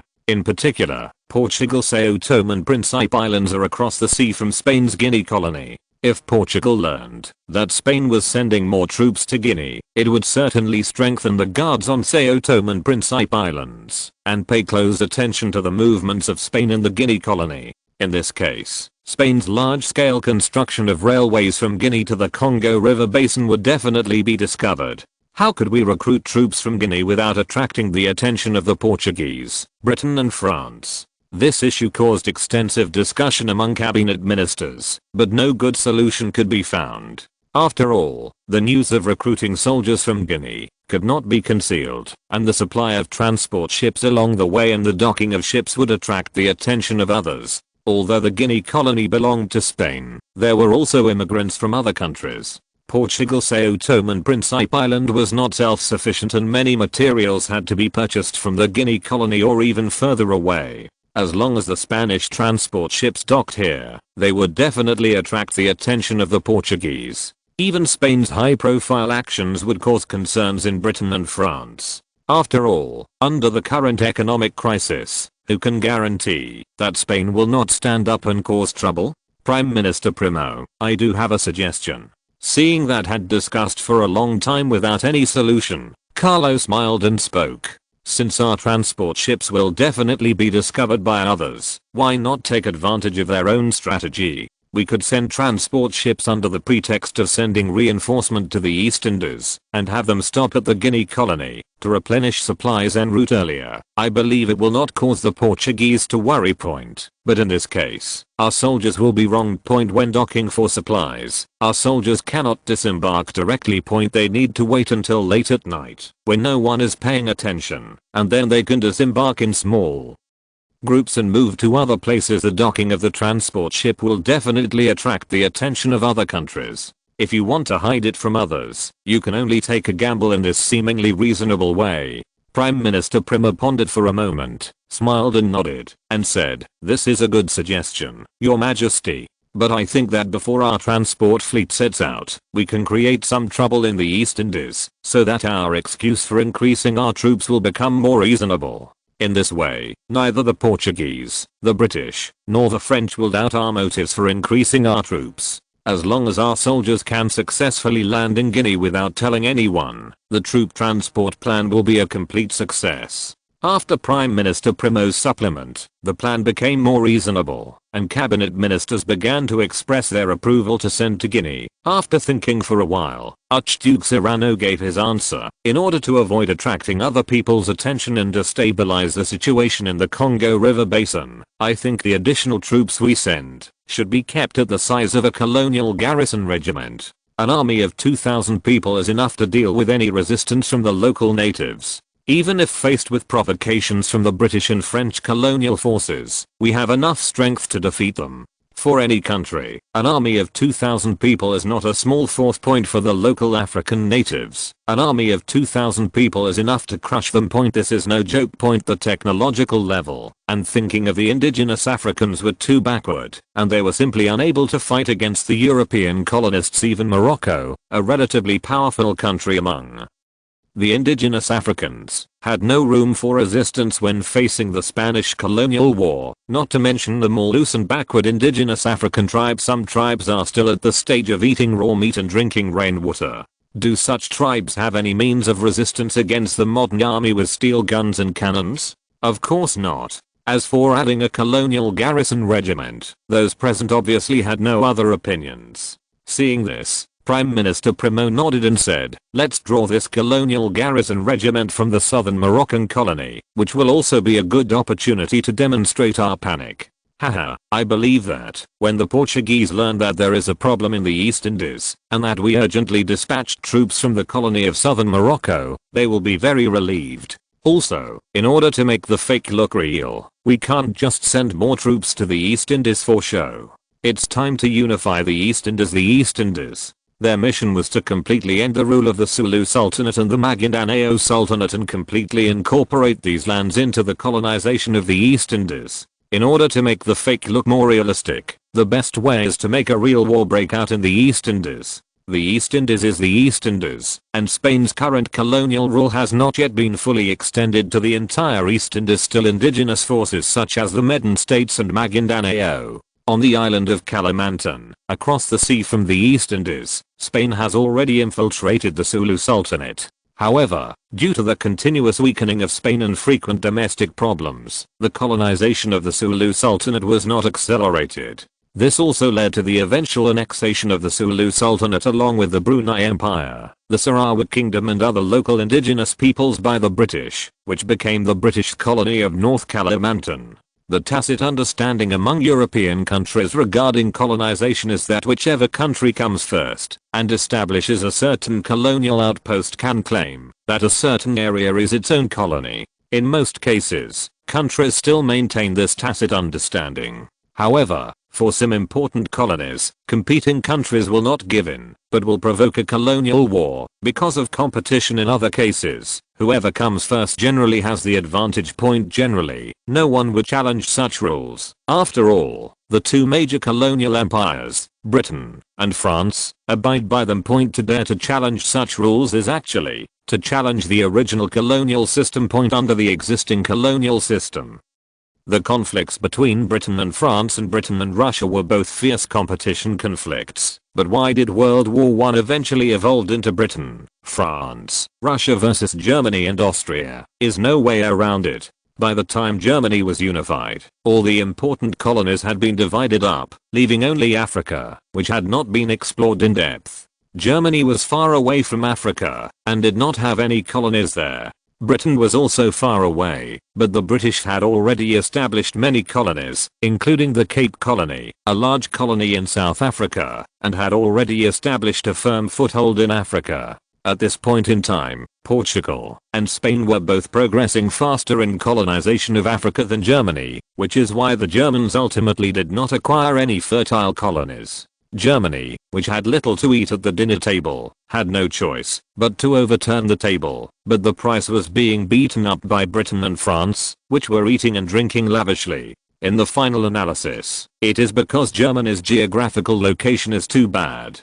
Germany is located in Central Europe, right in the middle of 4 wars. Such a bad geographical location makes it difficult for a strong country to be born, not to mention that Germany is surrounded by all the great powers. Although geographical location is not the fundamental factor that determines the strength of a country, it can significantly affect a country. Why did the United States become so powerful? A big reason is that it is geographically far away from Europe and escaped the chaos of war in Europe. It is precisely because of this feature that the United States attracted a large number of European immigrants, and its population soon surpassed that of European powers. The long period of peace allowed the United States to develop its industry and economy rapidly, which was also the reason why the United States eventually rose and became the most powerful country in the world. If the same United States is placed in Europe, the United States will never have the opportunity to become the world hegemon.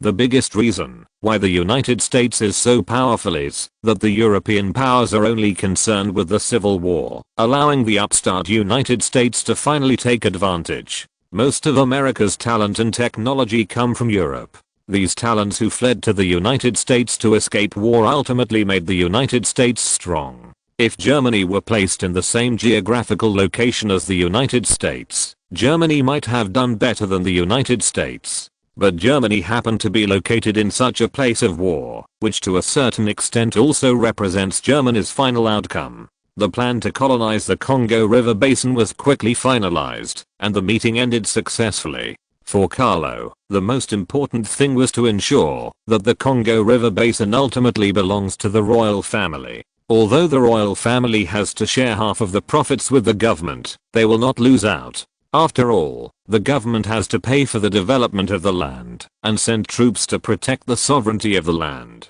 The royal family only needs to wait for dividends. However, no one can question the legitimacy of the royal family's sovereignty over this land. After all, this land was discovered by the Royal Expedition Team, which is the source of the royal sovereignty. If the Spanish government itself does not recognize such sovereignty, other countries will naturally not recognize it. In this way, this is not a dispute between the Spanish government and the royal family, but a colonial competition between Spain and other countries. Prime Minister Primo understood this, so he affirmed Carlo's proposal. In fact, there is no difference between the royal territory and the government's colony. After all, the income generated by this land is divided equally between the government and the royal family. The only difference is that the royal family's status has become more stable. After all, after the land in the Congo River Basin was built into the royal territory, the sovereignty belongs to the royal family. If the House of Savoy was driven out of Spain, the land in the Congo River Basin would have nothing to do with the Spanish government. By doing this, Carlo was also telling the government's cabinet ministers that at this time the Spanish royal family and the government would prosper and suffer together. After finalizing the specific plan, the Ministry of National Defense entered an intensive preparation phase. After all, it involves the dispatch of more than 4,000 people, and we have to create reasonable reasons to convince Portugal, Britain, and France, so we have to ensure that every link of the action is reasonable. Because it takes some time for news from the East Indies to spread to Spain. The operation to increase troops could not be implemented until at least a month later. This period of time was just right for dispatching troops, preparing transport fleets, etc. As long as the news of the rebellion in the East Indies was transmitted back to mainland Spain, the government could use this as an excuse to urgently mobilize troops and send reinforcement to the East Indies. About 2.5 weeks later, Menotti, the captain of the Spanish African expedition, finally returned safely from the Guinea colony. The reason why it took so long was not because of the travel expenses, but because of the time spent on arranging the next actions of the expedition team and integrating specific information. Although Menotti returned from Africa, Anthony still had to lead the expedition team back and forth between Guinea and the Congo River Basin to establish more bases and strengthen ties with local indigenous people. This not only creates better conditions for Spain's colonization in the region, but also helps stabilize and ensure that no accidents occur. If the expedition team's negligence caused a large number of destroyed strongholds, even if the contributions of Menotti and Anthony would not be reduced, it would still be embarrassing. What's more, if any accident really happened and delayed Spain's colonization progress itself, the contributions of the two would probably be greatly reduced. Before returning to Spain, Menotti specifically arranged the expedition's next actions, and Anthony repeatedly assured that they would be carried out one by one. After all, this concerns their credit and the final work of this expedition. They have worked hard for nearly 4 years, and don't care about the remaining few months. 10,200 words chapter update. Please support. First day of 10,000 words, 2 days left. Chapter 165 Military Intelligence R&D Cooperation. Early June 1874, the expedition captain, Medino, arrived at the Spanish port and was filled with emotion. Although he is Italian, he missed his home in Spain very much after nearly 4 years of adventure in Africa. After taking the train all the way to Madrid, Medino did not have much time to return to his house or catch up with his brother Giotti. He went straight into the Royal Palace of Madrid and reported to Carlo about the gains and various discoveries made during the 4 years of exploration. Carlo was very happy to see Medino after 4 years. Medino, welcome back to Spain. Thank you for your hard work in the past few years of exploration. I will never forget your contribution. You and Anthony are the heroes of this discovery of new land. Thank you, Your Majesty. Medino respectfully and reported to Carlo all the exploration information of the past 4 years, as well as more detailed topographic maps, what he saw, heard and gained along the way. No other way. After all, only by delivering it to Carlo in person could we ensure that the information would not be leaked on the way back to Spain. Although the previous data was correct, some parts were blurred to ensure that they were not so accurate, so that when other countries and cities discovered these data, they could be delayed for a longer time. Your Majesty, on the way upstream along the Congo River, we found many mineral deposits. However, in order to prevent the local African natives from being suspicious and hostile, we did not conduct a detailed investigation. But what is certain is that the Congo River Basin has relatively rich mineral resources. We have discovered a lot of copper and iron mines, and there may even be diamond mines. Medino continued to report. The exploration of Africa must not only determine whether there is fertile land in the Congo River Basin, but also whether there are rich mineral resources in this area such as gold and silver. The value of copper and iron ore is also not low. Carlo nodded. Although he knew how rich the mineral resources in the Congo River Basin were, this kind of thing obviously could not be said out loud. The fact that Mindanao was able to learn about the mineral resources in the Congo River basin proves that he did practical work during the expedition, rather than just completing the purpose of the expedition and ignoring the role of the expedition. Looking at the obviously thinner Mindanao, Carlo walked up to him, patted his shoulder, and said with a smile, "Okay, the affairs of the Congo River basin have been handed over to the government, and colonial development will be carried out soon. Your most important task now is to have a good rest and enjoy life. It must have been hard to spend 4 years in Africa, right? Don't worry, when the colonial development of the Congo River basin is on track, I will commend you and all the members of the expedition for your contributions. This time you deserve the most credit, and I have decided to confer upon you the title of Earl has come to an end. What are your plans for your future work?" Mindanao is Garibaldi's eldest son. He followed Carlo to Spain, which obviously showed that he was determined to be a loyal fan. Carlo felt guilty enough for letting Mindanao go on an expedition to Africa. Now that the expedition was successfully completed, it was time to reuse Mindanao and commend his contribution. Upon hearing the news that he was about to be conferred the title of Earl, Mindanao smiled respectfully, but without the slightest hint of humility. He also knew how much credit he had contributed to this expedition, so it was unnecessary for him to be overly modest. More importantly, he was Carlo's confidant, so it was strange that he was not reused or awarded. But when it comes to his future plans, Mindanao doesn't have too many plans. After more than 4 years in Africa, Spain has undergone great changes. He doesn't know much about the current situation in Spain, so naturally he doesn't know which department he should go to or what position he should hold. "Your Majesty, I haven't considered future plans yet.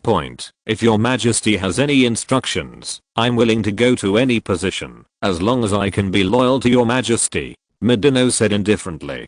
Having successfully completed something as dangerous as the African expedition, Mindanao really had nothing to worry about in terms of other positions. You know, the African exploration of this era was full of dangers. The dangers did not only refer to the indigenous tribes in the interior of Africa, but also the unknown diseases and viruses in the primitive forests of Africa. The biggest reason why European powers' colonial development of Africa remained on the coast was because there were all kinds of terrible diseases in the primeval forests in the interior of Africa. His own plan: since you don't have any plans, then go to the Royal Security Intelligence Agency.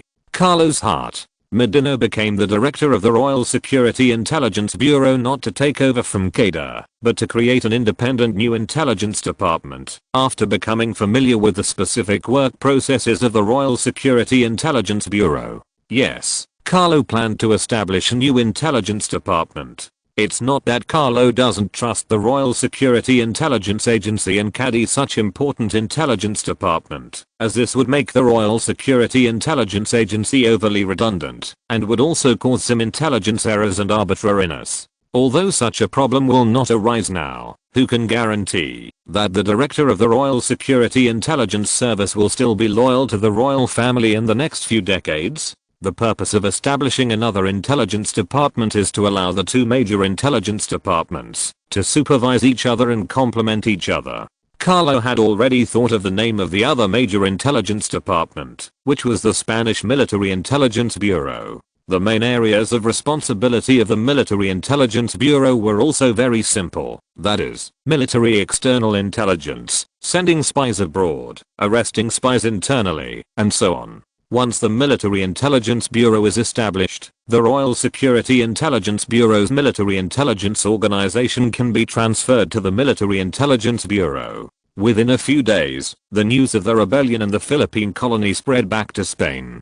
Because the specific actions were top secret, many people were not prepared for the rebellion in the Philippine colony. Under the indifference of Prime Minister Primo and Carlo, there was even a certain panic in Spain, and parliamentarians demanded that the government quickly send troops to quell the rebellion in the Philippines. Why panic? Of course, they are worried that the Philippines will develop into a large-scale rebellion like Cuba. It took more than half a year to quell the Cuban rebellion, and it also caused unimaginable economic losses to the Cuban colony. Although the economic value of the Philippine colony is not as great as that of Cuba, it is still the largest colony of Spain, and is still very important. After waiting for the news of the rebellion in the Philippines to ferment for some time, the Spanish government officially issued an order to urgently dispatch a colonial garrison regiment from the colony of southern Morocco to the Philippines to quell the rebellion and stabilize the situation in the Philippines. The Spanish government did not conceal the news of the rebellion in the Philippines. As a neighbor of Spain, the Portuguese government naturally also learned the news of the rebellion in the Philippines. After learning the news, the Portuguese government was relieved. At least it can ensure that in the short term, the Spanish government will focus on the Philippines instead of Portugal, cross the Mediterranean Sea and the Suez Canal directly to the Indian Ocean, and then cross the Strait of Malacca to reach the Philippines. But such a route obviously would not pass through Guinea, so it was abandoned from the beginning. In order to make the choice of route seem reasonable, the landing place for the army of the South Morocco colony was chosen to be the port of Ifni. We are close to the Canary Islands and Spain, so it is not a big deal to continue driving south. After all, we have entered the Atlantic Ocean and are far away from the Mediterranean Sea. The army had set out, but the colonial development of the Congo River Basin had only just begun.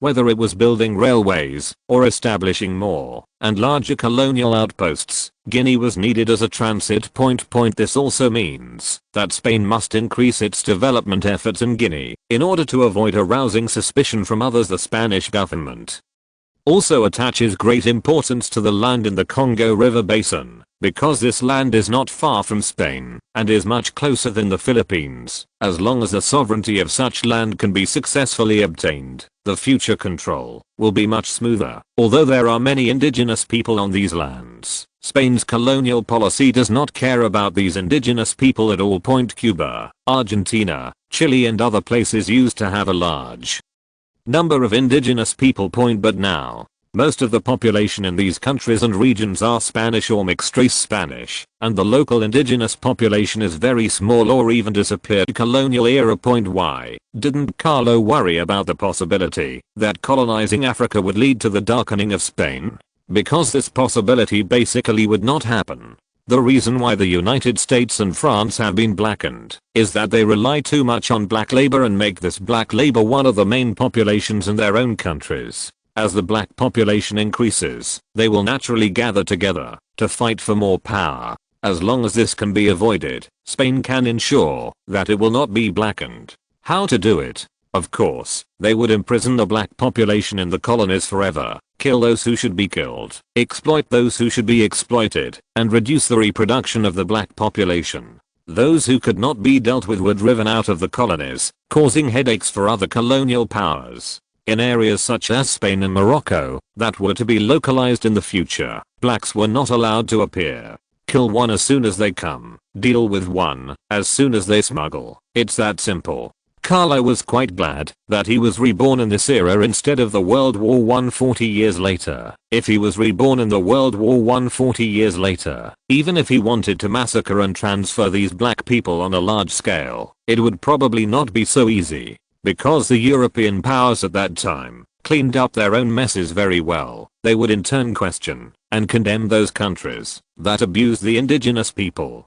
But in fact, the massacres of indigenous peoples they caused were even more brutal. The Indians and the American continent are the most obvious example, but both Americans and Europeans will cover up this example and try their best to claim that they are civilized countries. Although the main force in colonizing the Congo River Basin was the Spanish government, Carlo certainly could not rely entirely on the government's power. After all, this land will be used to establish a royal territory in the future. If the royal family does not contribute much, how can they control this land in the future? At the same time as the colonial garrison set out for Guinea, Carlo also gave orders to Butler Lauren, ordering the royal family's companies to invest in the construction of railways in the Congo River Basin, and to take the lead in establishing a mining company with the government to develop the mineral resources here. The advantage of colonizing a new land is that the mineral resources on the land can be developed at will. The opinions of the natives are not important at all of other countries. There will be many problems and troubles. First of all, the exploitation of mineral resources is not so arbitrary, and even the opinions of local people have to be taken into account. Of course, the mining company established by the royal family must have a suitable name before entering Africa. Caroline has already thought of a name for the mining company to be established, which is the African United Mining Company. The company's business is to explore and mine mineral resources in Africa. Of course, because it was a Spanish company, it made sense that the company's main exploration areas were located in Spanish colonies. The good news is that the Congo River Basin has not received much attention from other countries. Although Portugal has colonies nearby, their colonies are located on the coast of the Kingdom of Congo, which is already south of the Congo River. Moreover, Portugal was not a big threat to Spain. If Portugal and Spain started a colonial competition in the Congo River Basin, I believe the British would not object too much. After all, it is a good thing that the Portuguese are holding back the Spanish, as this ensures that Spain will not set its sights on Gibraltar. Although the British are not too afraid of Spain, considering the importance of Gibraltar, it would be better to find something for Spain to do. As for the value of the land in the Congo River Basin, the British actually didn't care, because Britain's colonies were already spread all over the world. So was the land in the Congo River Basin more important than India? Besides, it is not that Britain does not have a corresponding colonial layout on the African continent. Moreover, the British pay more attention to the vertical line from Egypt to South Africa. Whether the Congo River Basin is in such a vertical layout, and what the situation is inside the African continent are all issues worth thinking about.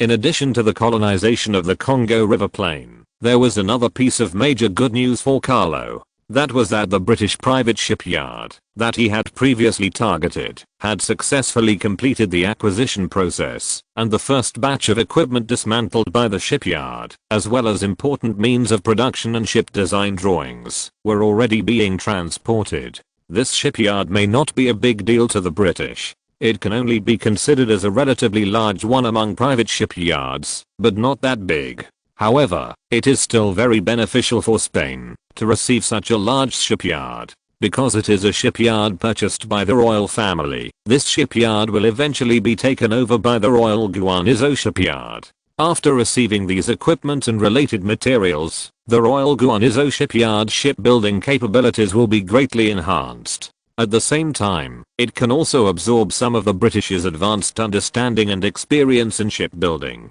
Although Spain's history in the shipbuilding industry is also not bad, it is undeniable that Britain is currently the country with the most powerful navy, and the British shipbuilding industry is also the most powerful in the world. There was no harm in absorbing the British experience in shipbuilding, and it could even allow Spain to make some progress. Only 11 million pesetas, which was lower than the expected 13 million pesetas. 11 million pesetas is only worth about £420,000, which is only about a quarter of the original value of the shipyard. This also proves the cruelty that the economic crisis has brought to these private enterprises. A large enterprise that has been run with great effort may very likely be left with nothing in an economic crisis. It was already good that the shipyard could finally sell it for £420,000. Many companies could not withstand the economic pressure and could only resell it at a tenth or even a few tenths of the price that Carlo had already found a partner for Spain, that is, Italy, as the two countries have the same royal family. Although Italy is also considered a powerful country, its overall strength is not much different from that of Spain. In fact, Italy is even stronger than Spain in some aspects of its foundation and technology. After all, it was once an empire on which the sun never set. As a country that has only recently gained independence, Italy does not have any colonies. Moreover, Italy is located in the Mediterranean Sea, and any attempt to go beyond the Mediterranean Sea would be restricted by other countries. Under such circumstances, Italy could not become stronger on its own. The union of Spain and Italy was possible, not only because the royal families of the two countries were one, but also because both Spain and Italy had a rival, France. For Italy, the regions that were close to the mainland and had the potential to become colonies were Tunisia and Libya. Colonization of Tunisia. The French also participated in the colonization of Morocco. In addition to the opposition from the British, the opinions of the French were also a very important factor in Spain's desire to colonize Morocco. Under such circumstances, Italy and Spain do have the potential to get closer. The scientific research strength of the two countries combined may barely be comparable to that of the great powers. It is for this reason that Carlo's plan includes cooperation with Italy in certain scientific research fields so that they can make progress together. Of course, even if we cooperate with Italy, research cooperation in certain areas will definitely not be close. However, as long as the two countries' scientific research strength can be combined to catch up with the great powers, Carlo's original purpose can be met, not a loss for both Italy and Spain. Prime Minister Primo also approves of the attitude of cooperating with Italy. If Spain wants to achieve its strong goal, it must unite all the friends it can unite. At least now Italy is still a friend of Spain, and naturally it is within the scope of Spain's wooing. After Prime Ministers Carlo and Primo set the tone, the Spanish Ministry of Foreign Affairs and some companies also took quick action and went to Italy and other countries to seek friendly cooperation. Close cooperation at the national level is unlikely, but there is still great hope for friendly cooperation among these private enterprises. In addition to Italy as the main cooperation target, small countries such as Austria-Hungary, Portugal, the Netherlands and Belgium are also on the list. The scientific research capabilities of these small countries are certainly not as good as those of Spain and the great powers, but their combined capabilities are also quite excellent. If we can utilize the scientific research capabilities of these countries to provide assistance to scientific research in certain industries in Spain, then such an action will not be a loss. Spanish companies have gone abroad to find partners for cooperation in European countries. Such cooperation will certainly not involve some more important industries and research directions, but cooperation is still possible in more popular directions, such as steel smelting, oil extraction, etc. Of course, it is impossible for all cooperation with these countries and companies to be successful, and most of them will even fail. But it doesn't matter, as long as we can succeed in some aspects, it proves that such actions are not in vain. Moreover, research in these fields is not just a change in a certain field, but may also lead to qualitative changes in the entire industry. Both the Spanish government and private enterprises attach great importance to such cooperation. Even governments of other countries, including Italy, are happy to see such cooperation. Both parties in a collaborative research project have the right to use patents, which takes into account the interests of both parties. This is also the reason why other countries are willing to cooperate. If it weren't for the economic crisis, perhaps such cooperation could have achieved better results. However, it happened that the economic crisis made other powerful countries not focus on Spain, so Spain's high-profile cooperation with companies from other countries did not attract much attention. Once the land in the Congo River basin was discovered, it brought great pressure to the Spanish government. Of course, it was not pressure from colonial competition. The only Europeans who have set foot on the land in the Congo River basin are the Spanish, which is something worth affirming and reassuring. The reason why the Spanish government felt pressure was that while completing the original 5-year development plan, it also had to take into account the development of the colonies department, in particular, is not only responsible for building railways within Spain, but also for building railways in the Congo River basin. Domestic railways are related to the successful completion of the 5-year development plan, and railways in the Congo River basin are related to the smooth development of the colony. Neither can be delayed. The same is true for the industrial sector. Although there is no need to build large factories in the colonies, the mining and transportation of minerals still need to be the responsibility of the industrial sector. Needless to say, the agricultural sector the plains of the Congo River basin have hundreds of thousands of square kilometers of land.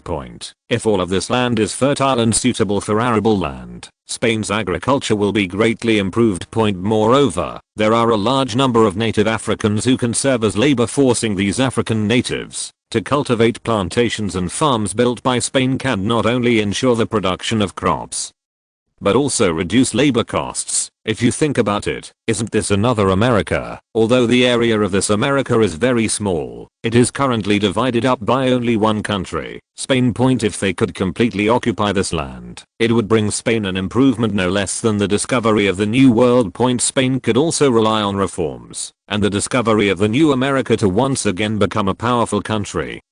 Jumping out of the big chessboard of Europe and becoming a chess player rather than a chess piece.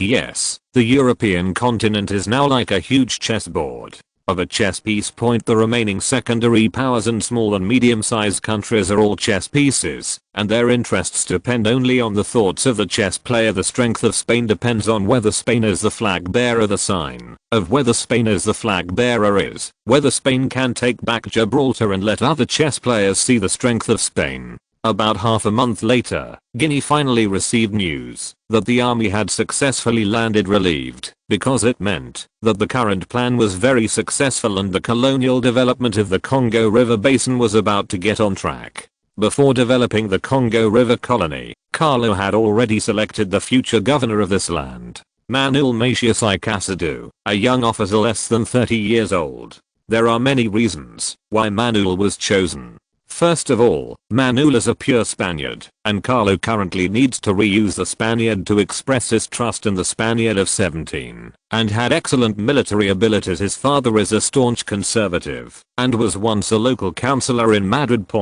Since Carlo became king of Spain, Manuel's father has made many statements in support of the monarchy and Carlo, and has also entered Carlo's attention list. However, Manuel's father is almost 60 years old and his ability is not very outstanding. His highest position is the regional councillor of Madrid, and he retired with the rank of major in the army. Fortunately, he still attaches great importance to the training of his son. Manuel followed in his father's footsteps and joined the army at the age of 17. At the age of 29, he has already surpassed his father's highest military rank and is currently a lieutenant colonel in the Spanish army. Carlo had asked the Royal Security Intelligence Agency to investigate Manuel several times during the Cuban Rebellion. Manuel also made considerable contributions and fought very bravely.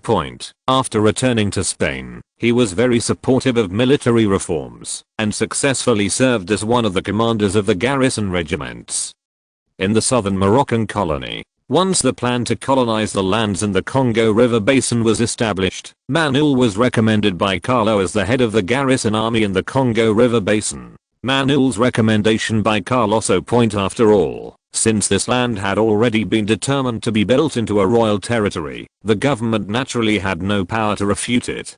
Prime Minister Primo was self-aware enough to know this, and he was unwilling to conflict with Carlo over such matters. After all, Spain's reforms were on the verge of success. If they were abandoned halfway due to some unexpected events, all the hard work of Prime Minister Primo over the past few years would be in vain. The perspective comes to the Spanish Guinea colony, where Manuel has just landed with his troops. Although Manuel was under 30 years old, his military career had lasted for more than 12 years, and he was considered an experienced commander. He did not obtain the rank of lieutenant colonel by accumulating seniority, but rather by participating in one battle after another, and relying on his military merit. At the age of 29, Manuel still has a long time to accumulate experience and build up merit in the future.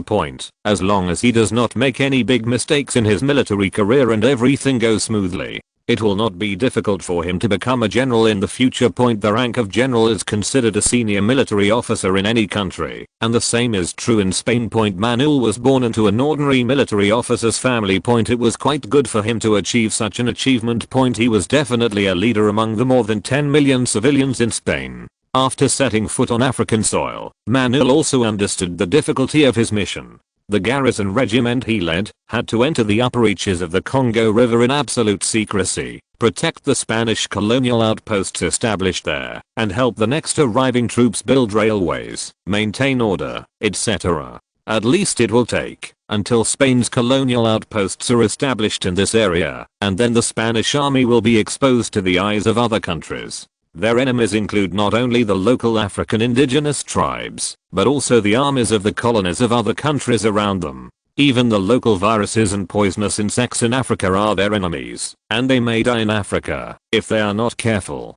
Before coming to Guinea, Manuel had asked people to bring enough medicines, including quinine, to treat malaria. There were countless types of malaria in the African forests. It was not until the discovery of quinine in 1820 that Europeans were freed from the trouble of African malaria. Of course, compared with the more mature medical systems of later generations, the drugs used to treat malaria in this era were still relatively simple and inefficient. Quinine was indeed discovered in 1820, but although this substance extracted from cinchona bark can effectively treat African malaria, it also has serious side effects. It is even possible that malaria patients were not killed by malaria, but by the side effects of quinine. But no matter what, quinine is indeed the only and most effective means of treating malaria in Africa, and it is also one of the medicines that expedition teams and other colonists must bring before entering Africa. The good news was that, although Manuel had a limited supply of quinine, they could resupply it through the Guinea colony.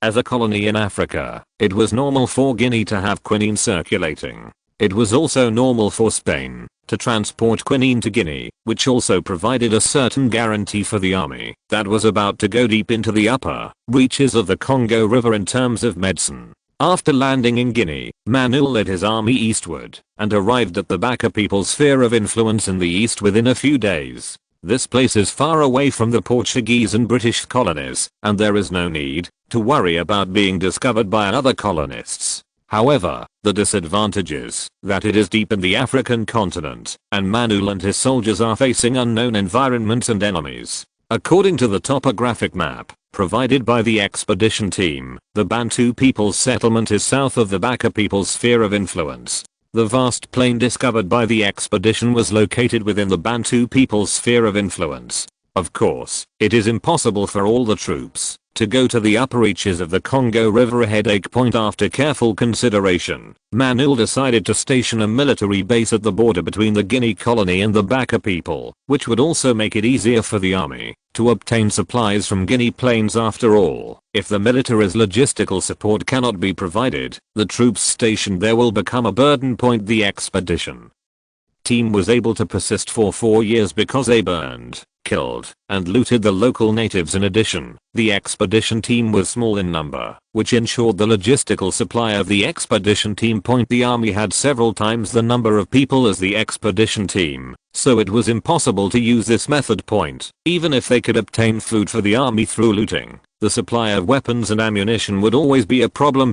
Before a complete supply system and supply lines are established, it is better for the large forces to be located around the Guinea colony to ensure the safety of supplies. Although the garrison's base camp was chosen to be close to Guinea, Manuel himself did not intend to stay around the Guinea colony.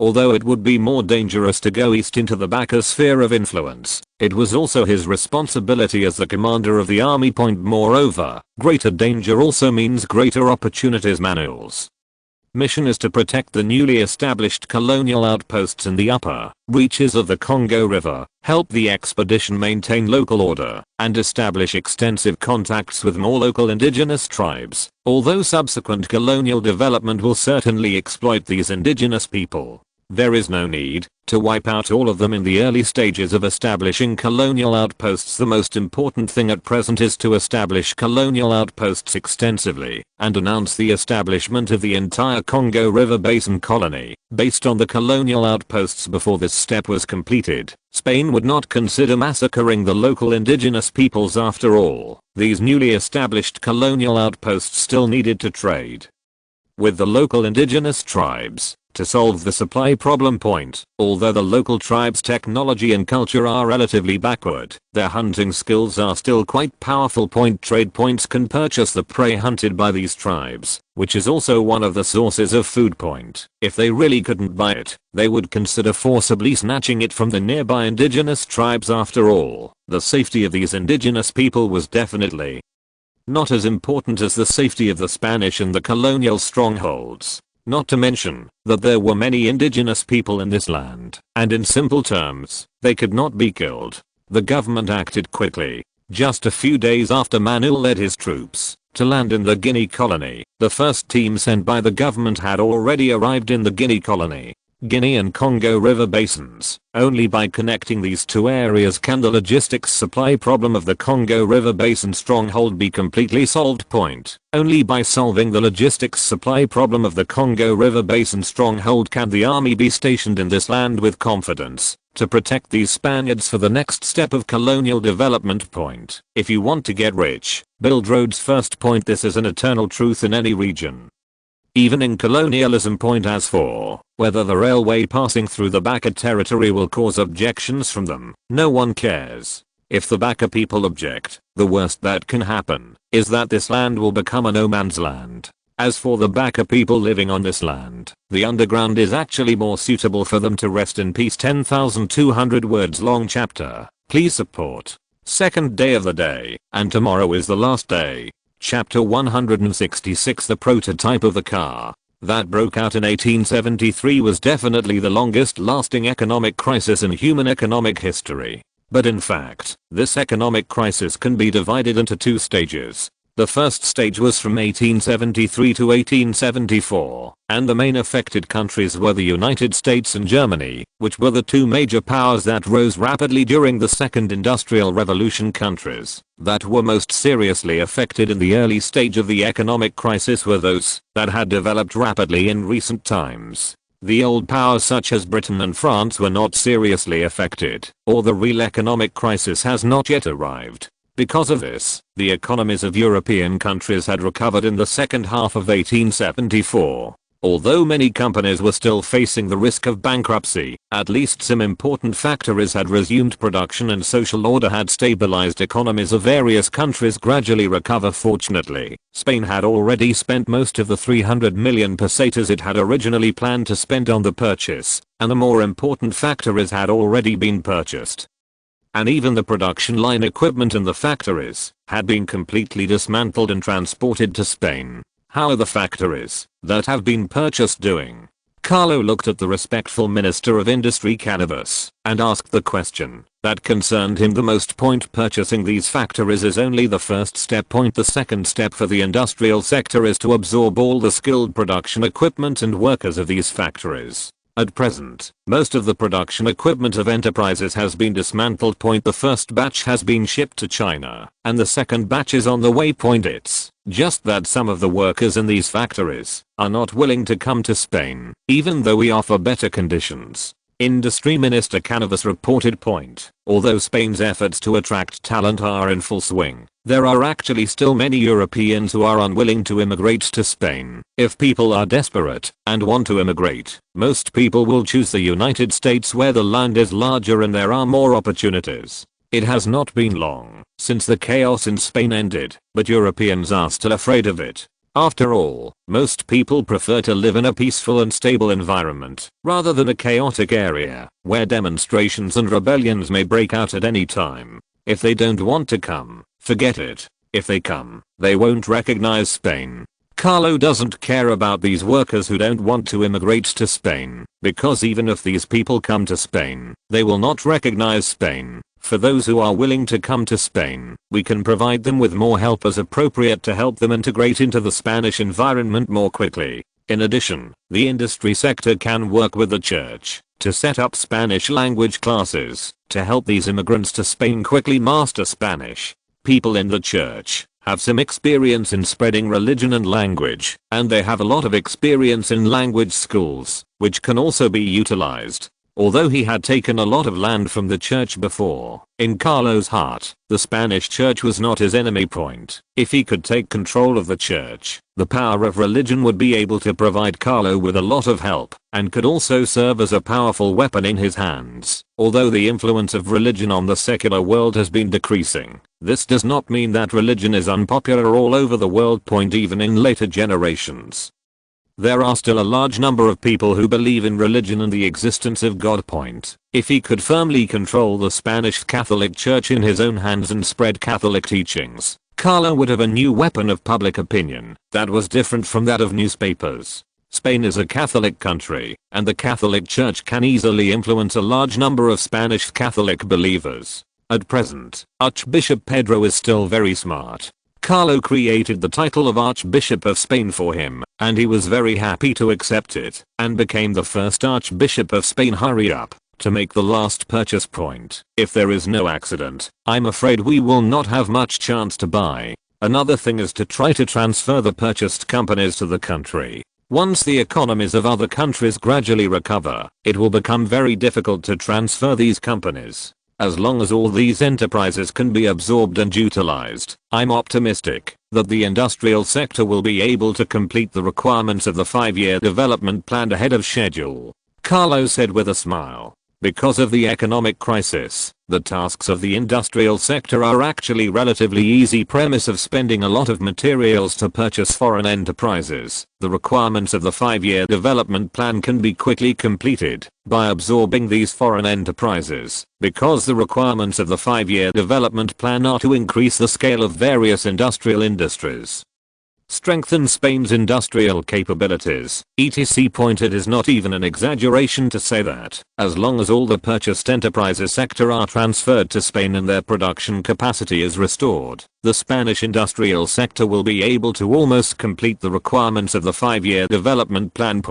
Although the industrial sector only spent 300 million pesetas to purchase these enterprises, the actual value of these factories and enterprises is at least several times more. The production scale of these factories and enterprises alone is almost catching up with Spain's original industrial scale. Previous cabinet government.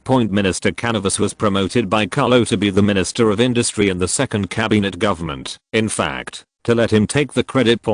As long as the industrial sector can complete the original plan step by step, it will not be difficult to become the first sector to successfully complete the 5-year development plan goals. This will also be regarded as Canovas' own merit, so that he will have more capital to pursue a higher position when the next cabinet government changes. August 28, 1874, in the engine research area outside Madrid. This is a small test area built by Carlo for engine research and the Institute of Electric Power. After several years of development, it has become a medium to large experimental area. In addition to engine and electricity research, some R&D teams for other projects have been added here, and the laboratory buildings built are taller and larger than the previous ones. This is also the place where Carlo's hard work over the past few years is gathered. It is no exaggeration to say that, if something goes wrong in this experimental area, most of Carlo's hard work over the past few years will be wasted.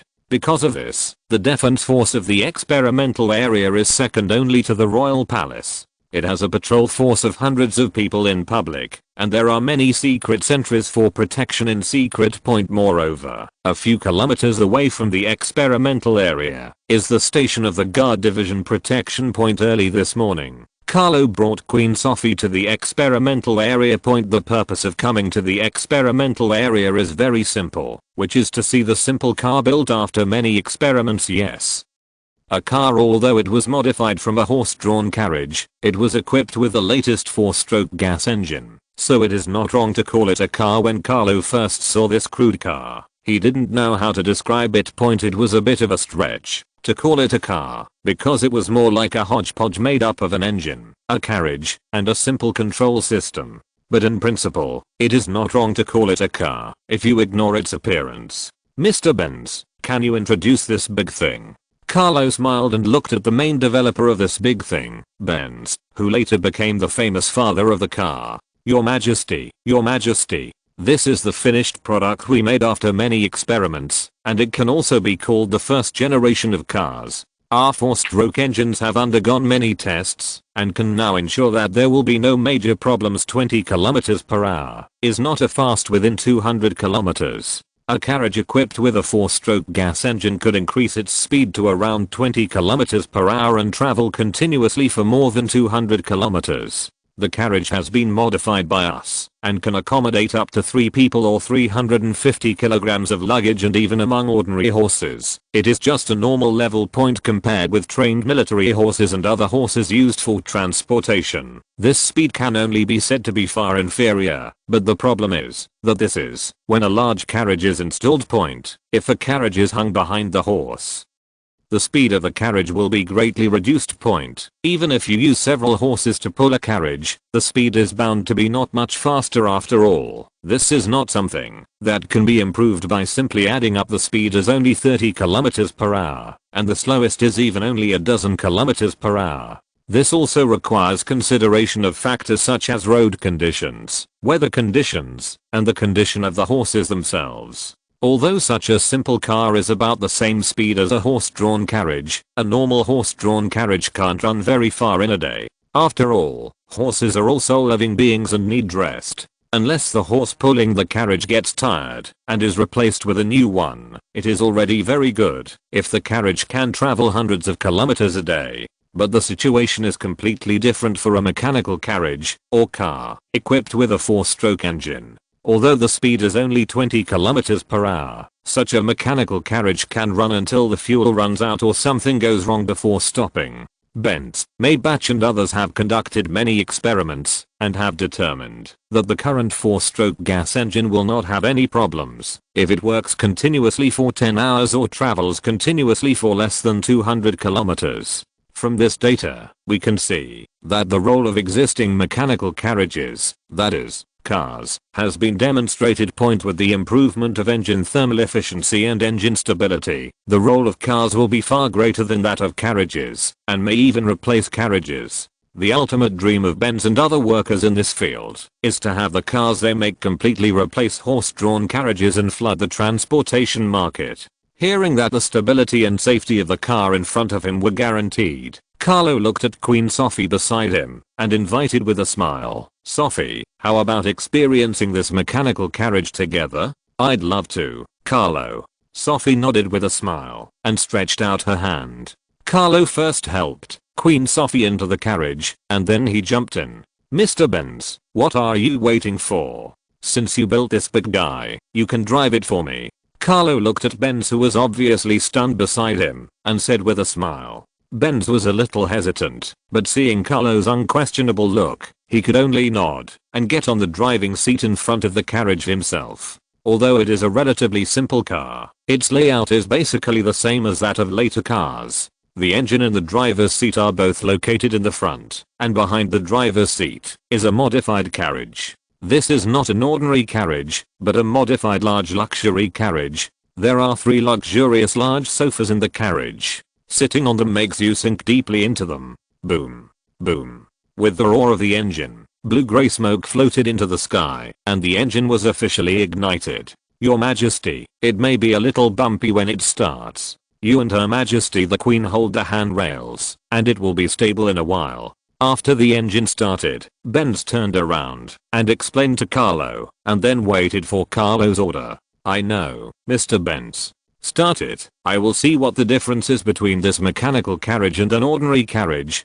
Carlo smiled and nodded, took Queen Sophie's hand next to him, and pressed it on the handrail. The king and queen of this country were sitting in the carriage, so Benz naturally did not dare to be careless. If Carlo was dissatisfied because of the bumps, the development plan of the engine and car might end there. Under Benz's careful control, the carriage started without much turbulence. Of course, the speed of the carriage was also very slow, estimated to be less than 10 kilometers per hour. "Mr. Benz, let me see the speed of the carriage. I don't want such a big thing to only go so slowly." "What's the difference between it and an ordinary carriage?" Carlo also saw Benz's cautiousness and smiled to reassure him. Carlo understands the role and influence of cars better than anyone else. Even if an accident happens along the way, Carlo will not give up the research and development of cars. Benz's worries were completely unnecessary. If Carlo did not attach importance to the research and development of engines and automobiles, he would not have invited them from Germany and built a separate experimental area specifically for them. After hearing Carlo's request, even though Benz was reluctant, he had to step on the accelerator and increase the speed of the carriage. The scenery outside the window flashed by quickly, and the carriage was obviously moving much faster than before. Although Carlo didn't know the exact speed, he estimated that it was about 20 kilometers per hour. In other words, the carriage has reached its estimated maximum speed he built. After all, the people sitting on it are the king and queen. If the safety level is not high, wouldn't it be asking for trouble? Behind the engine laboratory is a wide road, which is used for conducting related automobile experiments. Each separate small experimental area within the experimental area has its own guard force, which can also ensure that the experimenters therein will not learn about the news of other experimental areas. The distance between each small experimental area ranges from 100 few meters to more than 1 kilometer. It is impossible to see what is inside the experimental area with the naked eye.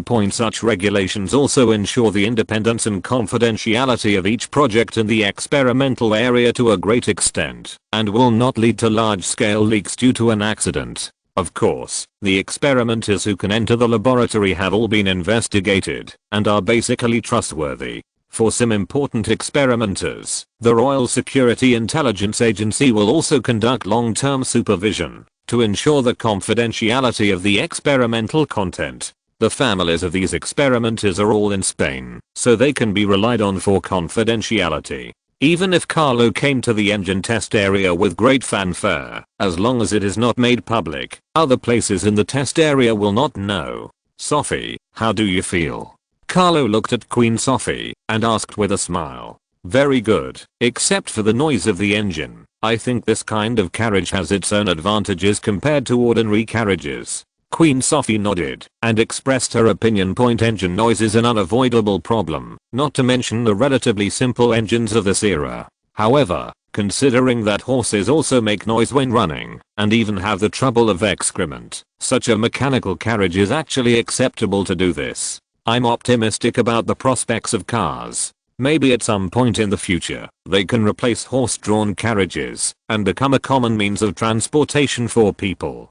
Carlo said with a smile. Even the simplest car can already perform as well as a horse-drawn carriage. If cars are given a few more decades of development, completely replacing horse-drawn carriages is not just a guess, but a very likely reality. Ultimately, it's because horses are too limited as a power source for carriages. They are animals, and they will also have birth, aging, illness, and death, as well as a series of problems. Even the military horses that have been strictly trained by the army cannot withstand long-term combat, not to mention ordinary horses used for transportation, which often have problems when working. Even if there are several horses pulling a carriage, if it is carrying anything heavy, the transportation will be greatly restricted. Changes in weather and temperature, as well as road conditions, will also affect carriage transportation, and to a certain extent affect economic development. Although cars also have problems of one kind or another, the problems generally focus on the engine, which is the so-called stability problem. As long as the problem of engine stability is solved, cars can transport as much as they want when there is enough fuel, and they can run as long as they want, and as far as they want. This is something that horses and carriages cannot do at all, which is why cars can replace carriages. Such a problem cannot be solved at all. Although horses can be trained, they are normal animals after all, and their speed and endurance have limits. There may be a 1,000-mile horse, but not every horse can become a 1,000-mile horse. Horses and carriages are commonly used means of transportation, and it is not enough to rely on a small number of horses to have faster speed and endurance. Although cars also have problems, they are machines, and theoretically have greater potential. Just a conjecture now, but it may not be impossible to achieve in the next few decades, and there is even a high probability that it will be achieved. Benz did not hear the discussion between Carlo and Queen Sophie, otherwise he would probably have more confidence in the engine and car he developed. After a casual drive, Benz drove the car back to the original place. The engine research was the result of everyone's efforts, and also affirmed the role of such a car, and then gave his own opinion. However, I think that the structure of the car can be redesigned. After all, it is something that is meant to be used commercially. Also, I suggest that you completely separate the two purposes of carrying people and carrying cargo, and develop different types of cars. Passenger vehicles can pursue higher comfort, more ornamental appearance and safety, while trucks can pursue higher load capacity and more stable driving speed.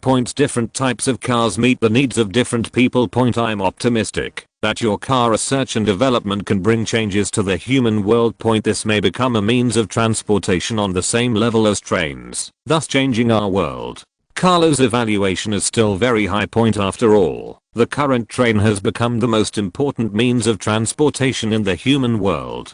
Daimler, Maybach and others looked at each other and saw the excitement and disbelief in each other's eyes. It was unbelievable that Carlo gave a very high evaluation of their research and development. The excitement was naturally that with Carlo's affirmation, their subsequent research and development would be smoother and they would not have to worry about any funding issues. Has a greater role. The research and development of engines and cars cannot be stopped. So I decided to set up an automobile company in addition to the engine research laboratory for automobile research and development. As for whether you choose to stay in the engine research laboratory or go to the automobile company, you are free to choose. But both the engine research lab and the car company are important, and no matter where you work, you need to devote 100% of your energy to your own research of engines. Is very important, because engines can be used not only in the automotive field, but also in military weapons such as tanks and airplanes, as well as some civilian machinery fields. Although they had expected this, they still felt a little reluctant to part with each other. Finally, it was the older Daimler who smiled and said, "Well, being in charge of different projects doesn't mean we won't see each other anymore." Majesty also mentioned that the appearance of future cars is also very important, and the structural layout of the car needs to be carefully considered. I don't have any talent in this area, so I'll just continue to be in charge of engine development. As for you, Benz, it's a waste of talent to let you only be in charge of engine development, but I can't bear to let you go to Maybach. How about this? You can be responsible for both engine and car development, which will allow you to fully demonstrate your abilities. Daimler's division of the three positions is fair. In fact, in general, Benz, Daimler and Maybach can all take care of the development of engines and cars, but there is always a strength and a weakness. Maybach is better at creativity. Daimler has more in-depth research on four-stroke engines, so there is no problem in taking charge of the engine's development. Benz was the truly all-round talent. His engine R&D capabilities were not inferior to Daimler's, and the first car was also Benz's idea. If Benz is responsible for a single aspect of R&D, it would be a waste of his comprehensive ability. It is better to let him be responsible for both R&D, which can not only fully exert Benz's ability, but also effectively promote the R&D progress of engines and cars. Benz didn't dare to make a decision on his own, and looked at Carlo. Mr. Daimler is responsible for engine research and development, Mr. Maybach is responsible for automobile research and development, and Mr. Benz is in charge of both engines and automobiles. Since the R&D projects you are responsible for have changed, your positions will naturally have to be changed. Mr. Daimler serves as the chief engineer of the engine company and is fully responsible for engine R&D. Mr. Maybach served as the chief engineer of research and development at United Automotive Corporation, responsible for automotive research and development. As for Mr. Benz, you will serve as a research and development consultant for both companies, which is a rather tough position. There will also be some changes in the shares. The engine company will give you 3% of the shares, and the car company will give you 2% of the shares. Do you have any opinions on this arrangement? Carlo's arrangement was fair, and the few people had no objections to their positions. As for the shares, it actually changed from 5% of the original engine company to 3% of the engine company and 2% of the car company. The engine company and the automobile company companies are both very important, and both have great prospects for future development. Compared with the original, it is not clear whether this division of shares has made a loss or a profit, but it is a huge fortune anyway. These shares were given to them for free by Carlo, so Benz and the other three naturally would not have any objections. Although they both made great efforts in the research and development of engines and cars, Carlo was the investor. Although it was only a few years, Carlo had already spent millions of pesetas on engine development and automobile research and development. Benz and his two companions could not get the money. This also means that without Carlo's investment, the development of engines and automobiles would not have achieved the current results. The millions of pesetas that Carlo had already invested were enough to make Benz and the other three have no objections. Although this share may not seem like much, its future value is inestimable. At the least, it could be as high as hundreds of thousands of pesetas, and at the most, it could be millions or even tens of millions. No matter how your positions change, you all contributed to the birth of this big thing. Carlo said with a smile. Now that the car has been developed, the promised rewards should be carried out. Carlo was not stingy in this regard. The total amount of the rewards prepared for the engine research room alone was more than 300,000 pesetas. Although the engine research laboratory has expanded a lot in terms of size and staff compared to when it was first established, the total number of R&D personnel in the laboratory currently only adds up to just over 100 people. Many of them are just helpers, and there are only about 20 R&D personnel who have really made great efforts in the engine development process, or have made certain contributions. Benz and his 2 men were the absolute main force, so they were awarded the most, with a check of 50,000 pesetas each. 50,000 pesetas was worth about £1,921, and even a senior engineer with a relatively high income could not earn this much per year. Benz and his 2 friends all need to support their families, so they are very excited about this reward. Unlike stocks, this reward is real money that they can actually get. Benz and his 2 companions took 150,000 pesetas, and the remaining 100 odd R&D personnel shared the other half. The more than 20 R&D personnel who made certain contributions received relatively high rewards, ranging from 3,000 to 5,000 pesetas. Even the most ordinary R&D personnel who don't make much can receive a reward contribution close to 1,000 pesetas. Carlo had already planned the high rewards for these researchers. For Carlo, the group most qualified to receive high incomes are of course the scientists and researchers who have made great contributions to the country. The changes these studies brought to Spain were enormous, and Carlo was generous in rewarding researchers in the entertainment industry. Carlo does not want their income to be too high, to the point where it is simply out of control. Now the entertainment industry is not so prosperous, and television and movies have not been born. When these things are born, Carlo will formulate relevant laws to limit the wages and benefits of related practitioners.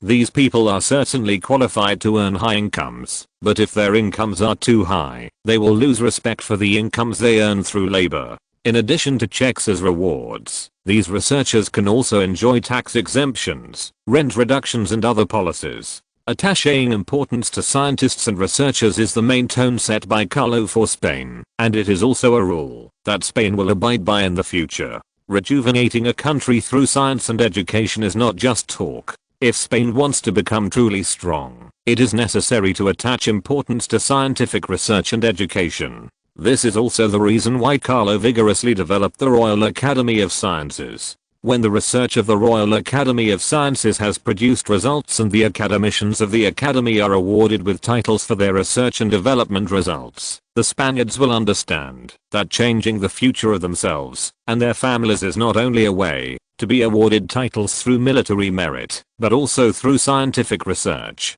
When Spanish teenagers grow up and want to become scientists, soldiers, doctors, teachers and other professions that are useful to the country, it proves that Carlo's policy of attaching importance to scientific research has achieved good results. After all the rewards to these R&D personnel were distributed to them, Carlo's purpose of coming to the engine test area this time was basically achieved. At present, the development of automobiles is still very fast, least the existing automobiles have already played a certain role. As long as the problem of engine stability can be solved, and the practicality of the automobile can be enhanced, it can be prepared to be put on the market. In history, there were actually similar practical cars long before the birth of the Model T, but the reason why they did not really go global and commercialized was actually because cars at that time were manufactured one by one. What does this mean? The car production team produces cars one by one, and only after the current car is finished will they start the next one. Doing so not only slows down car production, but also reduces the fit between different car parts. If a car has a problem later, it is difficult to repair it by replacing parts. After all, the same parts are produced a long time apart, and may even be produced by different people, so there will definitely be more or less differences. The slow speed of automobile production, troublesome maintenance problems and other reasons, coupled with the poor stability of automobiles caused by manual production, have seriously limited the widespread popularization of automobiles. What really made the automobile global and commercialized was not the birth of the Model T, but the assembly line production created by Ford lower, which means that problems with later cars can be easily solved by replacing parts, reducing maintenance time and trouble. Because workers only need to be responsible for the production of one type of parts, the requirements for workers are greatly reduced. As workers become more and more skilled, the qualified rate of parts produced will increase, and the error will decrease. A complete car can be assembled by simply assembling the standardized parts one by one along the production line stability point. It was this change that finally made the car, which had been around for a long time,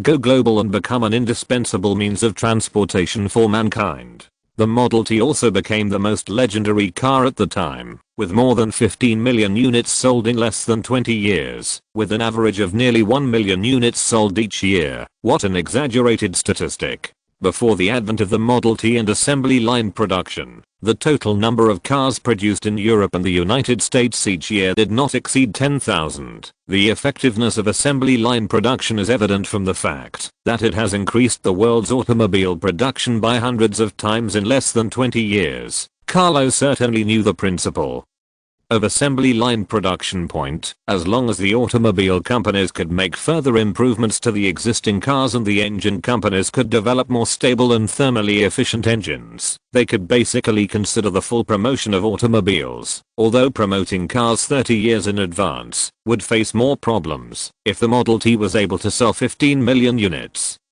Then the car developed by Spain should be able to sell at least 1 million units, right? The earlier the Spanish cars became famous, the better it would be for Spain to seize the automobile market. The Model T, a famous car model launched by Ford, directly made Ford the world's largest automobile manufacturer at that time. How exaggerated was the peak period? The output of the Model T alone accounted for 56.6% of the world's total automobile production. It can be said that Ford occupied more than 60% of the world's automobile market at that time, consolidated its position as the automotive giant by relying on the great success it had achieved with the Model T. Unfortunately, Ford became too proud of its own achievements and failed to keep up with other companies when automobile technology was updated, which eventually led to the market being eroded step by step. If Ford had focused on technological progress, continuously improved the Model T, and developed new cars, it would have had no problem stabilizing its market share at more than 30%, let alone maintaining 60% of the market. How exaggerated is a 30% market share? In the future, the number of cars sold in the world each year exceeds 85 million, and a 30% market share means sales of more than 25 million vehicles. Although the current automobile market is not that exaggerated, it is necessary to seize the automobile market early and stabilize one's position step by step. If Spanish cars could be introduced to the world 30 years earlier, the expansion of the world automobile market could also be carried out earlier. Judging from the world's automobile production and sales volume before and after the birth of the Model T, the automobile market has great prospects. If cars had been developed earlier, even in the 19th century, car sales could still be counted in the tens of thousands. After all, there are many wealthy people in the world, and just selling to royal families and capitalists in various countries is already a huge potential market. 10,200 words chapter update. Please support. The third day of the 10,000 word daily task was successfully completed. Chapter 167 East Indies in Action. By August 1874, the atmosphere in the Spanish East Indies colonies seemed somewhat unusual compared to the past. Lieutenant Colonel Paschal Severo arrived at the presidential palace of the East Indies early in the morning, along with several commanders of the garrison regiments. "Are you all ready, guys?" Marquis Rogers, then governor of the East Indies, stared at the map of the East Indies hanging in his office, and said with a smile, "The Navy is ready and can assist the Army in landing at any time." Lieutenant Colonel Paschal nodded and replied, "We are all ready too. It's time to let these damn natives know who is the real master of the East Indies." Existing colony, the East Indies still has great potential for expansion. At present, there are still several indigenous forces in the southern part of the East Indies, that is, on the island of Mindanao, which do not submit to Spanish colonial rule. The largest indigenous force among them is the Sultanate of Maguindanao, larger island of Kalimantan, which is home to many indigenous tribes and countries, and the southern part is the Dutch colonial sphere. Judging from Spain's overall strength, it has nothing to fear from the Dutch. In fact, the biggest reason why the Dutch were able to colonize this land was because the Netherlands' overall strength was not strong, which made Britain, France, and Spain feel more at ease. Very good. Marquis Rogers sighed with satisfaction, placed the button in his hand on the southwest of Mindanao on the map, and said with a sneer, "From today on, the indigenous countries here are no longer necessary. There is only one owner of the East Indies, and that is the Great Kingdom of Spain." The mission of the 1st and 2nd Garrison Regiments was to march south to Mindanao and wipe out the indigenous nations there. Anyone who dared to resist would be executed. With the help of the Navy, the 3rd and 4th Garrison Regiments landed on the Sulu Islands first, and wiped out the indigenous forces there. After taking control of the situation in the Sulu archipelago, a part of the troops were left to garrison the archipelago, while the rest of the army continued westward to control the territory of the Sulu Sultanate in the Kalimantan region. 3rd, the 4th Garrison Regiment had a heavier task and must win quickly and occupy the land of the Sulu Sultanate as soon as possible. If we wait until the British react and mediate, I'm afraid some of the land will be divided up by the British. The faster we act, the more land we can get. I hope we can take over the entire Sulu Sultanate, not just the small Sulu archipelago. Do you all understand your mission? Relatively speaking, attacking Mindanao would be smoother. This is already a Spanish colony, and no matter how fierce Spain's colonial actions are, other powers have no right to interfere. But Kalimantan is different. The southern part of Kalimantan is occupied by the Kingdom of the Netherlands, while the northern and western parts have a large number of indigenous countries and other forces, although the British had not yet established a colony in North Kalimantan. They had already occupied a port in the Brunei Empire. The Sulu Sultanate borders the Brunei Empire, and Spain's military action of forcibly attacking the Sulu Sultanate is likely to attract the attention of the British. This is not a good thing for Spain. It can only speed up its actions as much as possible and grab a piece of land in Borneo first. Being able to expand the colony to Kalimantan Island also proves that Spain has the right to divide Kalimantan Island. But if it cannot land on Kalimantan Island, the future division of Kalimantan by Britain and the Netherlands will have nothing to do with Spain. Although Spain already has the Philippines, Kalimantan is equally attractive. As the 3rd largest island in the world, Kalimantan covers an area of 740,000 square kilometers, while the combined area of Spain and the Philippines is only 800,000 square kilometers. Spain would definitely participate in the division of such a large territory, not to mention that the resources on Kalimantan Island are also very rich, so it would not be a loss to take any piece. Yes, Your Excellency the Governor. The commanders of several colonial garrison regiments and Lieutenant Colonel Paschal nodded together and accepted the order confidently. Indigenous people. But after upgrading their weapons and equipment, the colonial garrison's combat effectiveness was also at a certain level. The soldiers of the garrison were said to be local natives, but in fact many of them were of mixed Spanish descent and were relatively loyal to Spain. With the supervision of a large number of young officers, the loyalty and combat effectiveness of the army can be guaranteed. As long as there is no large-scale defeat, even the colonial garrison regiment will basically not have the possibility of mutiny. The East Indies being far away from mainland Spain also has certain advantages. For example, it takes a long time for news to spread. Although the British had colonies all over the world, the communication between the British government and the colonies was not so quick and effective. News around the Philippines had to be telegraphed to the Indian colonial government first, which would then forward the telegram to the British government. This transfer would delay the process even longer, which was also the reason for the time difference mentioned by Marquis Rogers. To go back and forth, Spain had every hope of occupying the entire Sulu Sultanate before the British government issued an order. As long as the goal was achieved, the British government would have no choice but to accept it. After all, the British government's main target at that time was not Kalimantan. Even if Spain could occupy part of the land, there were still Dutch colonies on Kalimantan Island. It might even provoke colonial competition between the Spanish and the Dutch, and the British would not only be able to stay out of it, but also enjoy the show.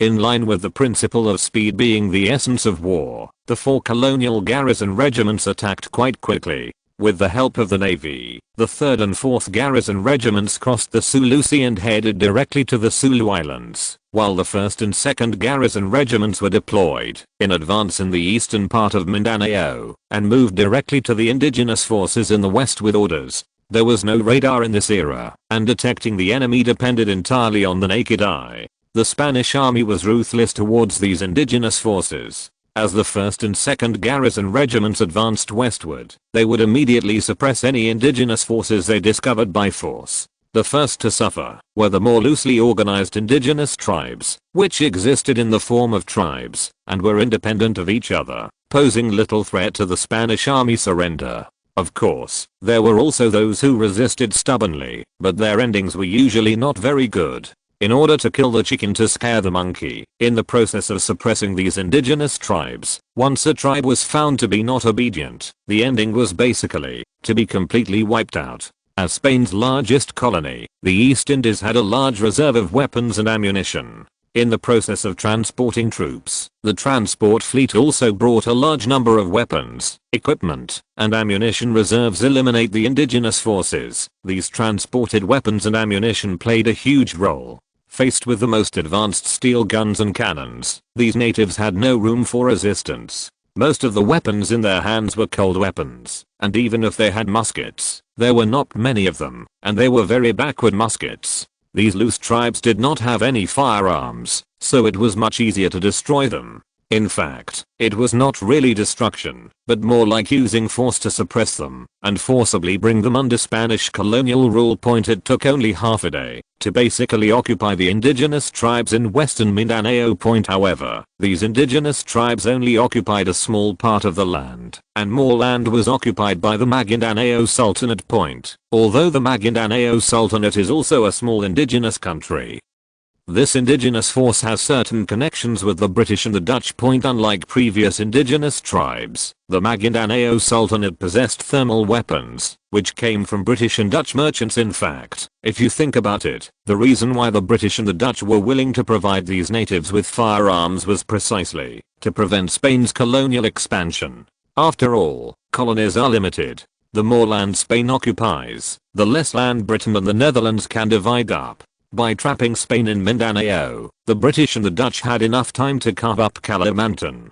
In fact, according to the original situation, the actions of the British and Dutch were very successful. The decline of the Kingdom of Spain continued until the Spanish-American War. During these decades, Spain only barely managed to control the situation in Mindanao. The vast land of Kalimantan was divided up by the British and the Dutch for a long time. The Dutch therefore established the Dutch East Indies Colony, which is a huge land with a total area of 1.91 million square kilometers. Only the Netherlands, which did not have strong local strength, could obtain such a large colony under the attention of the British. If the Netherlands' overall strength was a little stronger, it would not be easy to obtain such a vast for Spain. To a certain extent, it did not have to fear the British when engaging in colonial competition with the Netherlands in Kalimantan. If Spain was a powerful country like Germany, France, and Russia, the British would naturally be unwilling to allow Spain to acquire more colonies. But Spain's overall strength is not strong, and it is only a goalkeeper for powers like Italy. Spain's focus on Southeast Asia is also a good thing for the British. After all, the British were more concerned about the eastern and western gateways of the colony, Mediterranean, Africa and India. Whether Southeast Asia is controlled by the Dutch or the Spanish, it makes no difference to the British, because the strength of these two countries is not enough to threaten Britain, and it is much better than being occupied by France or Germany. Let's talk about Spain's actions. To suppress indigenous forces, the 1st and 2nd Garrison Regiments acted quite quickly, and in just one day they eliminated the loose indigenous tribes in Mindanao and started a battle with the Sultanate of Maguindanao. Although the Maguindanao Sultanate also possesses thermal weapons, they are not numerous and have no artillery. The British and Dutch are not stupid. They can make trouble for Spain, and Spain can also make trouble for them. It is already a lot of trouble for a small country like the Netherlands to control such a vast land of the Dutch East Indies. If Spain is deliberately sabotaging from behind, it will inevitably make the Dutch government even more uncomfortable. Although Britain is more powerful, it will not be able to withstand Spain's destructive actions after all. The larger the colony, the more serious the crisis of colonial rebellion it faces, not to mention other regions. India alone is enough to give the British a headache. The Indian struggle for independence has never stopped, and the British colonial government could only force the Indians to surrender through continuous suppression by force. However, the use of force can only solve superficial problems, not the fundamental ones. As nationalism gradually awakens, and the British power continues to weaken, India will eventually gain independence from British colonies. While the 1st and 2nd Garrison Regiments were fighting the Sultanate of Maguindanao, the 3rd and 4th Garrison Regiments had also landed in the Sulu Islands. The Sulu Archipelago is controlled by the Sulu Sultanate, which is the most powerful indigenous force in the Sulu Sea. Therefore, if you want to control the Sulu Sea, you must first control the Sulu Sultanate. If you want to control the Sulu Sultanate, you must control the core area of the Sulu Sultanate, the Sulu Islands. If the Maguindanao Sultanate maintained good relations with the British and the Dutch, the Sulu Sultanate was at the other extreme. Hundreds of years ago, Britain and Spain carried out colonial invasions on the Sulu Sultanate. The territory of the Sulu Sultanate was also being eroded and annexed by other indigenous forces in Kalimantan. This powerful sultanate, that once dominated the Sulu Sea, is now no different from other small indigenous forces. The only thing the Spanish army was worried about was that the attack on the Sulu Sultanate would attract the attention of the British, thus allowing the British to come and get a piece of the pie. The British were definitely targeting the territory of the Sulu Sultanate on the island of Kalimantan. If the British succeeded, it would be difficult for Spain to enter Kalimantan again. Spain could ensure that it would remain invincible and thus participate in the division of Borneo. In addition to several indigenous forces, there are also two relatively special countries in Kalimantan, namely the Lanfang Republic and the Kingdom of Sarawak. The Kingdom of Sarawak was founded by a British explorer. After discovering this land, he used various means to conquer the local indigenous people and established his own kingdom for the Lanfang Republic. It is a well-known country. This country has been established for nearly 100 years and has a high reputation in the local area. However, the population of the Lanfang Republic was composed of immigrants from the Qing dynasty in the north, so the British and the Dutch did not have a very favorable impression of this country. Spain wants to get a piece of the pie in Kalimantan, and the Lanfang Republic can take advantage of this. It was even possible to cultivate the Lanfang Republic to prevent the Dutch from making any progress on the island of Kalimantan. The Spanish army was very familiar with the Sulu Sultanate. In fact, these indigenous countries did not pose much of a threat to Spain, and even the colonial garrison could easily crush them. The garrison of the Sulu Islands was not strong. 2 garrison regiments landed quietly under the cover of night and quickly took complete control of the situation in the islands. They were quickly taken prisoners. The attack on the Sulu archipelago was incredibly smooth, which allowed the landing in Kalimantan to take place earlier than expected. But no matter what, the sooner Spain lands in Kalimantan, the greater hope it has to annex the Sulu Sultanate. With the help of the Navy, the 3rd and 4th Garrison Regiments left a small amount of defensive forces, and the rest of the troops all went to Kalimantan.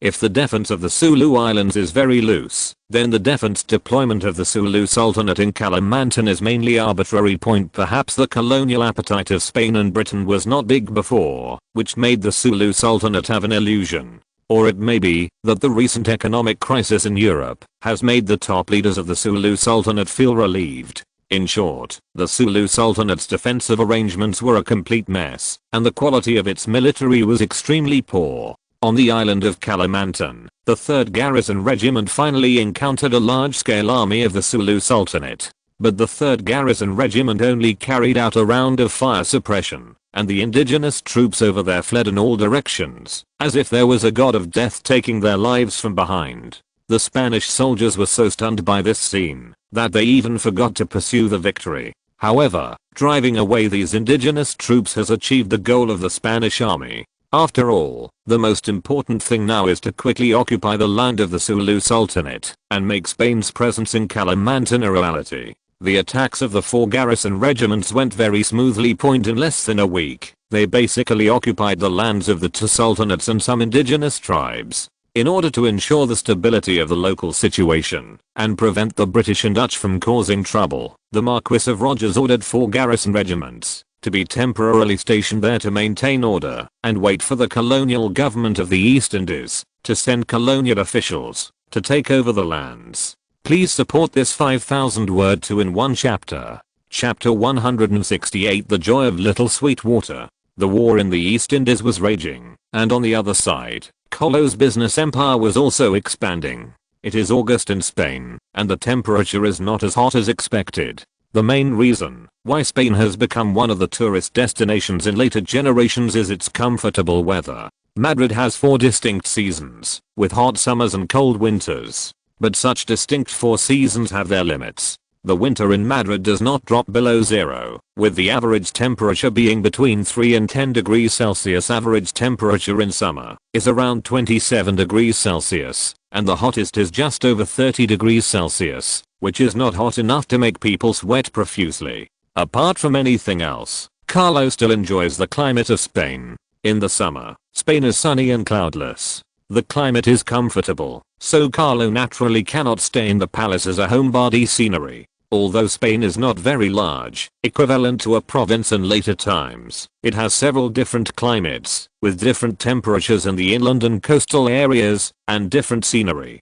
It was summer, and Carlo took Queen Sophie, 2 maids and a large number of servants on a grand trip to the Balearic Islands in Spain. There is a reason why Spain can become one of the most popular tourist countries in the future. Not to mention the beautiful Balearic Islands. Even the ordinary coast has an imaginable beautiful scenery. The turquoise water and golden sand, coupled with the azure sky and a few pure white clouds, transform the originally ordinary beach scenery into a beautiful picture, attracting countless tourists. What attracts the royal family is naturally the most beautiful scenery of the Spanish beaches. SYNOPSIS beach is still very famous in later Spain, and was even once hailed as one of the top 10 beach landscapes in Spain. SYNOPSIS beach is located in Formentera, Balearic Islands, Spain. It is known as the most beautiful beach in Spain, and has its own unique characteristics. Formentera is mainly based on tourism, and the only reason why it can attract a large number of tourists is the beautiful scenery of Formentera's beaches. SYNOPSIS beach is the most beautiful beach in Formentera, and is also the most popular tourist destination. Of course, there is a gap of more than 100 years between now and the future, and Formentera is just a small island with a small population, and not many tourists coming. The reason why Carlo chose Formentera as his travel destination is that the beach scenery here is indeed beautiful, and secondly, few people come here, which makes it more secretive and safer for the royal family. Carlo's travels were definitely not as simple as those of ordinary people. Even when he traveled in Spain, he was accompanied by hundreds of servants and guards. Butler Lauren to inform local officials not to disturb him without permission. Queen Sophie was also very happy to be able to go out and play. After all, he is less than 20 years old, and it is his nature to love playing, so Carlo is naturally willing to indulge him. Carlo was in a very good mood as he walked with Queen Sophie on the soft beach. Spain was rapidly developing and colonizing Africa was going smoothly, which made Carlo very relaxed. Servants had already prepared. There were 2 large parasols next to the lounge chairs, and Anna and Alice stood beside them, responsible for serving Queen Carlo and Queen Sophie personally. Queen Sophie knew the relationship between Anna, Alice and Carlo. In fact, this kind of thing was inevitable. Before Queen Sophie married to Spain, her mother, Princess Sissy, had already told her not to care too much about this kind of thing. A king doesn't like a queen who interferes in everything. For Queen Sophie, it is enough for her and Carlo to live their own lives and give birth to a few princes and princesses for Carlo. Anna came to Carlo obediently and gave him a massage with a smile on her face. Alice walked to Queen Sophie and also gave her a massage. Fortunately for Queen Sophie, although Carlo also had lovers, it seemed that there were only Anna and Alice at present. After all, she had been with Carlo since Italy, so Queen Sophie could not say anything. At least Carlo is much better than other nobles. Some nobles just like to have affairs, and they always look for married women. Isn't this more extravagant than Carlo? enjoying the maid's massage, and feeling the not so hot sea breeze. Carlo admitted that such days were indeed comfortable. But no matter how comfortable I felt, I always felt like something was missing in my mouth, as if a bit of the soul of summer was missing.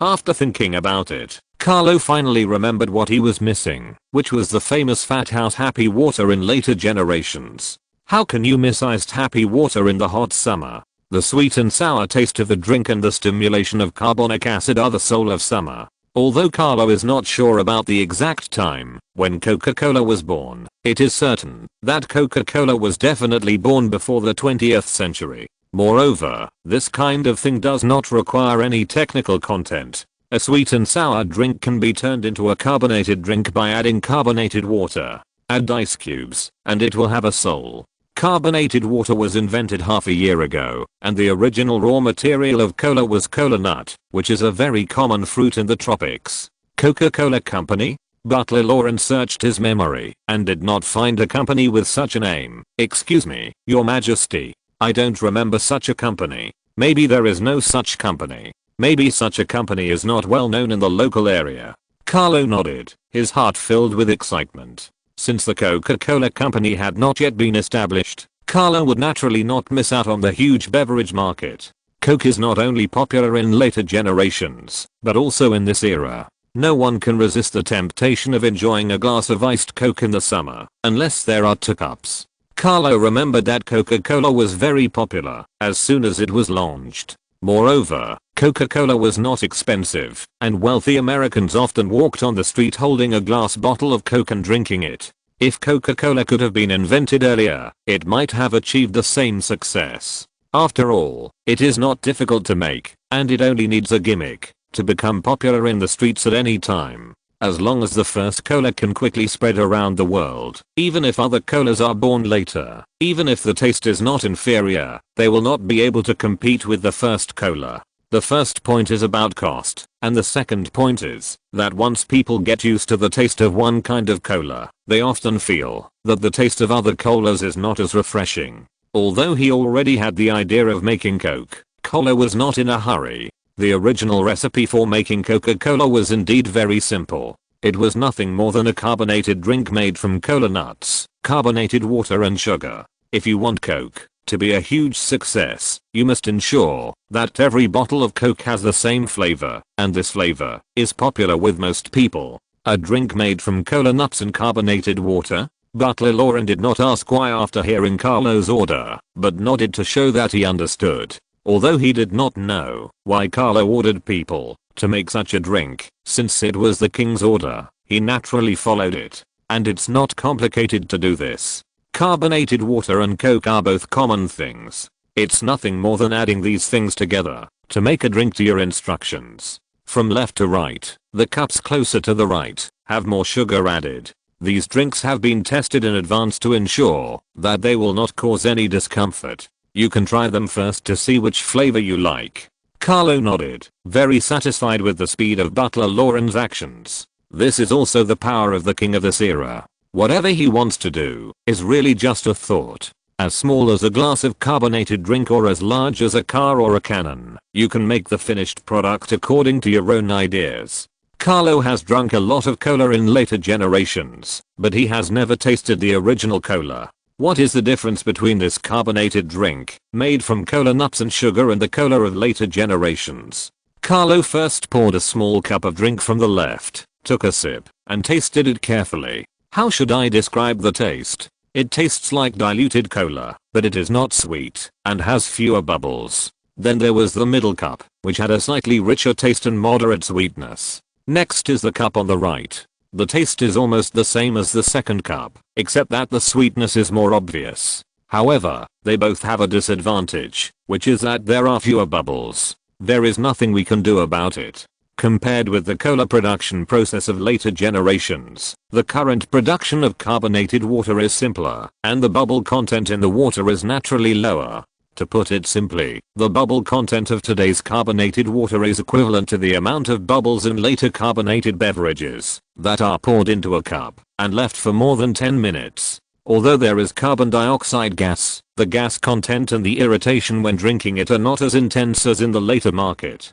the leftmost of the three drinks can basically be ruled out. Not only is the taste lighter, but it also has no sweetness and doesn't taste good. The difference between the cup in the middle and the one on the right is actually more like the difference between Coca-Cola and Pepsi. The one in the middle is more carbonated, while the one on the right is sweeter. They each have their own characteristics. If the two drinks were more bubbly, they would really look like Pepsi and Coca-Cola. Unfortunately, the carbon dioxide content is a big problem, which makes these drinks not as refreshing as expected. Pour out the leftmost cup, and keep the middle and right cups. The flavor of these two cups can be made a little richer and more bubbly. Overall, it is pretty much the same as what I imagined it to be, and I believe it will be popular after it goes on the market.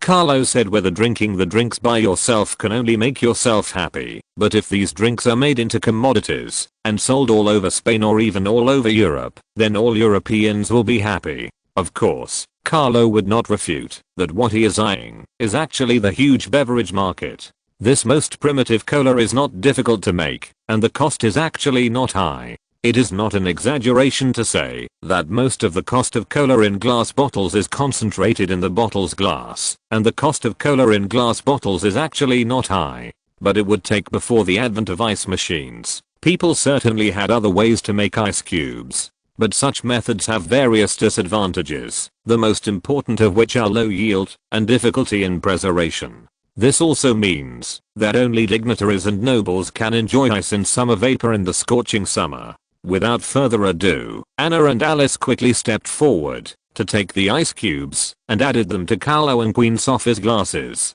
Watching the ice cubes being put into the cup one by one and the half-full drink being refilled, Carlo smiled and looked at Queen Sophie. "Try it. This is a freshly made drink, perfect for summer." Queen Sophie nodded. She had wanted to try this unknown drink just now, but after hearing Carlo say that it tasted better with ice, it tastes so good. "Carlo, what is this? How come I have never seen it before?" Queen Sophie's eyes lit up instantly, and she looked at Carlo with curiosity, asking impatiently, "Coke or Coca-Cola?" Since the Coca-Cola brand had not been born, Carlo naturally didn't mind copying the name of Coke. The name Coca-Cola is very appropriate. Coke tastes very good, and it is made from cola nuts. The four words Coca-Cola fully describe the characteristics of Coca-Cola.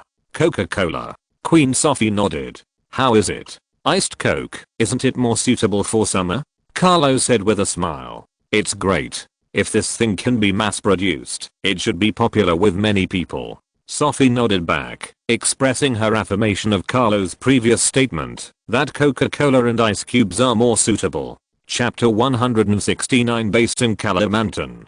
Under Carlo's order, a beverage company branded Coca-Cola was officially established and immediately began discussions on the production, packaging and transportation of Coca-Cola. The most important aspects of this carbonated beverage are production and transportation. If the gas in the beverage leaks a little, the taste of the beverage may be very different. The establishment of Coca-Cola was just a small episode disproportionate to that of military enterprises and industrial enterprises such as automobiles. Carlo's vacation had just ended, and in the East Indies, the colonial war that had been carefully planned for a long time finally came to an end. This small-scale colonial war ended with a complete victory for the Spanish East Indies colonies. First of all, in the Philippines, neither the local loose indigenous tribes nor the larger Maguindanao Sultanate had any ability to resist the Spanish army's guns and cannons. An army with such powerful firepower, even the Dutch colonial army did not have such powerful firepower faced with the Spanish army's bombardment. These indigenous troops quickly surrendered. Don't overestimate their hostility towards the Spanish colonial army.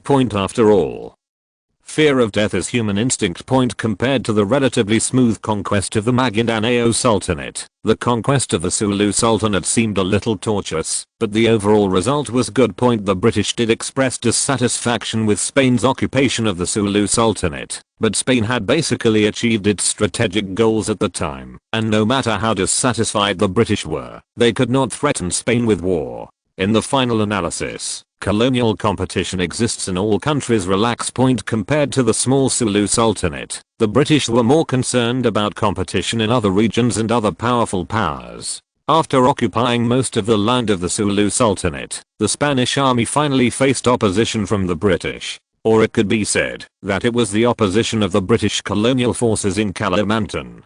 But such opposition was not fierce, because the British had to report to the British government before they could finally decide on their attitude towards Spanish colonial actions. In the end, the British government chose to give in and acquiesced to Spain's competition for the Sulu Sultanate on the condition that Spain promised not to interfere with Britain's actions in the Brunei Empire. Not interfering with Britain's colonial activities in Brunei was actually a promise not to continue to colonize westward.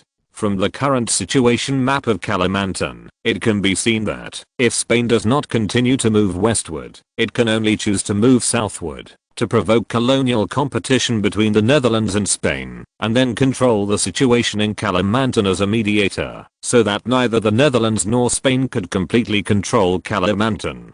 Such tactics are actually a common practice of the British government, and their purpose is to confuse the situation in a region, so that they can be independent of the situation and still control the situation in the region. A great power, albeit a relatively weak one. The reason why the British gave in so quickly, in addition to the fact that the colonial competition in Kalimantan was not that important and the desire to provoke colonial competition between Spain and the Netherlands was another factor regarding India. It was not bad news for the British, as they were preparing to establish an Indian empire and crown Queen Victoria as the Empress of India. This matter is also very complicated, but it has a lot to do with the establishment of the German Empire. There were three major empires on the European continent, namely the Second French Empire of Napoleon III, the Austro-Hungarian Empire of Francis I, and the Russian Empire of Alexander II. The legal system of the Second French Empire came from the Napoleonic Empire. The legal system of the Austro-Hungarian Empire was inherited from the Holy Roman Empire, and the legal system of the Russian Empire claimed to be inherited from the Eastern Roman Empire, which is also reasonable. More importantly, as the most powerful country in Europe and even the world, Britain was just a kingdom. Looking closely at Britain's competitors in Europe, France was once an empire. Germany, Russia and Austria-Hungary are currently empires, and only Italy and Spain are still kingdoms. But Italy had just been unified, and Spain had been weak for a long time. They were naturally a kingdom, and had no qualifications to establish an empire. Apart from the two undeserving ones, Italy and Spain, Britain's other major competitors in Europe, where all this put the British in an awkward position. Should they follow suit and establish their own empire, or should they continue to maintain their kingdom status? Although in Europe, kings and emperors are both the supreme rulers of independent countries and there is not much difference in their identities. But it is undeniable that in most people's minds, the status of the emperor is always higher than that of the king. A kingdom may be a powerful country, but an empire is definitely a powerful country.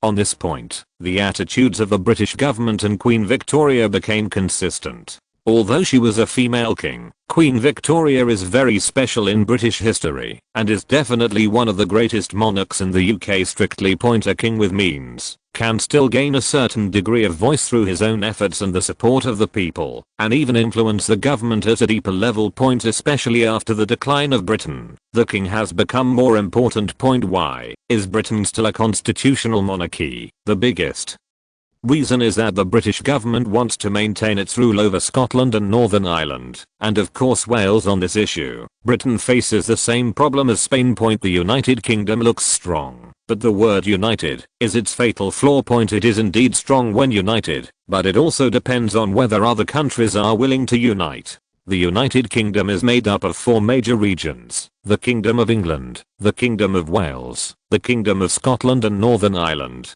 Of course, if it were now, Northern Ireland should be replaced by Ireland. After all, Ireland has not yet gained independence from British rule. But the fact that Ireland was able to gain independence from the once powerful British Empire has already revealed Britain's own problems. That is, non-English people, led by the Scots and Irish, are actually not that satisfied with England's rule. When the British Empire was strong, they could only tolerate these opinions. But as the British Empire weakened, it was only a matter of time before the kingdom fell apart. In this situation, the king becomes very important. Once the royal government does not exist, the legal basis of the United Kingdom will also cease to exist. This is why Britain and Spain became kingdoms in later times. Unity will disappear. Queen Victoria was very supportive of the establishment of the Indian Empire, because it was also beneficial to her. Although the status of the Indian Queen is not that high, she is still called an emperor. Moreover, the throne of India can strengthen Britain's rule over India, which is the most important thing for Britain.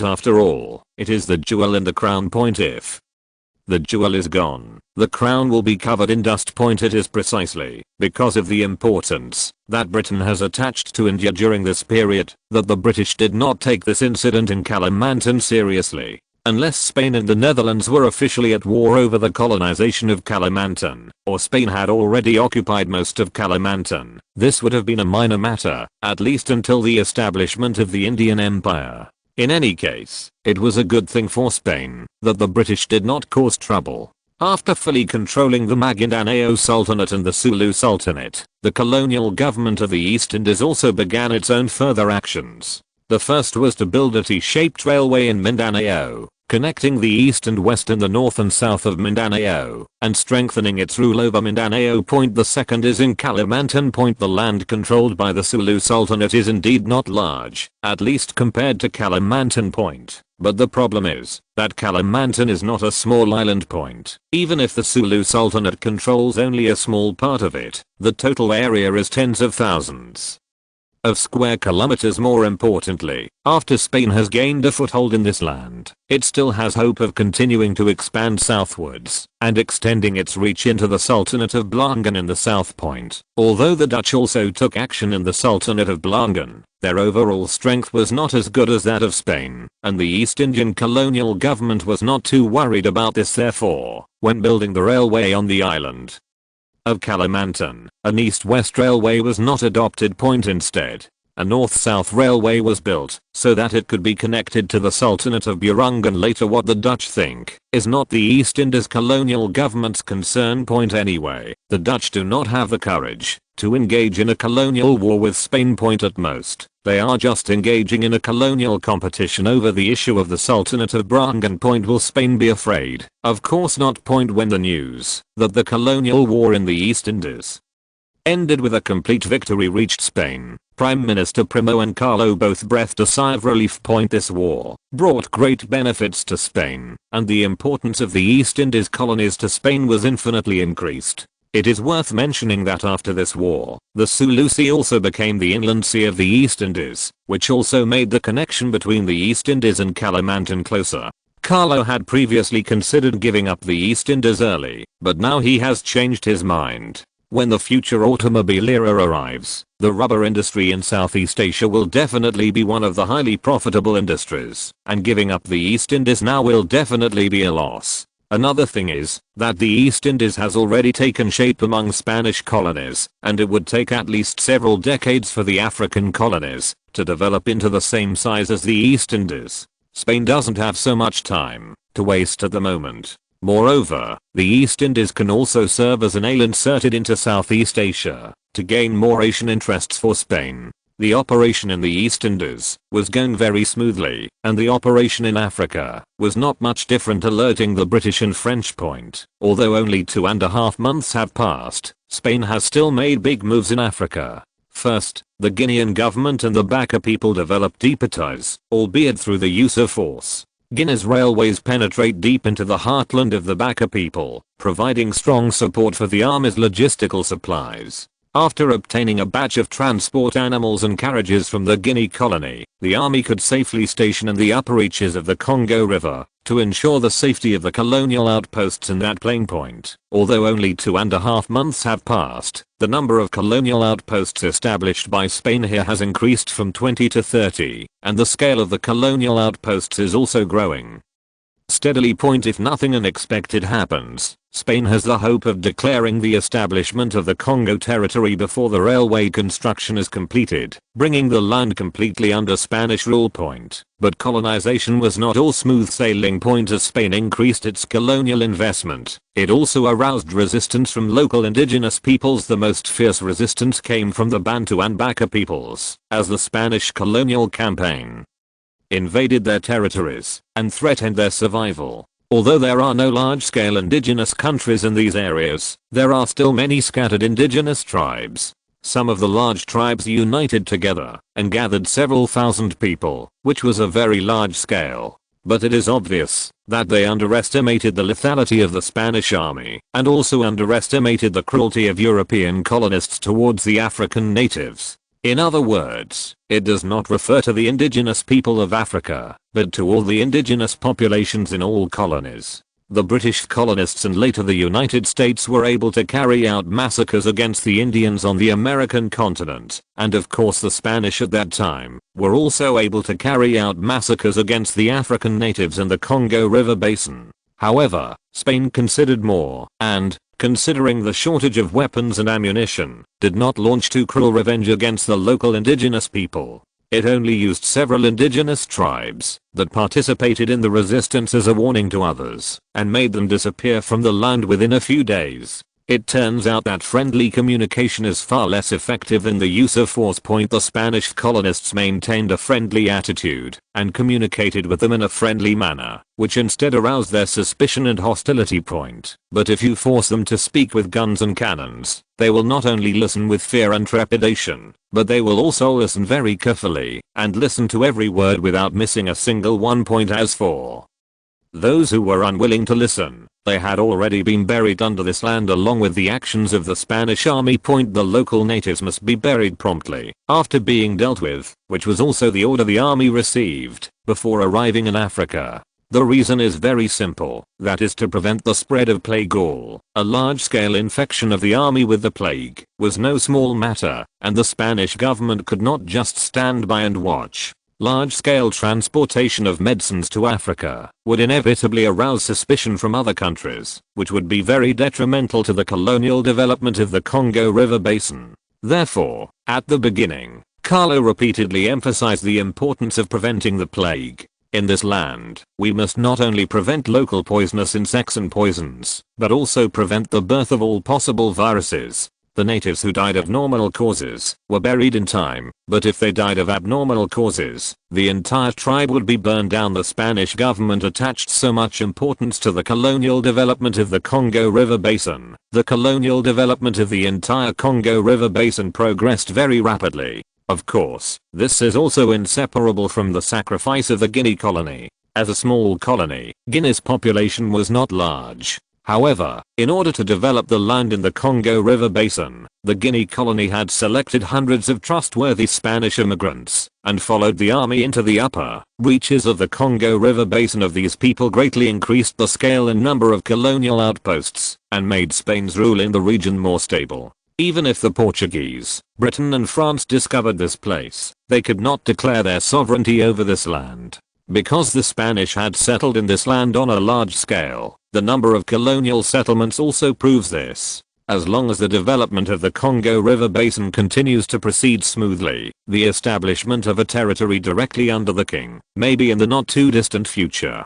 A 2-in-1 chapter of 5,000 words. Please support. I noticed that the extra chapter has reached 200, and each chapter will be updated within 3 days with no less than 3,000 words. The maps of the other 2 colonies are being made and will be posted in the book review section tonight. If you're listening to this novel on a channel other than Fanfic World, it means they downloaded and uploaded it without effort. We cordially invite you to visit our channel, Mundo Fanfic Novelos. There you'll find the original version of this story and you can explore many other novels of various genres. We're waiting for you to immerse yourself in a world of incredible novels. Chapter 170 Industrial Base Development. Although the economic crisis has been temporarily alleviated, the impact it has caused cannot be resolved in a short period of time. The greatest impact is the shock to the industrial and economic markets of various countries. The impact of an economic crisis is completely different depending on the cause of the crisis. Take the current economic crisis, for example, also rising. But after the outbreak of the economic crisis, the price of steel in European countries dropped by more than half, and in some severely affected countries the drop even exceeded 60%. But even with steel prices so low, European countries are still importing a small amount of steel, much less than before the economic crisis. Spain has not chosen to import steel from abroad. After all, if steel is imported from abroad, domestic steel mills will receive fewer orders. This will not only affect the business of domestic steel mills, but also affect more companies because of the steel mills. When the economic crisis broke out, all countries tacitly reduced the scale of imports and worked hard to export more materials. But except for those countries with small industrial scale and more dependent on material imports, other countries will not increase the scale of imports. After all, these industrial products are cheap, but they will have an impact on the domestic industry and economy. This kind of cheapness is not so easy to enjoy, and it will also make one's own industry and economy affected by other countries. Among many European countries, Spain is a special one.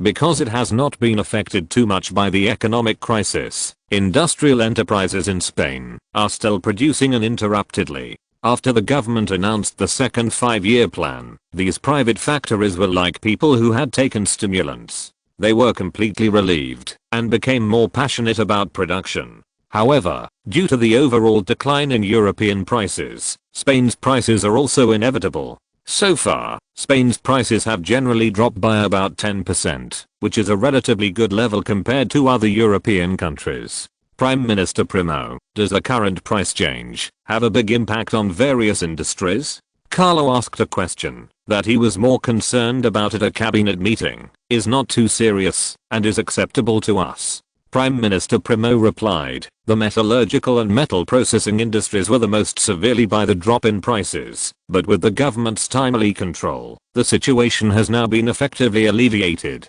After the announcement of the second 5-year development plan, China's prices have rebounded to a certain extent and are still affected at a relatively healthy level compared with other European countries. However, the prices of industrial products are unlikely to return to pre-crisis levels for the time being. China's steel prices are currently about 15% lower than before the economic crisis, but because steel demand is increasing, factories and companies in the steel industry are operating stably and there are no major problems for the time being. Prices in Europe are constantly, and Spain is certainly not immune. If prices in Spain remain high, it will lead to a lot of smuggling other countries. The price reduction in Spain is under certain control and the impact is not that serious. Although the price drop in the steel industry is relatively large, the overall demand for steel in Spain is expanding due to the need for railway construction mentioned in the second 5-year development plan. Sufficient demand means that the steel mills have enough orders. Although the money earned is much less than before, as long as there are a steady stream of orders, the steel mills can survive on these meager profits. What's more, steel mills are not low profit. The profits of steel mills are enterprises frighteningly high. Even if the price of steel is much lower now, the steel mills will not go bankrupt. It's nothing more than that one order could earn a lot of money before, but now one order can only earn a small amount. How is the selling price of agricultural products? Has the economic crisis had a big impact on farmers? Compared with the industry, Carlo is more concerned about the income of farmers. There is no way. Most of the population of Spain are farmers. Caring about farmers' income is actually caring about Carlo's throne. This is good news. The impact of the economic crisis on agricultural products is not great. The price of industrial products is constantly decreasing, but the price of agricultural products has been relatively stable, and overall it remains at the level before the economic crisis. Speaking of farmers' income, Prime Minister Primo smiled and said with a smile, "That's good." Carlo sighed and also breathed a sigh of relief. No matter how booming Spain's industrial construction is, it cannot change the fact that Spain is currently a major agricultural country. Whenever the economic crisis caused a major impact on agricultural products, neither Prime Minister Primo nor Carlo could smile. As long as farmers' income is not affected, Spain's basic foundation will remain. This is also why the economic crisis lasted for several years, but the final impact was not so fatal. There is no fundamental damage, and the impact on the industry can even be made up in just a few years. Although the economic crisis effectively curbed industrial expansion in Germany and the United States, it only lasted for a few years. In history, the US economy and industrial scale eventually surpassed the British Empire, and Germany followed closely behind. Its industry had surpassed Britain before World War I. How is the construction of Barcelona's industrial base going? After confirming that agricultural products were not affected, Carlo turned his attention to the industrial base being built in Barcelona. In Spain's development layout, Barcelona is second only to Madrid in importance. It is the future industrial and economic center of Spain, and an important port for Spain's export of foreign products. There are many reasons for choosing Barcelona. In addition to the fact that Barcelona has a large population and is suitable for industrial development, Barcelona is also geographically closer to European countries. After all, Spain is located on the Iberian Peninsula and is already on the edge of Europe. Currently, the construction of the second phase of the Barcelona industrial base is going very smoothly. It is expected to be fully completed and put into production next year. When mentioning the Barcelona industrial base, Prime Minister Primo's smile never stopped. The construction of the Barcelona industrial base is also a great credit to Prime Minister Primo, because it represents a major improvement in Spanish industry from 1 to 10. As for the previous Seville industrial base, it was more like a small-scale demonstration base that summarized Spain's original industrial capabilities. The Barcelona industrial base is the most expensive and largest industrial base in Spain, and is also the industrial center envisioned by the Spanish government. The total investment in the construction of the first phase of the industrial base exceeded 15 million pesetas, and the total investment in the construction of the second phase of the industrial base exceeded 45 million pesetas. What can such an industrial base with a total investment of more than 60 million pesetas bring to the Spanish government? Of course, it is an industrial zone with a total steel output of more than 300,000 tons, expected to accommodate more than hundreds of factories and enterprises, and equipped with dozens of super large storage warehouses and cargo transportation routes. The first two phases of construction will provide nearly 100,000 jobs in total for Catalonia, which will greatly meet the employment needs of the people in Catalonia and completely transform Catalonia into a region with developed industry and economy. You know, the total population of Catalonia is only over 1 million. This also means that after the second phase of the industrial base is completed, 1 in 10 people in Catalonia will have the opportunity to work in the industrial base. Catalonia alone can hardly meet all the employment needs of the industrial base. Catalans in Catalonia. Once the main population of Catalonia becomes Spanish, it will not be so easy for the Catalans to cause trouble. As long as the problem of Catalonia is solved, the Basque region alone will not cause any big waves. The Basques are destined to submit to the rule of the Spanish government because of their size. If any radical Basques dare to cause trouble, the Basque region will be met with a high-pressure policy. At worst, all these hundreds of thousands of Basques could be transferred to areas outside of Spain. Spain and Spanish immigrants could occupy this area. As long as the Basques cannot cause any big trouble, solving the Basque region issue is just a matter of whether the Spanish government wants to do so. Hearing the news that the Barcelona industrial base was being built smoothly, Carlo nodded and then instructed Prime Minister Primo, "There is no rush to build an industrial base, and our demand for steel production is not that great. Also, when introducing factories and enterprises to the industrial base, we should increase the proportion of other industrial sectors, such as the chemical industry, shipbuilding and mechanical processing. When the second phase of the Barcelona industrial base is completed, please remind me, so that I can personally attend the celebration ceremony." Prime Minister Primo nodded to show that he understood. In fact, it is not just Carlo. Prime Minister Primo also attaches great importance to the construction of the Barcelona industrial base. This not only concerns the future development of Spanish industry, but also the Spanish government's layout for the Catalonia region diluted the Catalan population. This is the most promising way to resolve the Catalonia issue in a peaceful manner, and it is also the reason why Prime Minister Primo is very concerned about the construction of Barcelona's industrial base. As a Catalan, Prime Minister Primo certainly knows the problems in Catalonia. Although many radical Catalans have been forced to immigrate, this cannot solve the root of the problem in Catalonia. Ultimately, it is caused by the awakening of national consciousness.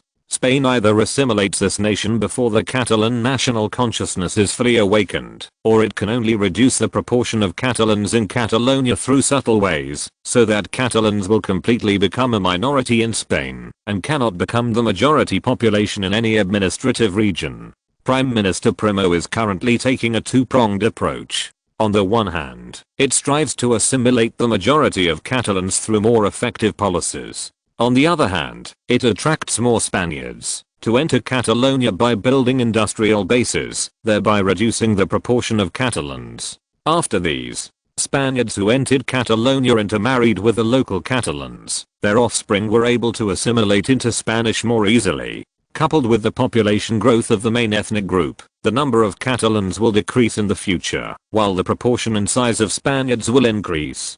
How are the industrial equipment we purchased from other countries and the production lines dismantled by the acquired companies being handled? In addition to the development of the industrial base, Carlo is more concerned about the things purchased from foreign countries. After all, the Spanish government spent 300 million pesetas in real money, so it was natural to make full use of these equipment. We took out some of the equipment and means of production, and sold them to major domestic companies through auctions. As for those means of production and equipment that were not easy to control, we sold them to state-owned enterprises at low prices. A large number of industrial equipment have been transported to the Barcelona industrial base. They will accompany the second phase of construction of the industrial base and expand the factories and enterprises in the industrial base. It is estimated that it will take at least 3 years for us to fully utilize the production capacity of these equipment. In the next 3 years, our industrial production will enter a relatively stable growth state, and those companies that have obtained production materials and equipment will have the opportunity to continue to expand production. Prime Minister Primo replied. Chapter 171, 1875. Time can never be stopped. When people are busy, time will be accelerated.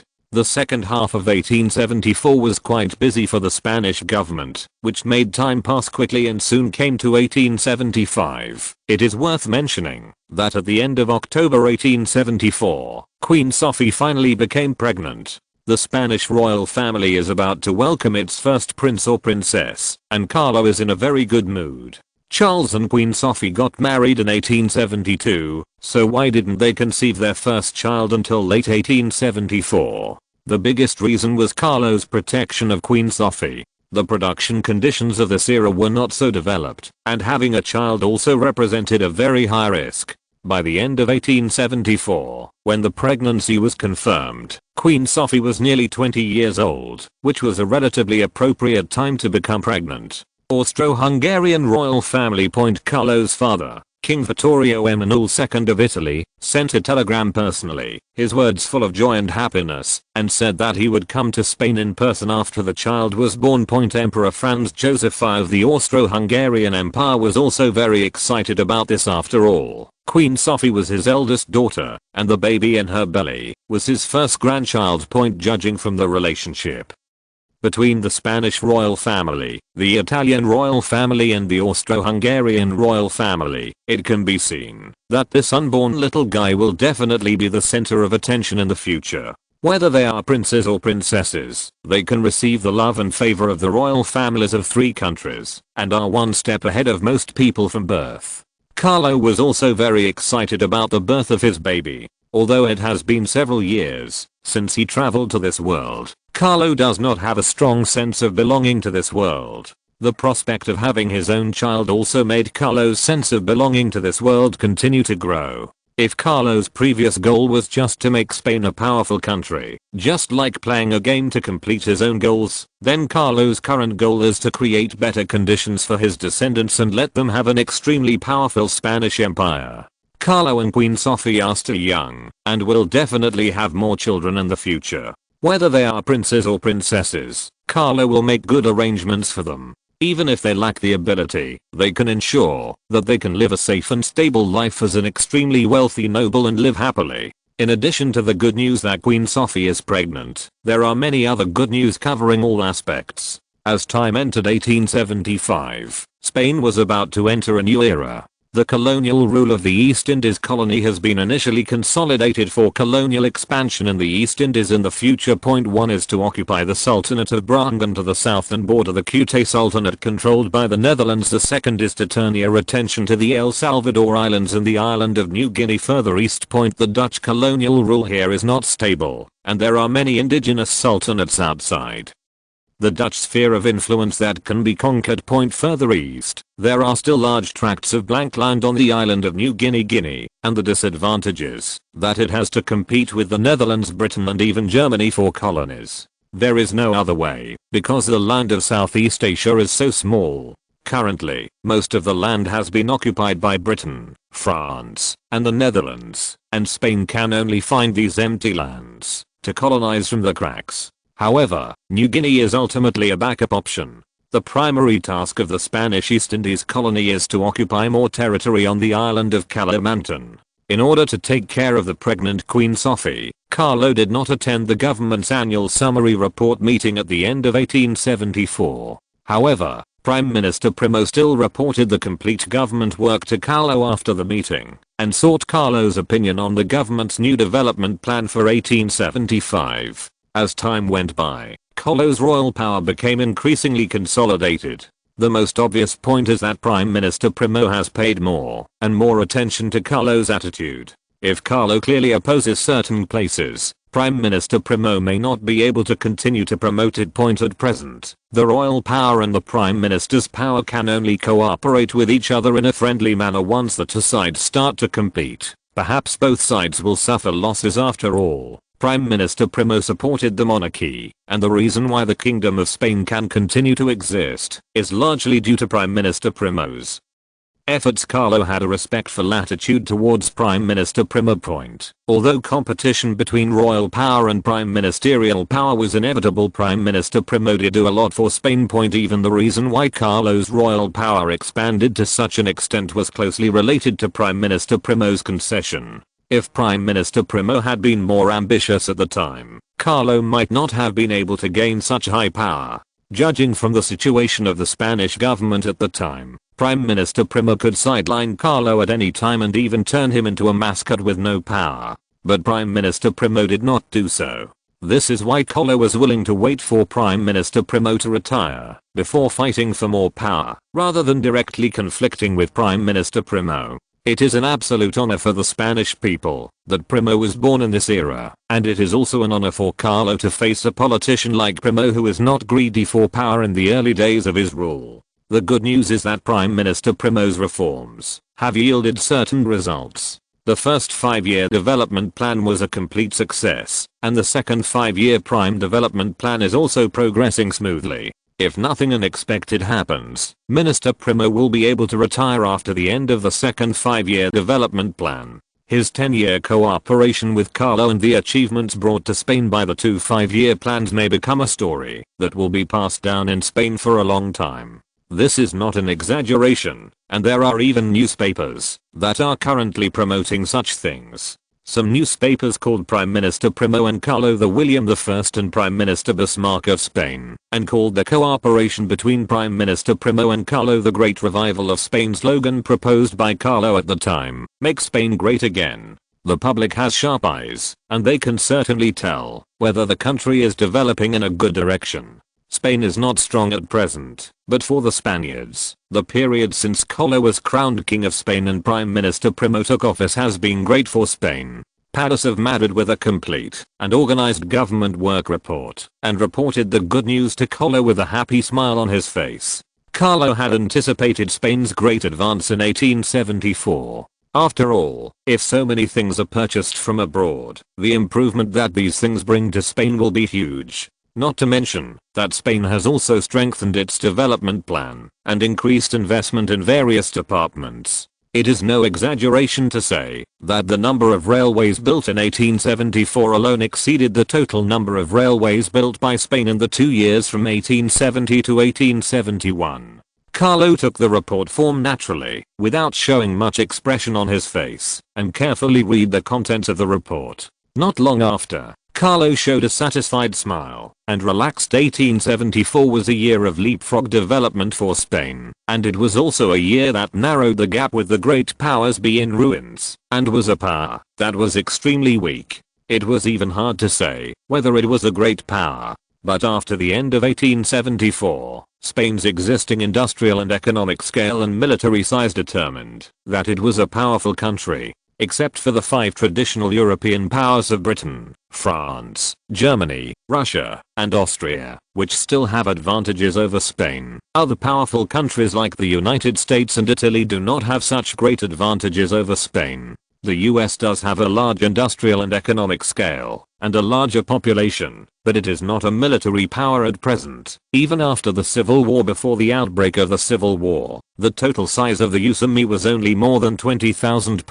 Although the total number of soldiers participating in the Civil War was as high as millions, the composition of these soldiers can be imagined. Perhaps the Civil War was able to train some elite soldiers, but more than 10 years have passed now, and it is unknown how much combat effectiveness these elite soldiers can still maintain. Italy is naturally needless to say, although Italy has not yet produced any scenes famous, the combat effectiveness of the Italian army has always been weak. The unification of Italy had a lot to do with Garibaldi. Garibaldi's red shirts were the truly powerful Italian army, but this army was not controlled by the Italian government. In fact, this is also the reason why the Italian government and Vittorio Emanuele II were afraid of Garibaldi. Even if Garibaldi himself had no ambitions or ideas, the Redwood Army was a powerful army that was so terrifying that it was impossible for the Italian government not to take precautions. Compared with Italy, Spain did not have this problem. The Revolutionary Army that had rebelled against Queen Isabel had been reorganized into the Royal Government Army, which was then reformed into the new Royal Army, which was under the control of the Spanish government.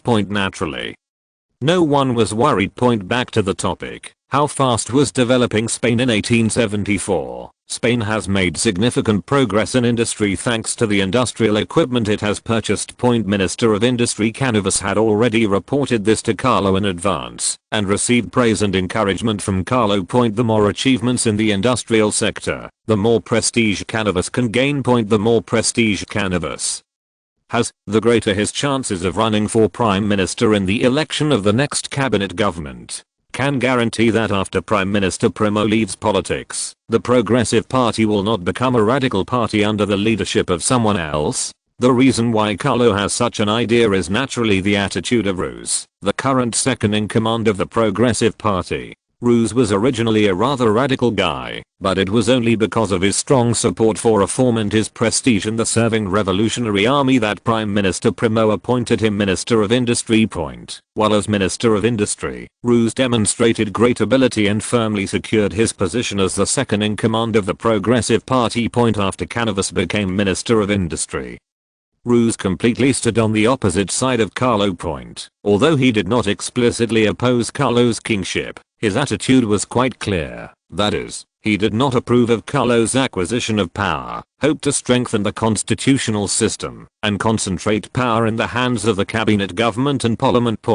If Prime Minister Primo retires in the future, the battle for the prime ministership will most likely be between Ruse and Canivas. Of course, if Archduke Serrano wanted to run for Prime Minister, he could also be considered one. At present, there are only 3 people who are eligible to run for the Prime Minister in Spain. Apart from them, the prestige of others is indeed a little worse, and prestige may not necessarily suppress others. In 1874, the total scale of Spain's industry increased by about 30% compared with 1873. This level is quite exaggerated. After all, Spain's industrial scale has grown significantly after its first 5-year development plan. Although Spain was not an industrial power at the time, its industrial scale was of a certain size, at least much stronger than those of small and medium-sized countries. The increase of nearly 1/3 in just 1 year was due not only to the purchase of industrial equipment and means of production from various countries during the economic crisis, but also to the government's increased investment in the industrial sector. With so much money being invested, it would be strange if the industry did not grow on a large scale. After all, Spain is not special to Europe, and there is no blockade of industries in various countries. The current situation is that, as long as the Spanish government is willing to spend money, the scale of industry can be greatly improved. There is good news and bad news for this spending. Could only last for 1 year. If such huge fiscal expenditures continued in 1875, the Spanish government would face a more serious debt crisis, which was something Prime Minister Primo did not want to see. Therefore, after 1875, the industrial sector could only rely on itself except for the purchased industrial equipment and means of production. It was impossible to rely on the government for more money. Spain, workers have become a group that Spain cannot ignore. The good news is that a considerable number of Spanish workers work in the royal enterprises under Carlo's special instructions. The welfare benefits of the royal enterprises are better than those of private enterprises, forming a natural contrast with those capitalists. According to public opinion among workers, workers in the royal enterprises are relatively satisfied with Carlo and the royal enterprises. After all, Carlo provides them with more generous remuneration and other benefits than private enterprises. While private enterprises in Spain still adhere to the 11-hour work system, the royal enterprises and some government enterprises have announced the implementation of a 10-hour work system in all their companies. This is not the 10-hour work system promoted by European countries, but a 10-hour work system that is strictly enforced without any errors. Although European countries implemented the 10-hour work system earlier, it is not yet popular throughout Europe. Voluntarily stay and work overtime. In Spain's royal enterprises, this kind of voluntary participation is not seen at all. Even the most ordinary employees can enjoy a 10-hour work system plus 2 days off per month. This also means that the royal family's enterprises face a very hot scene every time they recruit. Employees of royal enterprises work fewer hours and their income is higher than that of some private enterprises. Every worker who is able to enter the royal enterprise has nothing but gratitude and love for Carlo. After all, they know who provides their current working environment, have a heart-to-heart talk with them, and subtly brainwash them so that they would accept the idea of loyalty to the emperor and patriotism. It is easy to brainwash the existing workers in Spain. Since Carlo was crowned King of Spain, their wages and working conditions have been continuously improving. They were not opposed to the idea of loyalty to the emperor and patriotism. Government. Spain's industry has achieved tremendous development.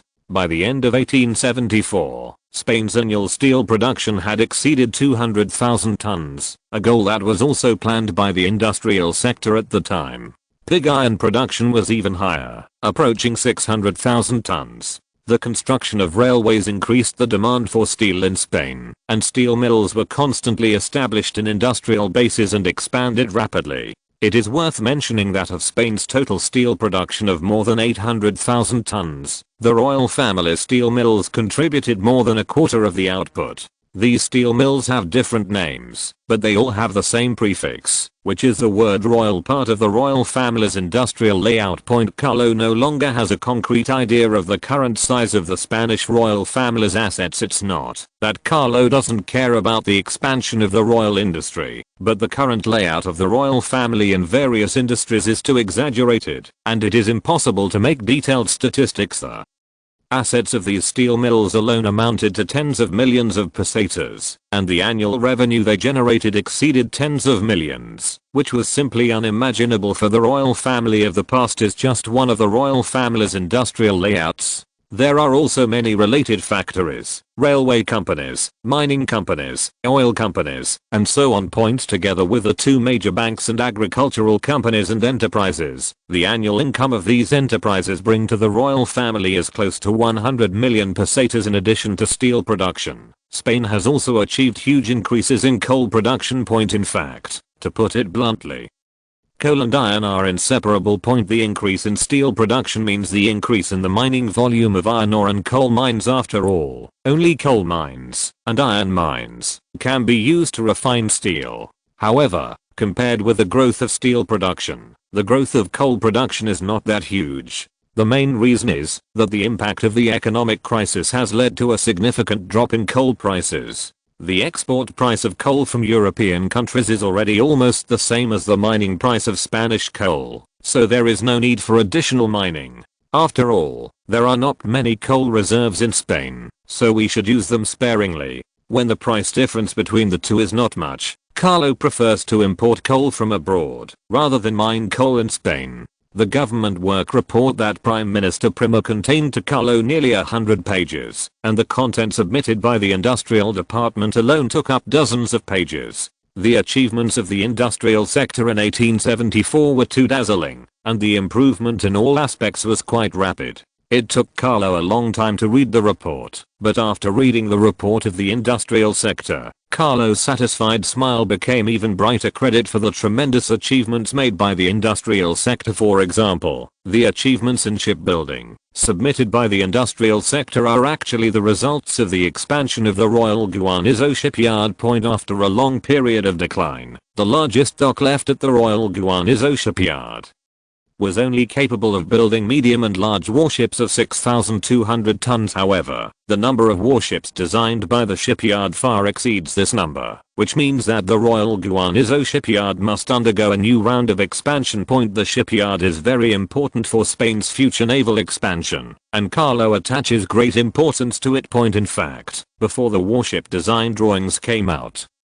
Carlo had already decided to expand the Royal Guanizo shipyard point. After investing a large amount of money, the Royal Guanizo shipyard has two giant docks that can build 10,000 ton ships, and a large dock for building 7,500 ton medium and large warships. If it took Spain 2 to 3 years to build an ironclad ship before, now with the construction of two 10,000 ton docks starting at the same time, it would only take 1.5 years to build an ironclad ship of nearly 10,000 tons. Of course, this is not something that can be accomplished simply by adding more. The Royal Guanizo shipyard needs more skilled workers and related warship designers and engineers. There is a greater demand for talent, and senior talent is extremely scarce. Fortunately, the royal family purchased a shipyard in the UK during the economic crisis. By taking in some of the outstanding talents from this shipyard, they were able to alleviate the talent gap at the Royal Guanizo shipyard point. In addition, the industrial sector has also made many achievements in other areas, but there is no need to mention these anymore. In short, the industrial sector was definitely the cabinet department that achieved the most political achievements in the Spanish government in 1874.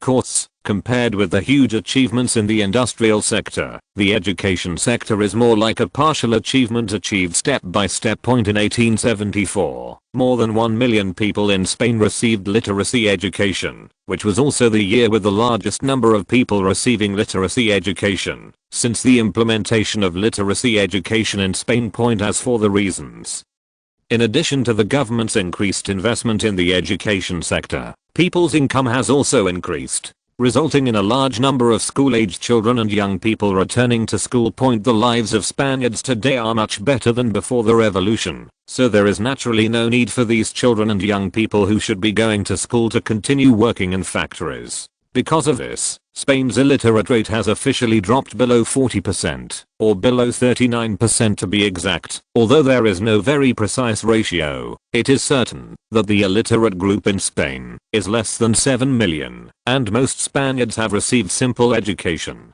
As the literacy work progresses, the difficulty of literacy is also decreasing. At the beginning, Spain was short of teachers for literacy work, but now there is no shortage of teachers for literacy education. In the past, uneducated farmers were everywhere in Spain, but now educated and culturally talented people can be found everywhere in small villages and towns. Those who have not received an education either stay in factories to do hard labor to earn money, or do agricultural work. They really don't have much time to receive an education. Although the continuous decrease in the number of illiterate people is a good thing, as the literacy work progresses, it will sooner or later reach a bottleneck. After all, not all illiterate people can receive education made to educate the next generation. Some of the Spaniards of this generation are no longer suitable for education, but the next generation of Spaniards will have enough opportunities to receive education. One of the main reasons why literacy education was able to proceed so smoothly was that Spain did not receive too many immigrants during this period.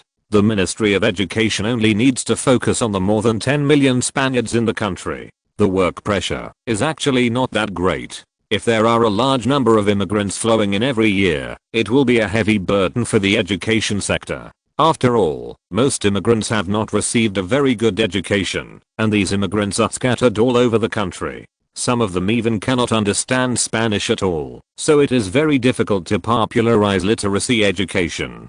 Compared with literacy education, the construction of Spanish universities is also quite rapid. Currently, all universities in Spain enroll more than 7,000 students each year in chemistry-related majors according to statistics from the Education Department on the number of admissions to each university. Among the more than 7,000 college students enrolled in these universities in 1874, the number of college students who applied for majors such as mathematics, physics and chemistry exceeded 3,000.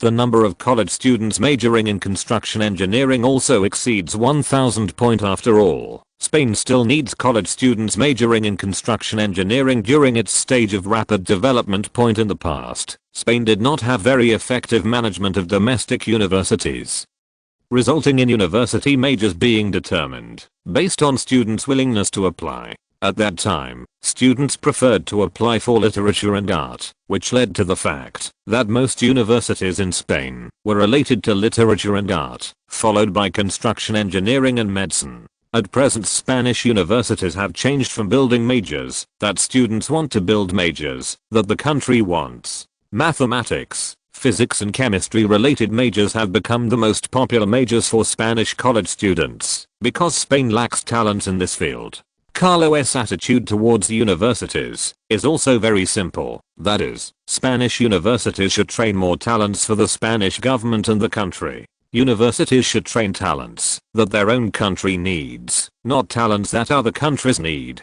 If a country's universities only want to train talents for other countries, then what is the point of having such universities? It would be better to abolish them and rebuild the universities that the country needs. It is worth mentioning that the Royal Academy of Sciences has only been established for a few years, but it has already become one of the most famous universities in Spain.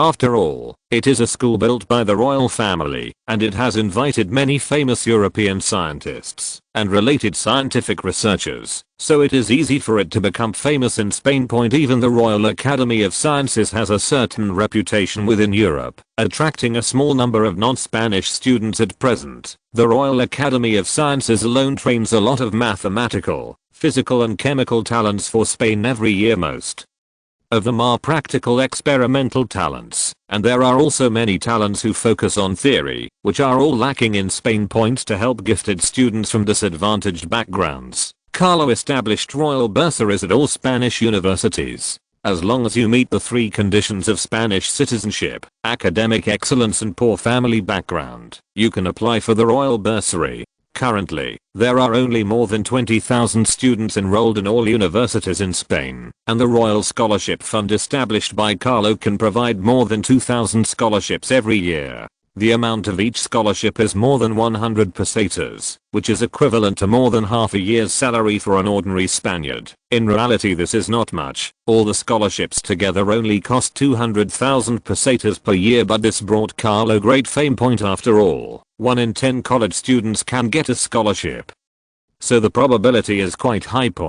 Although Carlo has the ability to provide financial aid to most or even every college student, doing so is not a good thing. Scholarships can only help some poor college students, but they also help understand the value of scholarships. If most people have it, then naturally no one will cherish the scholarship. After all, what is not available is the most valuable, and only a few people can get the scholarship, which can also reflect the preciousness of the scholarship and the kindness of Carlo who provides the scholarship. In fact, in addition to this scholarship, the royal family's investment in education is not low. Every university has a university cafeteria, and the royal family provides additional subsidies for the 3 meals a day of college students. These college students can spend less money to eat more sumptuous meals, which is also one of Carlo's means of winning people's hearts in the university. The university student group is still relatively important to Spain. Through scholarships and meal subsidies, these university students can be made to have a favorable impression on the royal family and Carlo. Some of these college students will rise to high levels of national leadership in the future, and some will enter all walks of life and hold various positions. The Future 8600 words 3 in 1 chapter. Please support 5,600 words of the main text into chapters plus 3,000 words of additional chapters, a total of 8,600 words, begging for support. Chapter 172, the problem of military expansion. The Spanish government in 1874 cannot be described in a few words. Even in the colonies, Spain made considerable breakthroughs. The construction of railways in the East Indies went very smoothly. The annexation of several indigenous sultanates was carried out openly, and the subsequent colonial rule and railway construction could naturally be carried out openly. The railway in the Congo River Basin needs to be concealed in the early stages of construction, which is also the biggest challenge in railway construction: rails, and the transportation of these rails is not so easy. The fastest growing railway currently under construction is the railway from the Guinea colony to the upper reaches of the Congo River Basin, with a total length of nearly 100 kilometers. However, this kind of railway is a bit simpler than the railways built in Spain. It is just a single track railway, so it will be much simpler to build. With the help of this newly constructed railway, the colony of Guinea has been able to transport a large amount of supplies to the lands along the Congo River. Once the colonial outposts in this land have expanded to a certain extent, Spain can declare that it has established its own territory and rule this land. Even if Portugal, Britain, and France reacted, they would not be able to compete with Spain for colonization on this land.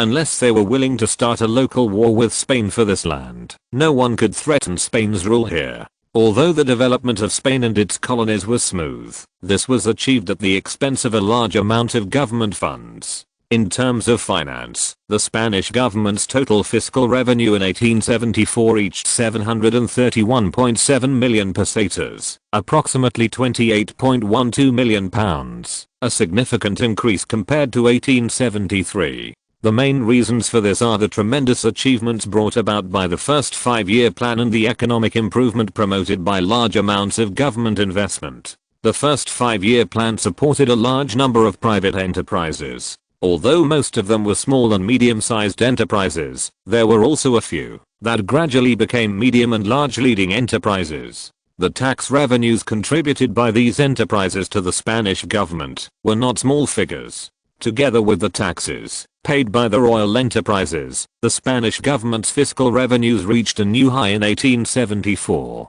Although the total fiscal revenue in 1874 was close to the fiscal expenditure in 1873, Carlo was obviously not happy about the revenue figures. The reason is the Spanish government's expenditures, which are listed in the next line. Revenues have been greatly increased, and so have expenditures. In 1874, the Spanish government's expenditures on foreign operations reached 270 million pesetas, more than twice the amount spent on foreign operations the previous year. At the beginning of 1874, Prime Minister Primo discussed the annual budget and, with great foresight, raised it to 897.2 million pesetas. But it was obvious that Prime Minister Primo had underestimated the economic burden of the Spanish government's comprehensive development. The fiscal expenditure level for the whole year of 1874 exceeded this figure by a large margin, even breaking through 10 digits: 1.0552 billion pesetas. When Carlo saw this level of expenditure, he couldn't help but be shocked. This amount of funds is equivalent to £40.55 million. Considering that the construction cost of an ironclad ship is about £500,000, the total fiscal expenditure for that year can build more than 80 ironclad ships. Expenditure is. No wonder all departments have achieved good results. This is entirely due to the money spent by the Spanish government. In simple terms, it is the result of spending real money. Obviously, the Spanish government is not rich. Therefore, in the future, it is basically impossible to achieve good results by spending a lot of money. From Italy and Austria-Hungary were modest, amounting to 75 million lire and 120 million crowns, £3 million and £5 million, respectively. Together with the 200 million francs in cash that can be obtained from the 500 million francs low-interest loan provided by the French, there are more than 400 million pesetas of funds that can be misappropriated. The additional currency issued by the currency board through the gold of the Indian temple gave the Spanish government the confidence to spend more than 1 billion pesetas to promote the country's development during the economic crisis. In 1874, the Spanish government's fiscal loss was as high as 323.5 million pesetas. The fiscal loss in 1873 was also as high as 200 million pesetas. Although these funds have brought about rapid development in all walks of life in Spain, it is clear that Spain is no longer able to continue such financial expenditures. Since the gold from the Indian temple was transported to Spain, the currency board has issued more than 250 million pesetas of currency. Coupled with loans from the three countries, Spain has sufficient funds to maintain its vigorous development in recent years. However, the available funds in the Spanish treasury are less than 100 million pesetas.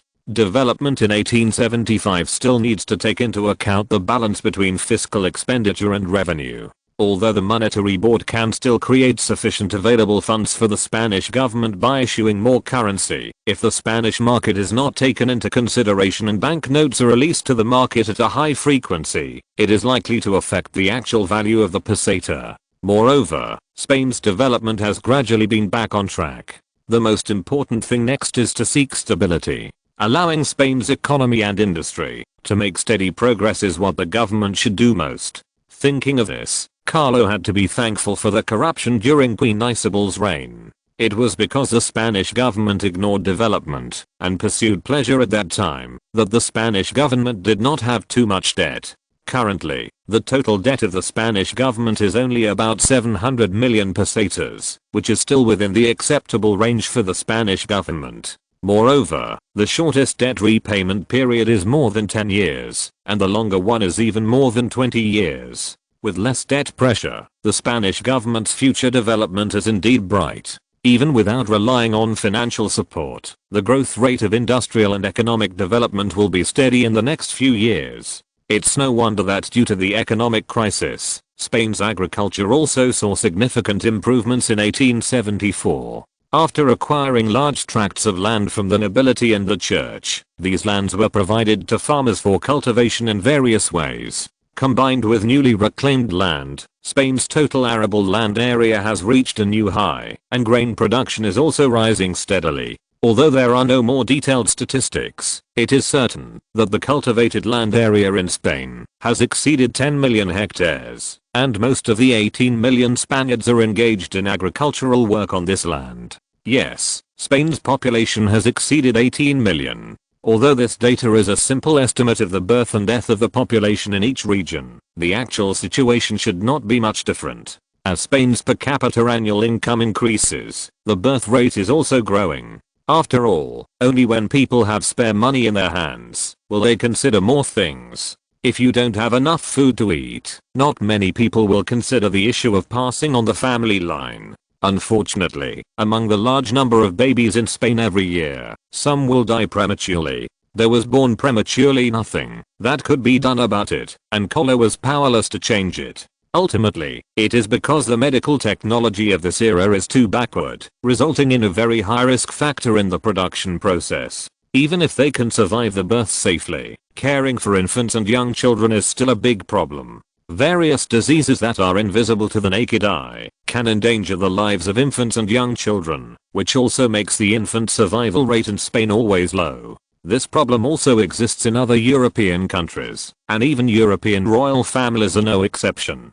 If we want to improve the survival rate of infants and young children, we can only hope for the progress of the subsequent medical environment and related medical equipment and technology. Your Majesty, the total fiscal budget of the government this year is about 722 million pesetas. This is the fiscal budget report of each department. Please take a look. After reading the work report of the Spanish government in 1874, Prime Minister Prima handed over a brand new fiscal budget report and introduced it to Carlo. 722 million pesetas? Carlo was a little curious when he heard it and looked at Prime Minister Primo and asked, will the reduction of more than 300 million pesetas in the fiscal budget have any impact on the construction plans of various departments this year? Based on the current situation, reducing the budget will have an impact, but the impact should not be great. Prime Minister Primo explained, the biggest reason why our total fiscal expenditure exceeded 1 billion pesetas last year was that the expenditure on foreign operations was close to 270 million pesetas. That is why, even if our fiscal budget is reduced by 300 million pesetas this year, the impact on various departments will not be too great. Moreover, our military expansion has ended, and military spending can be appropriately reduced. It is for these reasons that this year's fiscal budget will be reduced by 300 million pesetas compared to last year. Hearing what Prime Minister Primo said, Carlo said, and naturally there was no problem. Indeed, the reason why the fiscal budget exploded last year was largely because the industrial sector spent a large amount of money purchasing foreign companies and industrial equipment. At present, European countries have gradually emerged from the impact of the economic crisis, and the procurement plans of the industrial sectors have been completed, so there is naturally no need to spend any additional funds. After deducting last year's 270 million pesetas for foreign operations, the Spanish government's annual fiscal budget is only about 800 million pesetas. This year's fiscal budget is indeed lower than last year's, but the reduction is not much, only tens of millions of pesetas at most. Did you encounter any problems during the expansion of the army? Carlo expressed his concern about the expansion of the Spanish army of the British Empire. Spain was a world hegemon with strong power on both land and sea. Although both the army and navy have been weakened, the Spanish army does not have any major problems and can still become an elite force after careful training. In addition to the new rifles and cannons equipped after the military reform, the combat effectiveness of the Spanish army, even if it is not as good as that of the great powers such as Germany and France, that are famous for their army, is at least at the level of Britain and Austria, and is still slightly stronger than Russia and Italy. Needless to say, Italy performed very poorly in both World War I and World War II. Although there are various reasons, it is an ironclad fact that the Italian army performed poorly overall. There are too many complex reasons for the Russian army, but the biggest reason is the corruption of Russia as a country. After all, it was an autocratic empire that had been established for hundreds of years, so it was normal for the empire to decay. Corruption and embezzlement were everywhere in Russia, and the combat effectiveness of the army was in a mess. Whether in World War I or World War II, the Russian army relied on overwhelming numbers rather than combat effectiveness. This also made Russia one of the countries with the highest casualties in the World War, with casualties of soldiers alone reaching tens of millions. It is nothing to say that the army is stronger than Italy and Russia. Italy is the last of the great powers, while Russia has an extremely large territory and a dense population country. Let's look at the great powers such as Britain, France, Germany, Russia, and Austria. Any one of them can recruit an army of more than 1 million, or even several million. Compared with these countries, Spain still has too many shortcomings, the biggest gap of which is in population. Only by increasing the population to more than 30 million, Spain will be qualified to confront these countries. Otherwise, the casualties in terms of population alone will be enough to make Spain feel painful, which is also the biggest gap between small and medium-sized countries and powerful countries. The expansion of the army is very smooth, and basically there is no trouble. Prime Minister Primo first said a good news, and then mentioned the actual problems encountered in the expansion of the army. If there is a problem, it should be that there is a certain difference between the number of artillery pieces planned for the military and the number of artillery pieces that can actually be equipped. In our expectation, each infantry division had more than 248 artillery pieces. However, after equipping 248 artillery pieces, we were unable to meet the demand for artillery shells for these artillery pieces.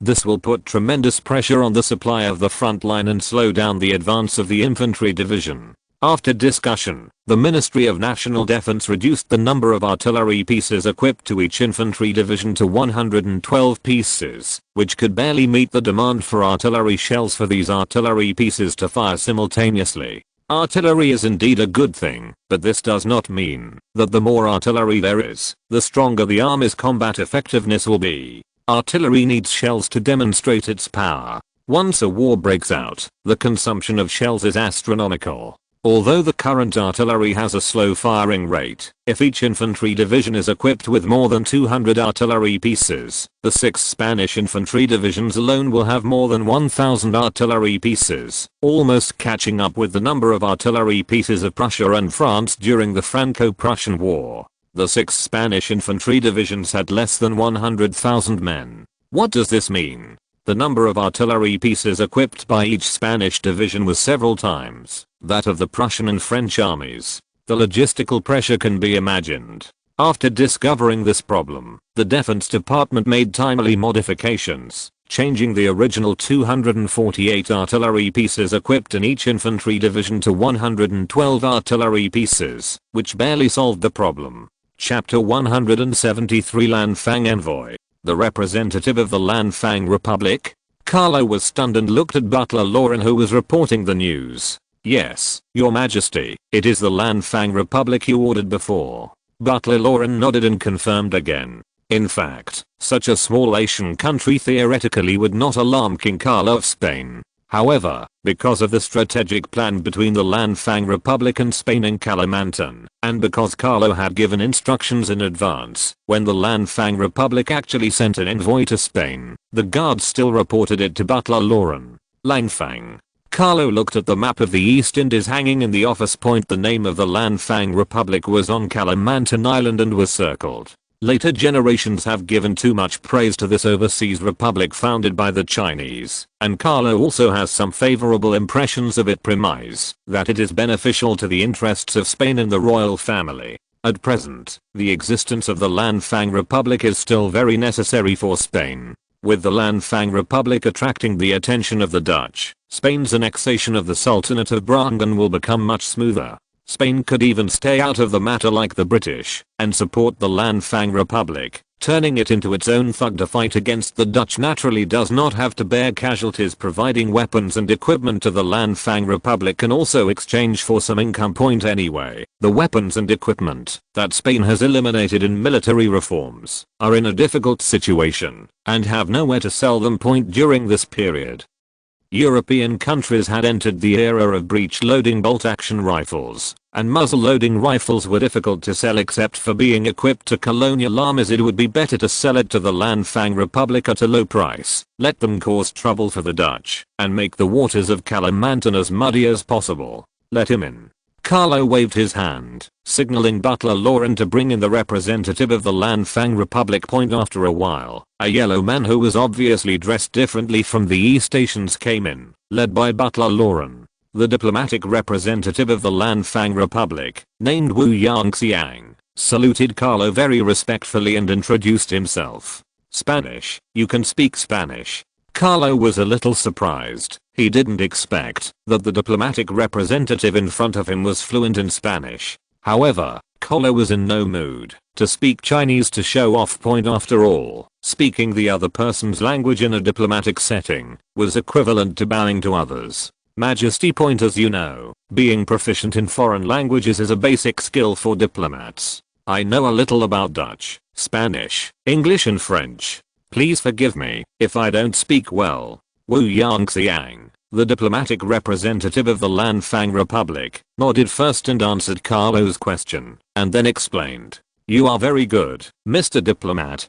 Being able to master so many languages at the same time is your ability.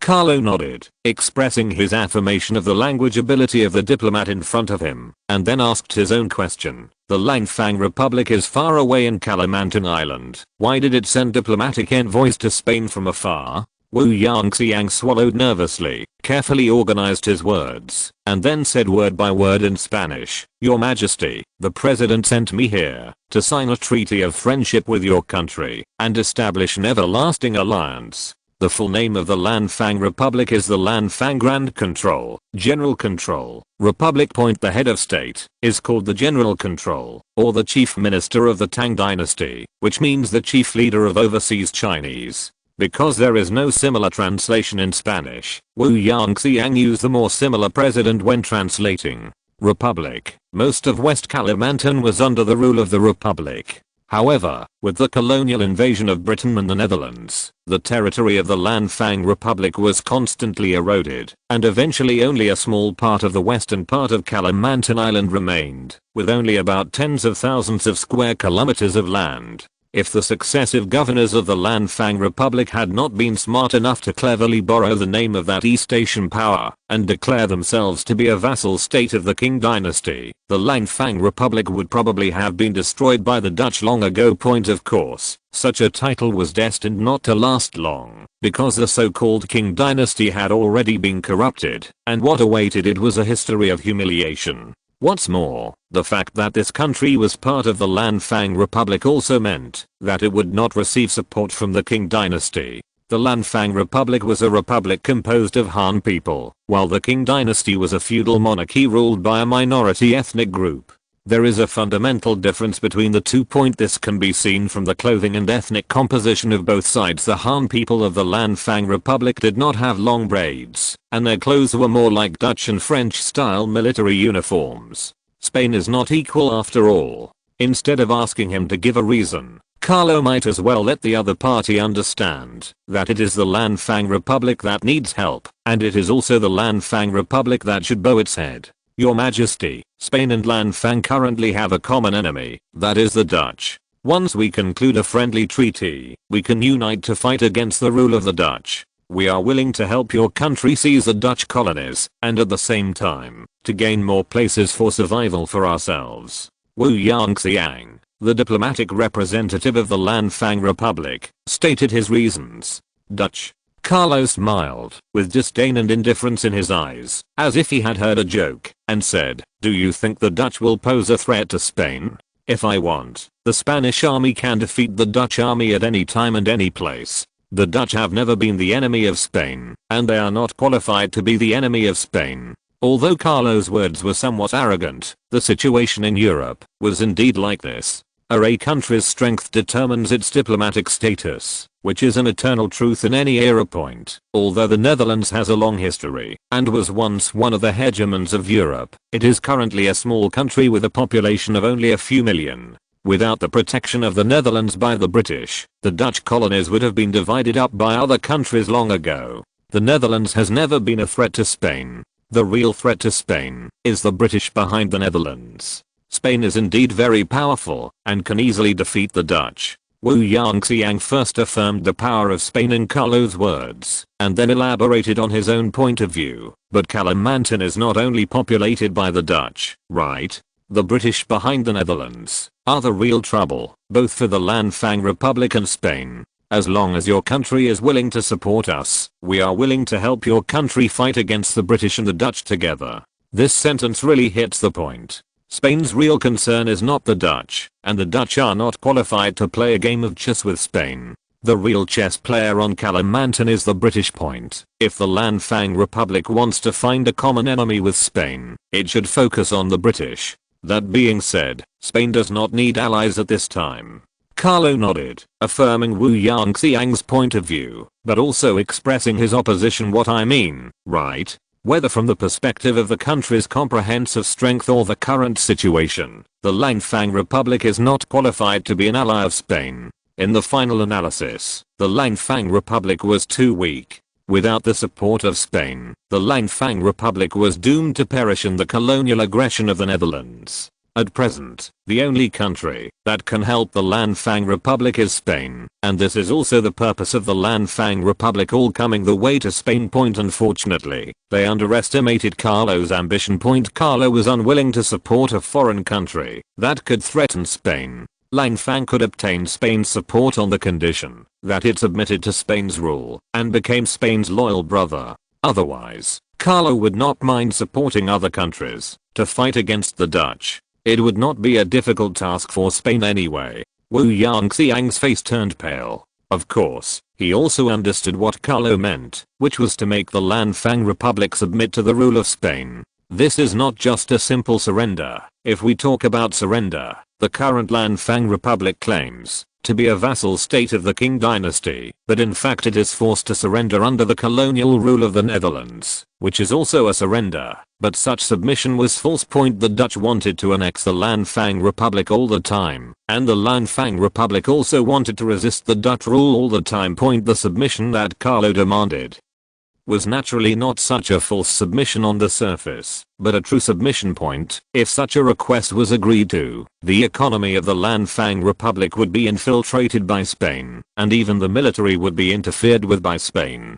Should it become a true vassal state and submit to Spanish rule in exchange for the country's survival, or should it sternly refuse and strive to become stronger in the colonial competition between the Netherlands and Spain? This was a difficult choice for the Lanfang Republic, and an even more difficult choice for Wu Yangxiang, the diplomatic representative of the Lanfang Republic. As a diplomatic representative, Wu Yangxiang must have a certain amount of power. His power might be enough to directly agree to Carlo's request, but would he dare? Of course not. This is not a trivial matter, as what is sacrificed is the interests of the entire Lanfang Republic. Wu Yangxiang's expression changed for a long time, but he did not dare to show any dissatisfaction. Are not something I can decide. I will convey your request back to the country truthfully and ask our president to make a decision.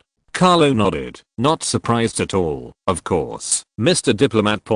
Since you are in Spain, you are a guest of Spain. I will let the government arrange your food, clothing, housing and transportation.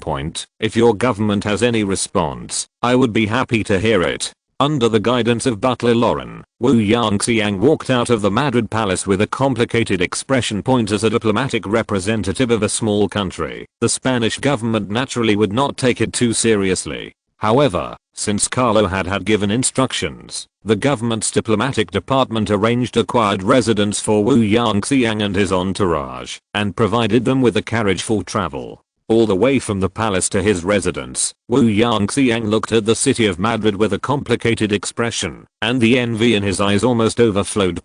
Compared to Madrid, the capital of the Lanfang Republic, East Banting, Pontianak, was in an extremely dilapidated state. Although the small Lanfang Republic also has a population of nearly 4 million, it is completely incomparable to these European countries. In terms of infrastructure, technology, and economy, alas, if the Han Chinese can have such technology, why would Lanfang be in this situation? Wu Yangxiang sighed, his face very complicated. Master, we will learn these foreigners' stuff sooner or later. When our weapons become as powerful as those of the foreigners, we don't have to be afraid of the Dutch or the Spanish. Wu Yangxiang's entourage, who is also his confidant and subordinate, said at this time. I hope so. Will the foreigners hand over these things to us so easily? It's a pity that the civilization of our great country was destroyed by the wild boarskin. The red cannons of the former Ming dynasty are still vivid in our minds, but the wild boarskins now use weapons such as swords, guns, sticks, and clubs. Ridiculous. Ridiculous. Wu Yangxiang sighed and ended the topic. Although Wu Yangxiang used the excuse of wanting to contact Lanfang in China, in reality, how could he contact her in China? It was very difficult for European countries like Spain to communicate with their colonies in the East Indies, not to mention a small country like Lanfang that had no diplomatic embassy. If there is indeed a way to contact them, it would be to send someone back to Lanfang who would confirm the news and then come to Spain to inform them. But this round trip takes several months, which is not only quite troublesome, but you may also miss the opportunity. Lanfang was already asking for help from others. If Spain was made to wait for a few more months, even if the cooperation could have been reached, it would most likely fall through. Therefore, before Wu Yangxiang left the Lanfang Republic, he had already determined the specific content of cooperation with Spain and areas where he could make concessions with Lanfang's current chief commander Liu Ashing and other important personnel. If the conditions of Spain are within the acceptable range of Lanfang, then it is better to reach cooperation as soon as possible. But if the conditions of Spain are too harsh and exceed the bottom line that Lanfang can bear, then the negotiation will end with regret. Although the accommodation provided by the Spanish side to Wu Yangxiang was not simple, he had not slept well in the past few days. There was no other way. The mental pressure was too great. It was so great that, whenever Wu Yangxiang closed his eyes, he would think of the problems that the Lanfang Republic might encounter in the future, either completely surrendering to the rule of the Spanish, or being completely defeated and destroyed by the Dutch. Villains. Fighting in his heart finally had a winner. There is no way for the Lanfang Republic The most important thing at the moment is to survive. The Spanish wanted only a part of the sovereignty of the Lanfang Republic and its submission, but the Dutch wanted the complete destruction of the Lanfang Republic. They were not targeting the Lanfang Republic, but the land reclaimed by the Lanfang Republic lot point. But the bad news is that the real majority ethnic group of the Lanfang Republic, the Chinese, or the Hakka people, do not account for that larger proportion point currently. The number of Chinese is only over 500,000, and most of them are local indigenous people who are subject to the rule of Lanfang, that is, other ethnic groups. This is also the reason why the Lanfang Republic had no choice but to surrender to the Dutch point. After all, only 500,000 of its population were truly united, and the rest of the population would not fight to the death for Lanfang and the Dutch point, because so many people continued to cultivate this land, the land controlled by the Lanfang Republic had quite fertile arable land and a relatively developed economy point, although it is not as good as European countries. Compared with the local indigenous tribes nearby, the Lanfang Republic is definitely an attractive piece of fat meat, which is why the Dutch set their sights on the Lanfang Republic point. Even the Brunei Empire, which once controlled this land, was far less important than the Lanfang Republic point. If the 4 million people of the Lanfang Republic could be controlled, it would greatly promote the development of Kalimantan Island, and allow the Dutch to have a large granary on Kalimantan Island. Because there were as many as 500,000 Chinese in the country, the Lanfang Republic actually had no choice. Only the Lanfang Republic could shelter these 500,000 Chinese. If the Lanfang Republic was destroyed by the Dutch, the situation waiting for these Chinese might be even worse than that of the local natives. The Lanfang Republic had existed on this land for nearly 100 years, and they certainly understood the attitudes and strategies of Europeans towards the local indigenous peoples. Because of the diligence of the Lanfang people, they reclaimed large tracts of land and created a lot of wealth. These wealth were not only targeted by European colonists, but also by local indigenous people. If the Lanfang Republic were to perish, even if the people of Henan would not be too harsh on the Lanfang people, the local natives would definitely launch a crazy revenge. Even for the survival of these crazy Chinese, the Lanfang Republic must continue to exist. As for the need to submit to Spanish rule, the Lanfang Republic had already done so. During the heyday of the Qing dynasty, the Lanfang Republic declared itself a vassal state of the Qing dynasty and always wanted to seek the protection of the Qing dynasty. But Xi would not trust a Han Chinese republic. Even though the Lanfang Republic tried to make peace with it, the other party always regarded it as a pirate group, rather than an orthodox country. The former Lanfang Republic was also forced to submit to the rule of the Dutch in order to survive. Now it is nothing more than changing its ruler, which is not a big change for Lanfang. Wu Yangxiang thought that a little sacrifice in exchange for the survival of the entire Lanfang was worth it. Besides, Lanfang did not have to submit to the rule of Spain forever. If they could learn these powerful technologies and weapons from Spain, Lanfang might be able to control its own destiny in the future. 5400 words to in one chapter. Please support. Chapter 174 Assimilation Experiment. The final choice of the Lanfang Republic was naturally to surrender to Spanish rule. At least they had the choice of surrendering to the Spaniards without the support of Spain. The only outcome waiting for Lanfang would be destruction. Diplomat Wu, you made the right choice. In the royal palace of Madrid, Carlo smiled with satisfaction and reached a preliminary agreement with Wu Yangxiang on the cooperation between Spain and Lanfang. Because Wu Yangxiang was the plenipotentiary representative of the Lanfang Republic, the signing of the cooperation treaty between the two parties only required him to sign on behalf of the other party. As for whether the Lanfang Republic would break the contract, Carlo didn't need to worry at all. Before the Lanfang Republic defeated the Dutch, they had always faced colonial pressure from the Dutch East Indies. 1875, Spanish Prime Minister Primo and Lanfang plenipotentiary Wu Yangxiang jointly signed the Treaty of Friendship and Cooperation between Sealand and China under the witness of some media, and left precious video materials the Dutch colonial sphere. They were even nominally subject to the Dutch East Indies colonies. However, by the time the Dutch received the news, several days had passed since the two sides signed the cooperation treaty. No matter how dissatisfied the Dutch were, they had no choice but to swallow their anger. After all, Spain crushes the Netherlands in terms of size and comprehensive strength. Countries remained united, there would probably not be any competition between Spain and the Dutch. When Minister Primo learned that Carlo had already agreed on cooperation matters with representatives of the Landfang Republic, he did not express any opposition. After all, such cooperation is beneficial to Spain, and most of the terms of the entire cooperation agreement can help Spain better colonize in the Kalimantan region. However, both Carlo and Prime Minister Primo were essentially distrustful of the loyalty of their new brother, the Landfang Republic. It was nothing more than that the Netherlands wanted to destroy this country and completely annex the land of the Landfang Republic. Spain wanted to control the Landfang Republic and get help from a country with a population of more than 4 million and relatively developed agriculture, while fighting against the Dutch exaggerated, and it also made agriculture in the Republic of Landfang the pillar industry of the entire country and the bulk of economic income the Netherlands, but to exist as a vassal state and provide Spain with more troops. Yes, Carlo had no intention of giving up the Landfang Republic. In Carlo's strategic plan for the future of Spain, the Landfang Republic would be a permanent vassal state of Spain, helping Spain to expand its territory and build a prosperous empire.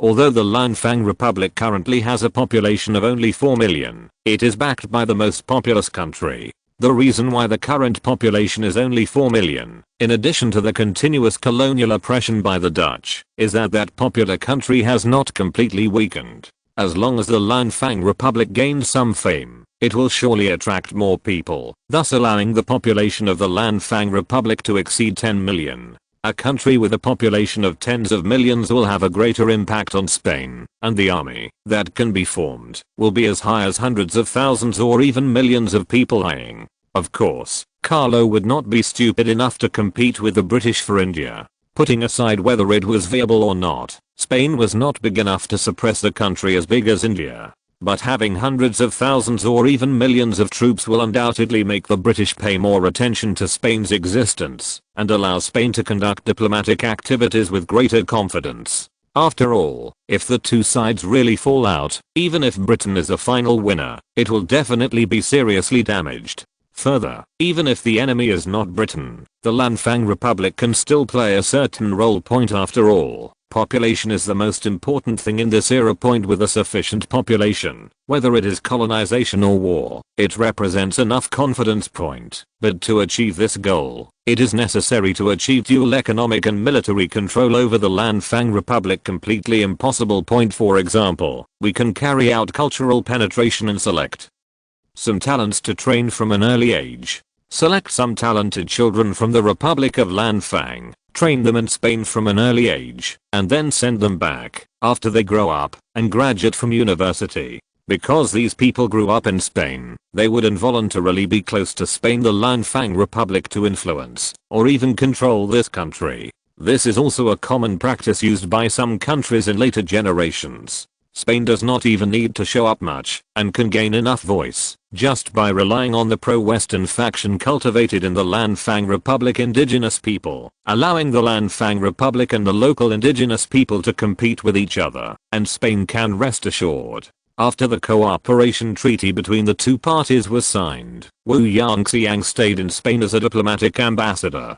Now that the relevant cooperation treaty has been signed, the next step will certainly be to carry out further cooperation with the Landfang Republic. At least before Carlo's goal was achieved, Carlo was unwilling to see the Landfang Republic destroyed by the Dutch. The biggest problem between Spain and the Landfang Republic is communication. The Landfang Republic is relatively backward and naturally does not have any means of ocean communication. The most urgent issue to be solved at present was the communication between Spain and the Republic of Landfang. After some discussion, it was finally decided to build a wired telegraph between the Republic of Landfang and the Spanish East Indies colonies for communication. Telegraph information across the oceans is possible thanks to the transoceanic cables laid by European countries between the oceans. Moreover, the technology of transoceanic cables is not mature yet, having only been around for about 10 years. This resulted in long-distance telegram transmission taking a long time, and sometimes the received information was incomplete or erroneous due to sudden signal interruptions and other problems.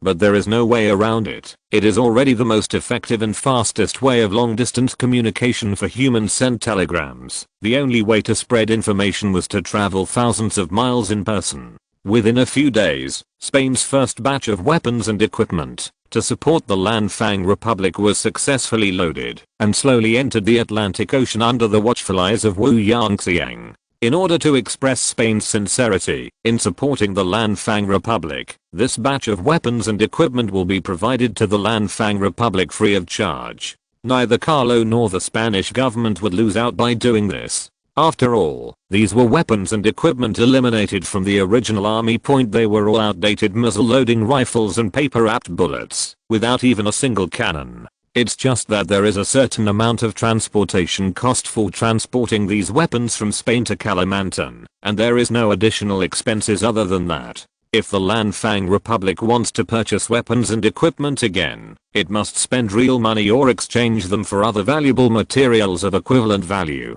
Whether it is the outdated muzzle-loading rifle or the latest breech-loading rifle from the Royal Arsenal, they are all on the list of weapons for export. After all, the Lanfang Republic did not have the ability to build an ammunition production line. Even if they bought guns, they had to rely on ammunition imported from Spain. By selling weapons and equipment, the Lanfang Republic could be better armed, and the attention of the Dutch and the British could be distracted. Along with this batch of weapons, a military delegation of dozens of people arrived at the Lanfang Republic. The purpose of this dispatch mission was to help the Lanfang Republic army train a new army with strong combat effectiveness that could fight against the Dutch. On the one hand, the combat effectiveness of the Lanfang Republic's army was indeed not good enough, and on the other hand, Spain really needed to carry out military infiltration into the Lanfang Republic. Another thing is to observe the actual performance of these weapons on the battlefield. Although only a batch of muzzle-loading rifles have been shipped to the Lanfang Republic, who can guarantee that the Lanfang Republic will not purchase advanced breech-loading rifles from Spain? Fang Republic can also practice some of the Spanish military's ideas about military organization, helping the Spanish army to carry out better reforms. Real war is the only way to test an army.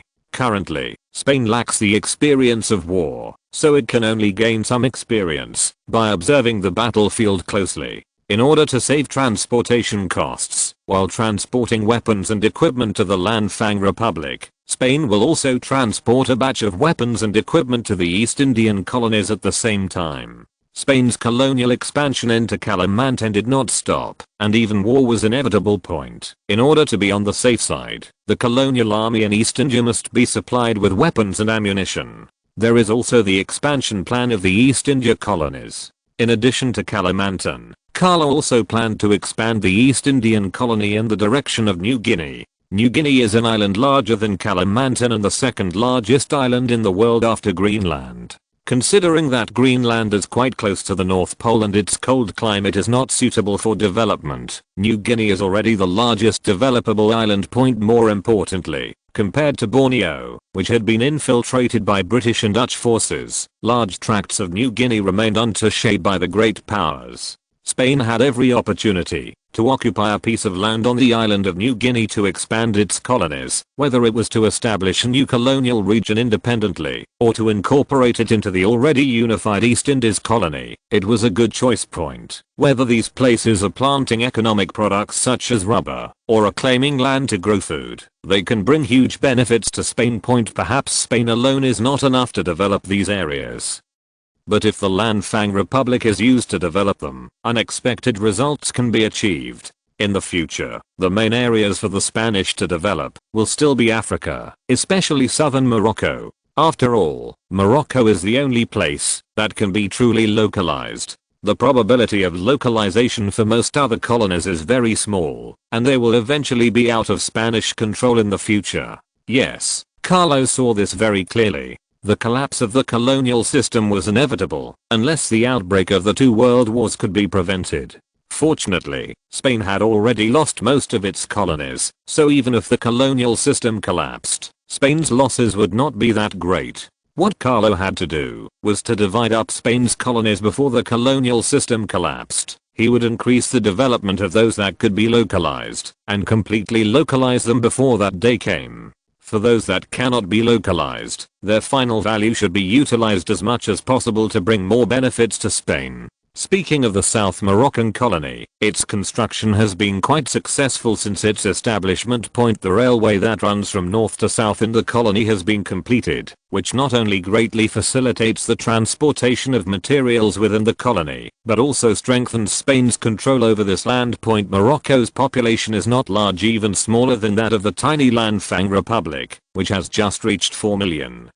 While Morocco's population barely exceeds 3 million. The land occupied by Spain was not small. All the land south of the line from Agadir to Tata to the Sahara Desert belongs to the colony of South Morocco.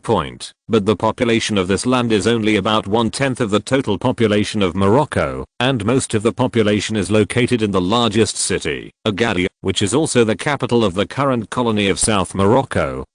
Period of time. Even in the long term, Spain's investment in the southern Moroccan colony will be a loss. If the southern Moroccan colony is to generate a steady stream of income for Spain like Cuba, it will not be seen in the next 10 years. But there was also good news. Because the southern Moroccan colonies were sparsely populated, Spain could use them as an experimental site to explore the possibility of assimilating Moroccans. As the most special region in Africa, Moroccans are white people, similar to Spaniards apart from the two most obvious differences in language and religion. It is really hard to tell a Spaniard and a Moroccan apart when they are standing next to each other in the same clothes. Morocco's population is not large, so it will be easier to assimilate. Even if only a part of it can be assimilated, it can effectively increase Spain's population and lay a solid foundation for Spain's future strength.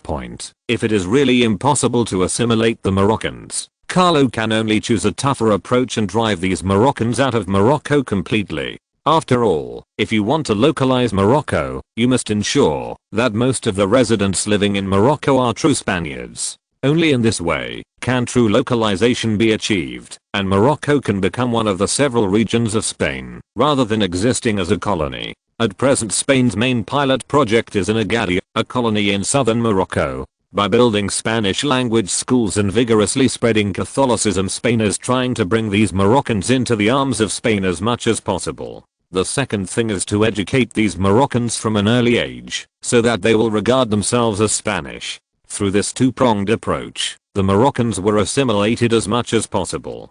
Before Spain completely occupied Morocco, there was still a long time to experiment with the assimilation of the Moroccans. When Morocco is completely occupied, this experiment will eventually have a result.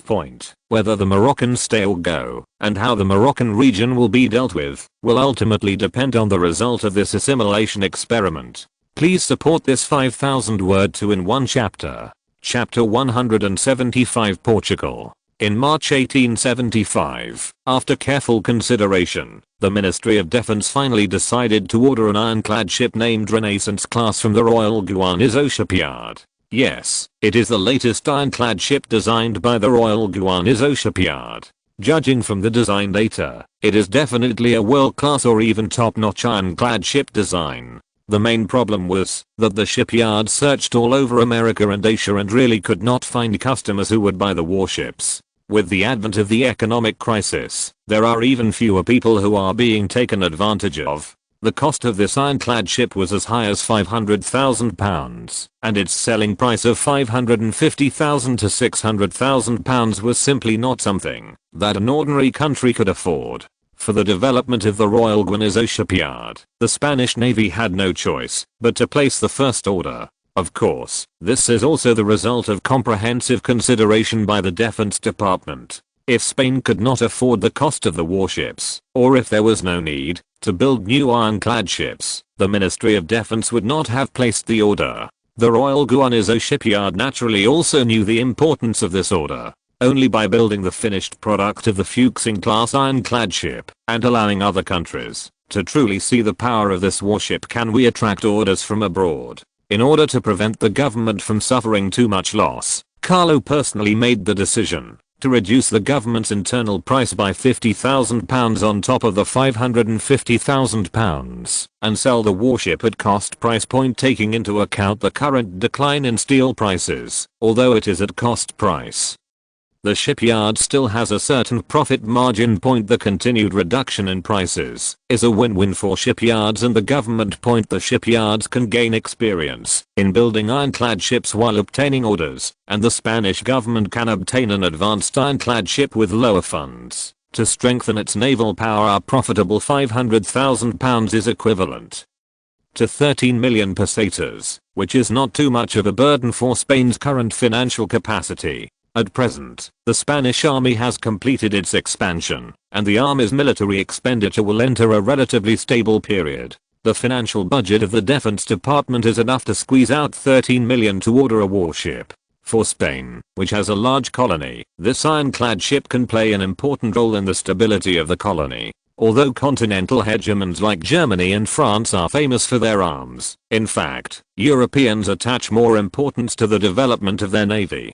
Countries with strong armies are not necessarily great powers, but countries with strong navies are basically great powers. Even the less developed Russian Empire attached great importance to the development of its navy. During World War I, Russia even had 3 fleets, with its own fleet headquarters in the Baltic Sea, the Black Sea and the Far East. Spain is currently the 5th largest naval power in the world, which is a bit untrue. But if a new ironclad ship can be added, it will at least ensure that its naval power can be ranked in the top 8 in the world. A stronger navy is very useful in defending the home coast or suppressing colonies everywhere. Only a country with a strong navy is qualified to have large colonies. According to the ship construction time given by the Royal Guanizo shipyard, this Fuchsing-class ironclad ship named Fuchsing will not be launched until next summer. Considering the lengthy naval navigation tests, it might take 2.5 years before it was officially incorporated into the Navy for service, which was around mid-1877.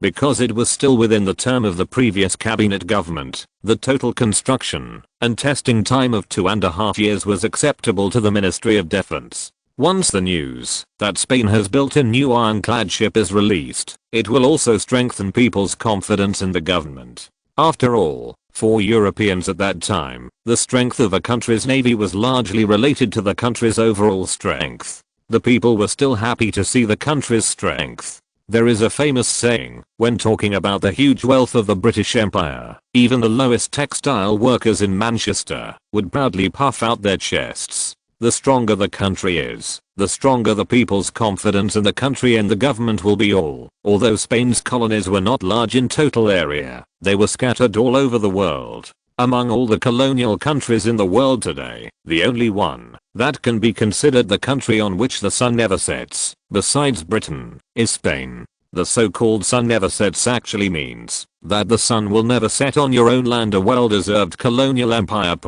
Although France also has many colonies, it has even surpassed Spain to become the 2nd largest colonial empire in the world. But France's colonies were mainly concentrated in Asia and Africa, with only a small part in South America. Let's look at Spain. It has Cuba and Puerto Rico in America, South Morocco, Guinea, and Congo in Africa, the Philippines and Kalimantan in Asia, plus the European mainland and islands and archipelagos across the Atlantic and Pacific Oceans. It is no problem to say that it is the country on which the sun never sets. A strong navy is necessary to maintain stability in colonies around the world. The good news is that, after merging with a shipyard from the UK, the Royal Guanizo shipyard has the capacity to produce Renaissance-class ironclads. The shipyard's dock had also been expanded under Carlo's order, so it was easy to build an ironclad ship of less than 10,000 tons. If the government's finances were not insufficient to support the simultaneous construction of several ironclad ships, perhaps we could still see the grand scene of several ironclad ships being built simultaneously in the shipyard. However, judging by Spain's current industrial and economic development speed, such a scenario may not be far away.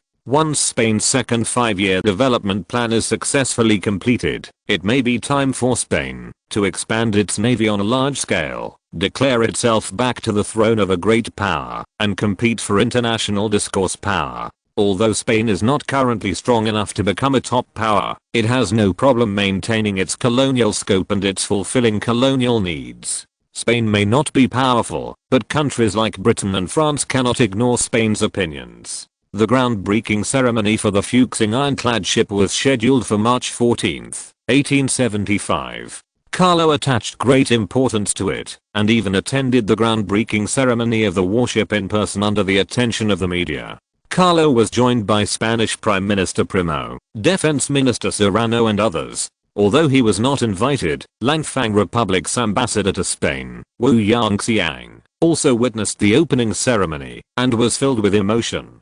Even though the Langfang Republic had a population of 4,500,000 pounds was a huge sum of money that it could never raise. After all, it was just an agricultural country, and due to frequent harassment by the Dutch, the economy of the Langfang Republic was not that good. If the Langfang Republic had a few advanced ironclad ships, even the Dutch would never dare to blatantly annex the territory of the Langfang Republic. Of course, this is just a thought. The cost of building an ironclad ship is as high as hundreds of thousands of pounds, which is equivalent to 2 million taels of silver a year. It is definitely a money-making beast that every country is afraid of. The news that Spain had rebuilt ironclad ships after many years was spread to other countries and regions outside Spain through reports from domestic and foreign newspapers. Perhaps the country that is most worried about this is Spain's neighbor Portugal. There was no other way. There were only these two neighbors on the small Iberian Peninsula. The Principality of Andorra was more like a vassal state under the joint rule of France and Spain. It had neither an army nor diplomatic sovereignty and could not be considered an independent country. Portugal was very wary of Spain in its weakened period, not to mention the Kingdom of Spain, which had already begun to revive. King Louis of Portugal was originally very much looking forward to his brother-in-law Carlo becoming the King of Spain. It's not that there is a relationship between the two. After all, there is a common blood relationship between European royal families, and some are even close relatives. Mainly because of Carlo's identity as an Italian outsider, coupled with the chaos situation in Spain at the time, King Louis felt that it would be impossible for Spain to get back on its feet in a short period of time, and such a Spain naturally could not pose much threat to Portugal. But unexpectedly, with the full cooperation of Carlo and Prime Minister Primo, the revival of Spain happened so visibly. Although Spain is not very strong now, it has indeed pulled itself back from the brink and transitioned from a period of decline to a period of revival. Spain's resumption of ironclad warship construction has once again increased Portugal's about Spain. A Spain with a strong army is enough to make the Portuguese sleep poorly. If Spain builds a strong navy, will there be room for the Portuguese to survive in the Iberian Peninsula concerns? After much consideration, King Louis of Portugal finally listened to the advice of the Portuguese government and decided to take the initiative to have deeper contact with the Spanish royal family, mainly Carlo, in order to bring the Portuguese and Spanish royal families, and even the two governments, closer together through the blood relationship between the two royal families. Portugal did not expect to gain anything from Spain as long as it could ensure that the resurgent Spain would not have any ideas about Portugal. It would be a blessing in disguise for Portugal. Before the economic crisis broke out, Portugal had this idea in mind, thinking about concluding a treaty with Spain to ensure its own security. But because of the economic crisis, Portugal can only postpone it for a while from various European countries. What can these talents and enterprise equipment provide for Spain? Of course, it is the industrial experience that Spain lacks the most. With this industrial experience, Spain's industry will achieve great growth and will completely widen the gap with small European countries such as Portugal and the Netherlands. Although Portugal and Britain have a good relationship, Spain is not without allies. Needless to say, the relationship between Spain and Italy has improved a lot. Since Carlo came to power Treaty Point, King Louis had never expected the cooperation between Austria-Hungary and Spain. He had originally wanted to select a suitable princess from the Portuguese royal family to marry Carlo, so as to ensure that Spain would not be hostile to Portugal through marriage. But Carlo obviously had a better choice. An Austro-Hungarian empire as an ally was much stronger than Portugal. With the help of Austria-Hungary, could Spain defeat Portugal, which was helped by the British? There is no need to think about this question. The answer is of course that it can be easily defeated. Unless the British are willing to personally help Portugal, Portugal will have no capital to resist a more powerful country like Spain. Why do I say that? For a country, the most important thing is strategic depth. The territory of Portugal looks more like a rectangle, or a rectangle standing upright. If war breaks out between the two countries, the Spanish army only needs to march west from Badajoz to reach Lisbon, the capital of Portugal territory. Faced with this problem, there is no solution, unless Portugal has a strong. All of Portugal's territory is either close to the sea or borders Spain, so to a certain extent, it has no room to retreat. After losing the Brazilian colony, Portugal had no hope of evacuating to other colonies. The colonies in Africa were not large enough to support a country. The other colonies were too small to even be self-sufficient. From this aspect, it can be seen that Portugal has no choice at all. Either maintain good relations with its neighbor Spain, or cling to the British fire and pray that Spain will not take the risk of offending the British and take action against Portugal. Between these two options, what will the Portuguese government choose? For most small countries, they do not have the courage to make a firm choice, and the Portuguese government is no exception. The Portuguese government's choice was to maintain its alliance with the British as a strategic goal, while working hard to improve relations with Spain and ensure the security of its own territory. Simply put, you have to have it both ways, betting everything on both the UK and Spain in exchange for your own security. Regardless of whether this action would offend one or both parties, at least for Portugal at the moment, this is indeed the best way to preserve its territory. March 22, 1875, in the Royal Palace of Madrid, Spain. Carlo was somewhat surprised by the sudden arrival of King Louis and Queen Maria of Portugal. Queen Maria is Carlo's sister, but when Carlo came into this world, Queen Maria was already married to King Louis. This also led to Carlo never seeing his sister, even though she was very happy and close to him. Carlo, long time no see. When she saw Carlo, Queen Maria walked forward very happily, looking at her brother with joy in her eyes. Sister Maria, long time no see. Your Majesty Louis.